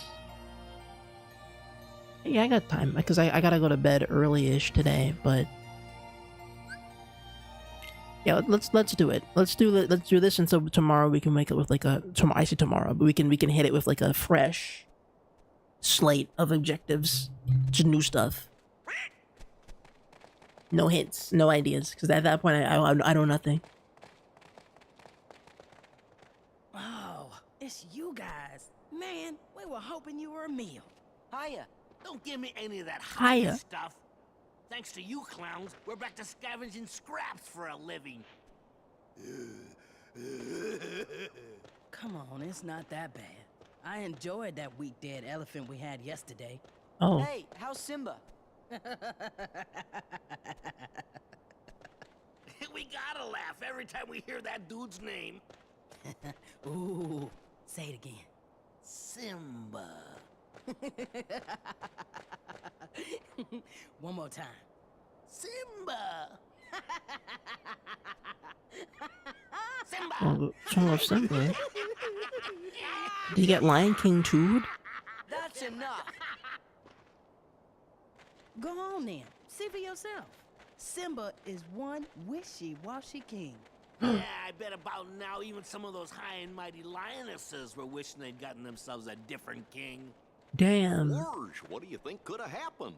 Well, let's go find Simba. It was like 8. Dude, we left you for 8 seconds, and you're like, my kingdom's falling apart in my hands.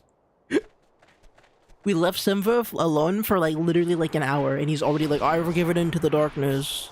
Is that organization? Please be Organization 13. Oh no, it's Simba. Or Scar. Not Simba. We better tell Simba about this. Wonder if he's up there. Damn. So Scar got the necromancy spell. He's using it on himself. It's by Gem to speed up the timers. I know, right, dude? His Clash of Clans kingdom isn't doing well, dude. Simba, you need to collaborate with other kingdoms to get your kingdom up, dude. You never become a level 11 Mafia City owner if you're not gonna, like, you know, put in the time. An omen like that could only be foretelling of the end of our pride, yet King Simba won't do a thing. I guess just being the son of the great King Mufasa doesn't necessarily mean he was ready to rule the kingdom itself. Trust me, Simba will think of something. Time for thinking is past. We're in need to take action. As his father would have done, he ruled with courage and pride. I read it like it was yesterday. Mighty Mufasa. Simba will do that too, you'll see. I'm not so sure.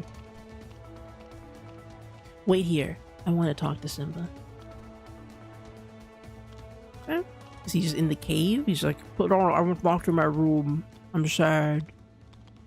You came back. Yeah, there was one in Agrabah. I remember seeing one in Agrabah. Hey Simba, why don't we team up and do something about that Scar ghost? Seems like everybody's worried about it. So We can like do one fight against that guy to end the stream just to see what's up. That doesn't concern you. Damn. Sorry. It's okay. I just wish I knew what my father would do. But And he spent all his meter to talk to me, so I know I can't call him again. And that means the He's gonna take him another 20 more rounds to build up meter that good, dude. father would have done. And they keep putting him on the back row, dude. They never swap him in. We know your dad He's just there for supers. but now it's your turn. Remember what I taught Or for the like the assist move, dude. They never swap in Mufasa to let him actually play the game. Just fine. Yeah, you can do it. You gotta live for today and find your own path. Live for today and find my own path. Not my father's. That's it. I'm glad to hear you say that, Simba. Are they married? Promise me you'll help Simba any way you can. As long as Sora handles the dangerous part. I'm counting on you, Simba. And so is our baby. Oh.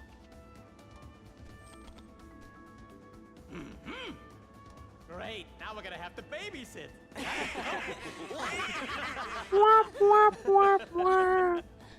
Let's go see Rafiki first. Babies. I'm sure he'll be able to tell us something about that ghost.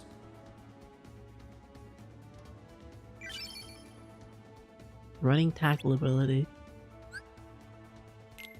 Yeah, I don't know.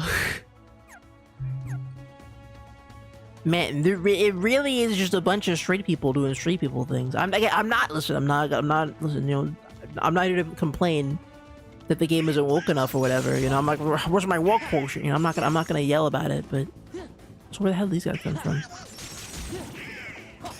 I'm not gonna complain. It's just for me, for the kinds of media I play, it's just kind of weird that like, weird, huh? An anime game where we're doing like no tomfoolery, not even a single Dio running around. Weird. I guess it is really just Riku. Is Riku enough to compensate for all that though? I don't know.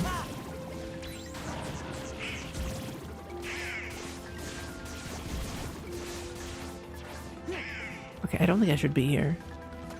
To be super honest, I feel like I shouldn't be on this freaking rock. Wait, am I just in a dimension? Where the hell am I?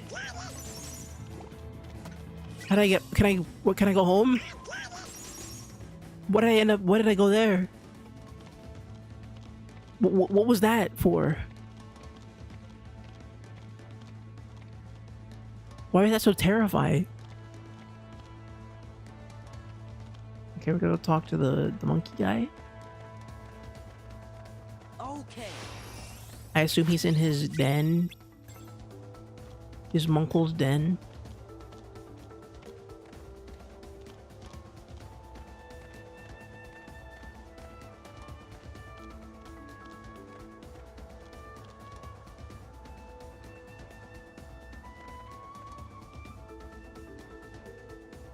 Oh, the king, he's ready to be? I think so. Can you tell us about Scar's ghost? Oh yes, the ghost. A being of no body. A what? They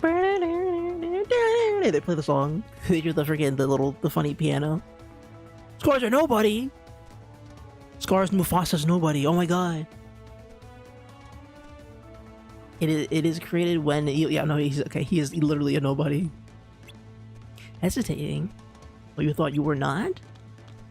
Or the ghost sounds just like a Heartless. I don't know. You're right, you don't know. But you do know it's upsetting. And it is upsetting the hearts of everybody in the Pride Lands. You may not know what it is, but it still is. The world is full of many such things. All these things a king must face. It is the test that has been set for you, Simba. That's all? Come on. You have to tell us more about the ghost. No, not today. But the hyenas are in the elephant graveyard may know more. Does that matter, though? There's little that Simba can do of late. That little the Simba of late can do. I don't say that. Not when we're ready to try. Okay, we're gonna go to the elephant graveyard. Why is the monkey guy so cryptic? Maybe for good reason, but you know, I don't know. Just tell us what's wrong, you know? Protect us with I mean, I guess they kind of did. They're like, go to elephant graveyard. It'll help. Wait, am I being hunted by Scar? Like a demon? Oh, Scar's like he's really a demon. I'm not gonna fight him because he's gonna kill me. Wrong way, hold on.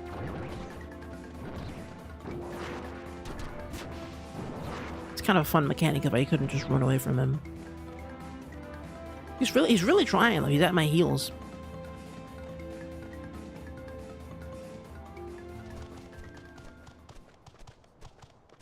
Whoa. Yeah, that's not elephants, those are mammoths. Like prehistoric like these can't be, these are not elephants, bro. Do you three know anything about Scar's ghost? Huh? Scar's ghost? Maybe. You do know. Uh-oh. More shenanigans. So rowdy about everybody. Damn, look at those freaking goofsters up there. What are they running away for? They're hiding.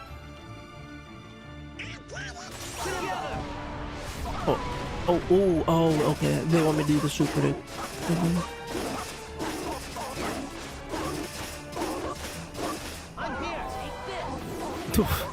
Damn. We're just flinging the guy off the walls, dude.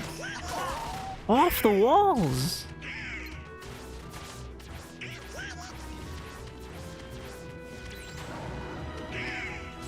Oh. Go. Go, Donald, go. There we go. Never let them out there. The air combo is the way we get them.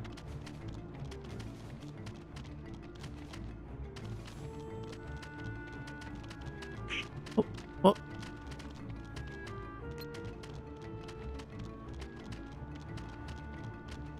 It might be all for you, buddy. It might be all for you, bro. Or not. Okay, Weasley, little Weasler.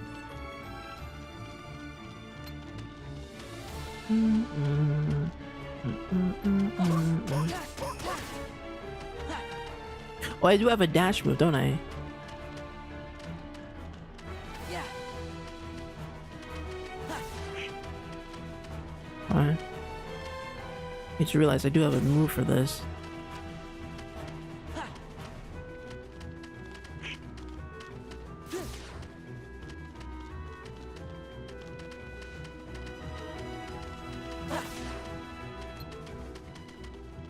One.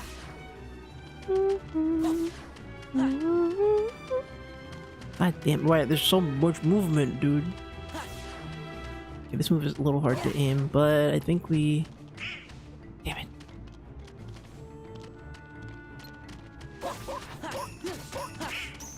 Yo, Simba, I need you for the air combo, bro. Let's get it, let's do it. Right now. Here we go. Here we go. I'm good.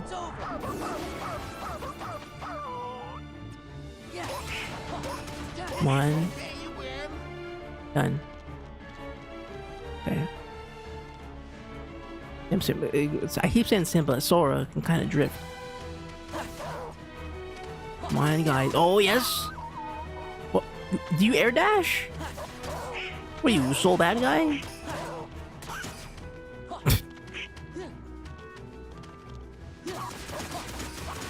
Jesus Christ.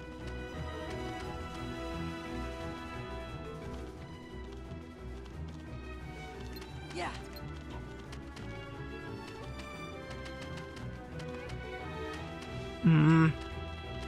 Simba, he's right that you can hit him. Or her, I can't tell from a distance. Or them. Who knows if one of them has no genders? I guess they don't really know because they're hyenas, but who knows?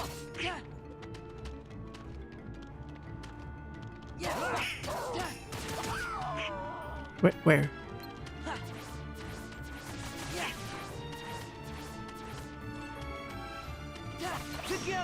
That should be it. That should be it for you.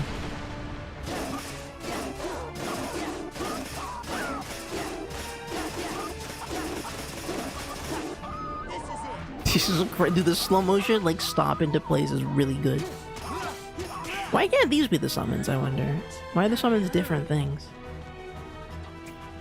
These are pretty good. These bonus moves that we do, that you get for every like worlds. These are like pretty effective at what they're doing.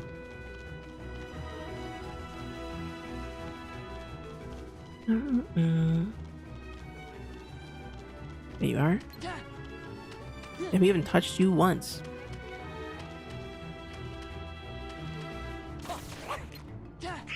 Come on. Oh, flip this. It's like the blinky. Come on. Oh. Donald. Come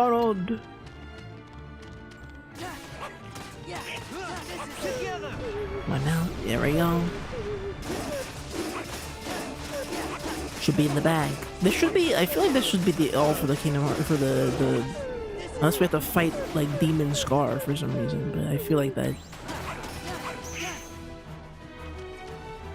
I feel like it. Like this is it for this world. This second round of this world, I think, this is good enough. You know, good second round. Just fight these guys. Do a cool little chase sequence.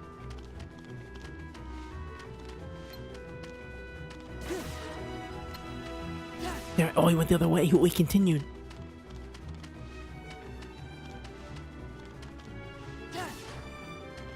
One.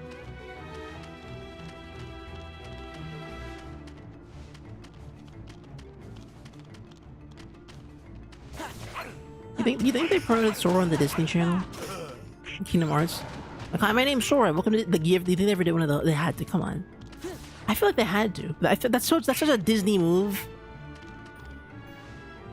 And Sora's just a Disney character. I'd be really shocked if Sora didn't like get some Disney Channel like spotlight. You know. I'm pretty sure Epic Mickey got like something on Disney Channel. I feel like. Fine, dude. No.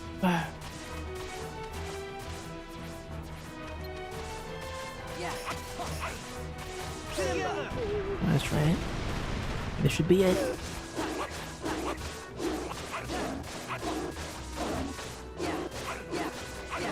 You're slapping around like a tennis ball. There it is. Good freeze frame. Oh no! Guess you caught us all. What are we gonna do? Tell me about Scar's ghost. Sorry, we don't know nothing. Oh, wait. It's coming back to me. Ooh. That's the one that only hangs out around Frady cats. Right, Bonsai? Enough! Frady cats? There it is. Must be a Frady cat around here somewhere. Hmm. Simba, do something! Stop being afraid, Simba. King? Why, you must be a truly inspiring leader by now. After all, you are the son of the great Mufasa. Where are you going? No. Ah, Simba, running away as always. Simba! Damn.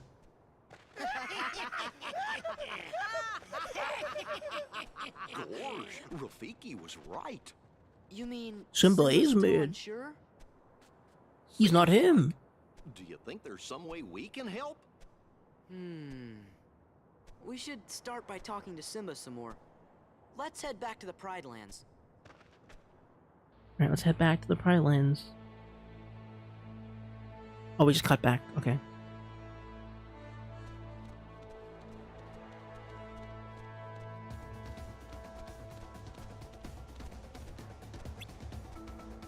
Well, when we ran away, I knew it would be that easy for him. To face his fears, he must go somewhere where the only thing he can think about is what to do, not what others think of him. Why did you say so? But where's Simba now? I know, he's probably at the boat, our favorite hangout. I'll lead the way. Oh, no you don't. Simba will smell you coming a mile away if you're smart. Go over the hills. Oh, right.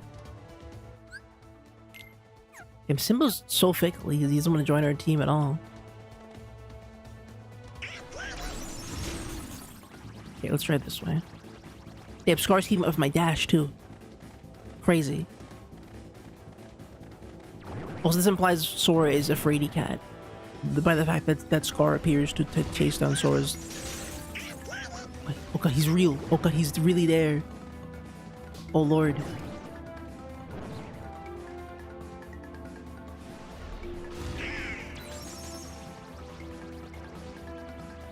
We're just racing. We're Mario Karting.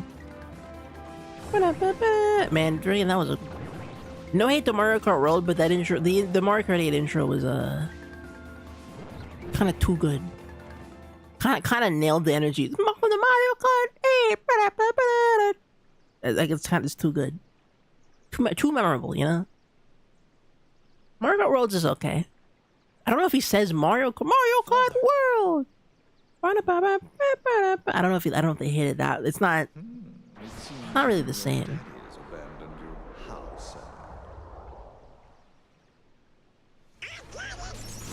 Oh, we're in the jungle. Okay. Going. I don't want to fight Scar. Scar seems impossible to fight.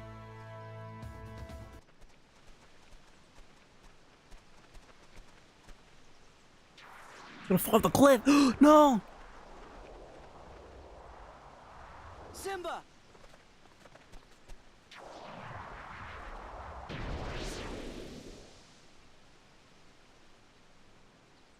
It's no use. I'll never be the king my father was.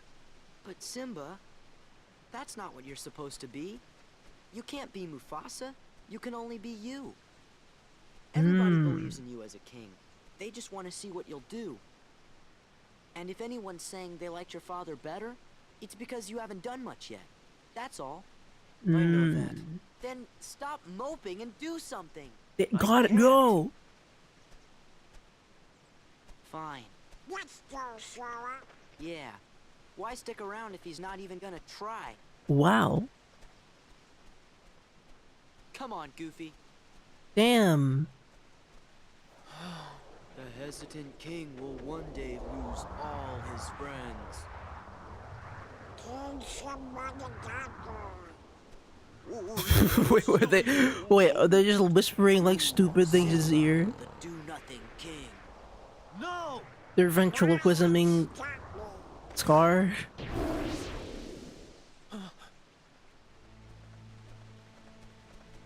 You did it! The ghost is gone! That's it? You can do it. Hooray for Simba! They gaslit him into becoming a better leader. To have friends who'll stand by me and help me see. They walked away from you. They walked away from you. They walked away from you. There you go again. But I guess they didn't really leave you, so. Everyone here and in the Pride Land wants me to succeed. Sora, Donald, and Goofy. Pumbaa, Timon, Rafiki, Nala. You all And want Mickey, what's best the for me. mouse. But my father always had Scar lurking behind his back, trying to cut him down. I've got to make the most of my blessings and rebuild this kingdom. Are you gonna say it or do it? Wait and see. Simba! Simba, come quick! There's a bazillion ghosts of Scar haunting the Pride Lands. What? Everybody but Nala hightailed it out of there, and now she needs your help. A bazillion ghosts of Scar clones? Our little Simba, all grown up and finding his place in the world. Nice try. You're coming too. Uh-oh. Okay, I thought it was like, alright, I'm not sure for me. I guess I'm done with Sora in Kingdom Hearts. Or, Simba in Kingdom Hearts. But no, we're fighting the army? The Army of Darkness?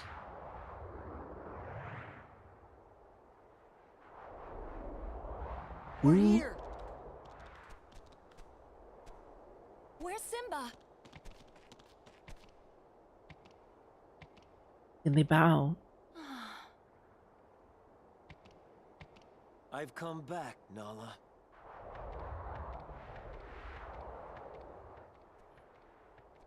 Now he could have roamed out of existence.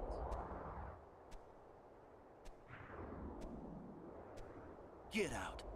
Oh, Way to go, Simba! be mild.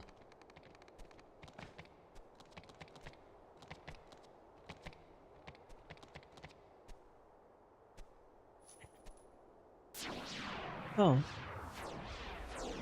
What the hell is happening? Are you with me? Now and forever, Your Majesty. Did Scar like coalesce into a single demon?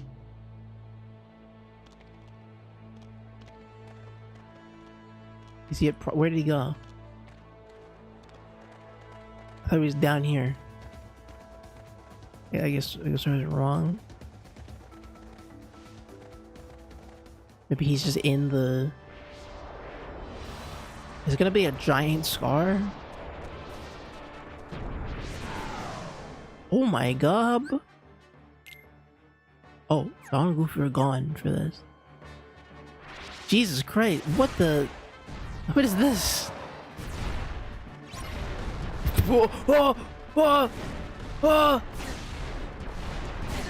I can't tell what's happening, bro. It's moving so fast. Holy, oh my god. Yeah, I'm ready for this. I played Wonderful 101. I'm ready today. What, just hit it? What do we do? It's I? On the, this is such a wild... Wow. Okay, sure.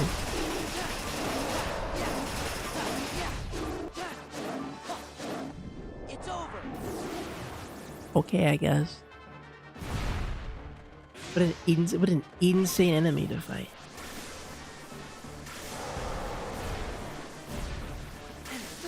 Ah. Jump on his head? Yeah, sure, that makes sense. Yeah, man. Yeah, I guess I can go up here. Why not? It was just that easy.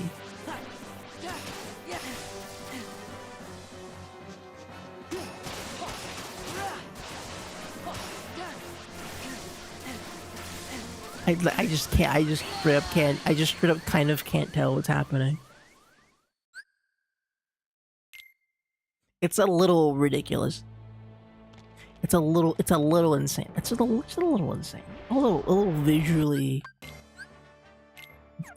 high octane, I guess. Also, just like really, like it's a big guy whose head is floating, and this segment is a QT segment, kinda.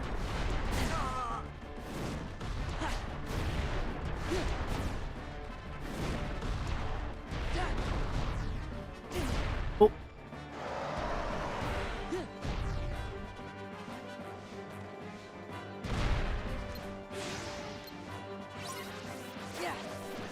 Can leap up there, I guess. Leap off his head to this.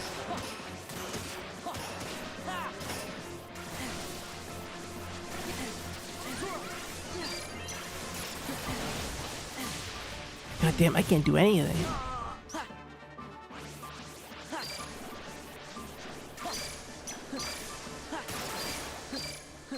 I'll just spam it. Who cares? Ooh, okay, that's not good. What? Okay. At least I have the leaflet thing that let me do this.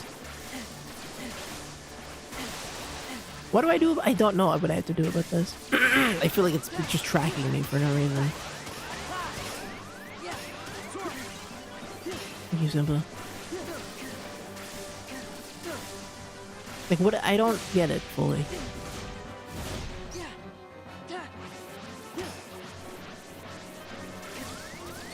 Like, what? Huh? You know what I mean?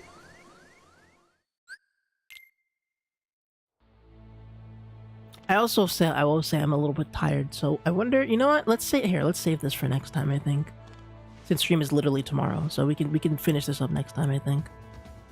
'Cause I need my brain power to figure out how the hell to play this thing. I don't want to be like struggling the whole dang time. Where's the save point in this joint? Where the hell's the save point in this place? I swear there was one like right here, but there's not. Am I not allowed to do this? The save? I went back up. Damn it. How'd I get turned around? I would have run. It's a circle. It's a circle. What happened?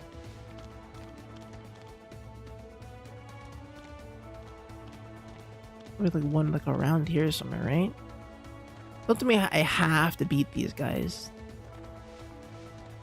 Probably in the tomb with what's his name?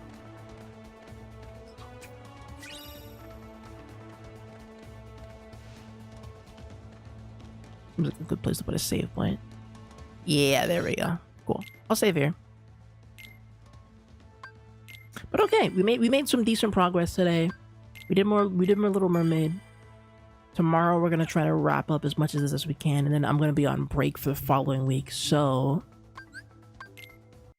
yeah, today we can today I need to sort of also wake up early tomorrow, or I guess today. So It's gonna be a minute or two before I can really sink my teeth back into this game, but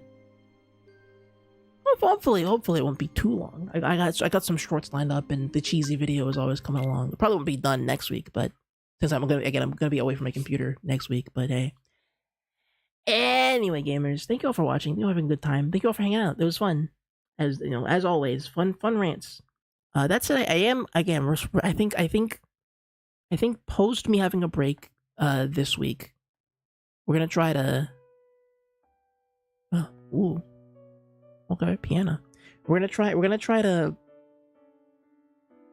I need like a better song for this, huh? No. Sure, super low quality version of the Deltarune song. What's happening? What's this audio? What is this audio? Okay, I'll leave you with this super low quality Deltarune audio. And I'll catch you tomorrow. I don't even... Okay, thanks for hanging. Yeah, thank you for hanging around. We'll be back tomorrow, same time, same channel, hopefully a little earlier.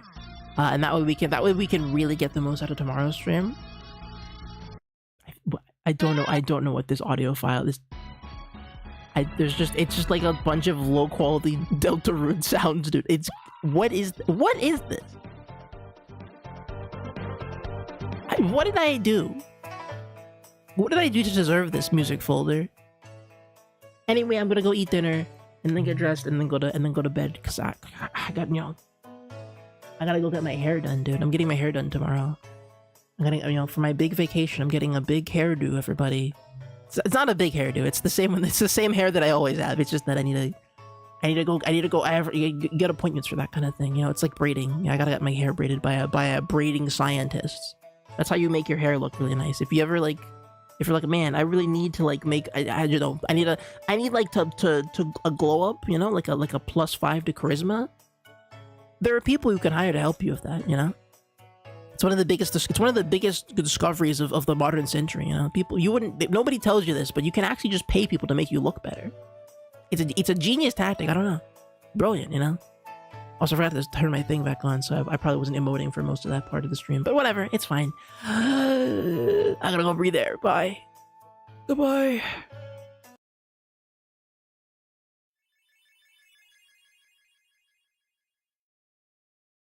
I love oxygen. It's so good. So drink water. Please drink water, everybody. Water is good to drink. Especially if you're too warm, because then you'll die, I think. Go drink water. Oh wait, hold on. Wait, hold on. Before we answer, hold on. Wait. Actually, wait. Oh, whoa. Wait, what? Why did that? Hold on. What the hell is happening? Why are we on the start screen? What's going on? Guys, help! It's everything's exploding. Everything's dying. Oh god. Okay, just sitting here. Look at this guy. Okay, hold on. Hold on. Can I raid a friend actually? Before we end the stream, actually, because I think a friend of mine is playing Kingdom Hearts right now, actually. So that way you guys can just go watch Kingdom Hearts playthrough right now for real, actually. Hold on, let me see. No, friend is not live. All right, whatever. All right, I did the stream. Damn it! I always try to raid friends so they can like, we can make a little connection there. Well, whatever. All right, bye. Whatever. I tried. You can't blame me if I did my best.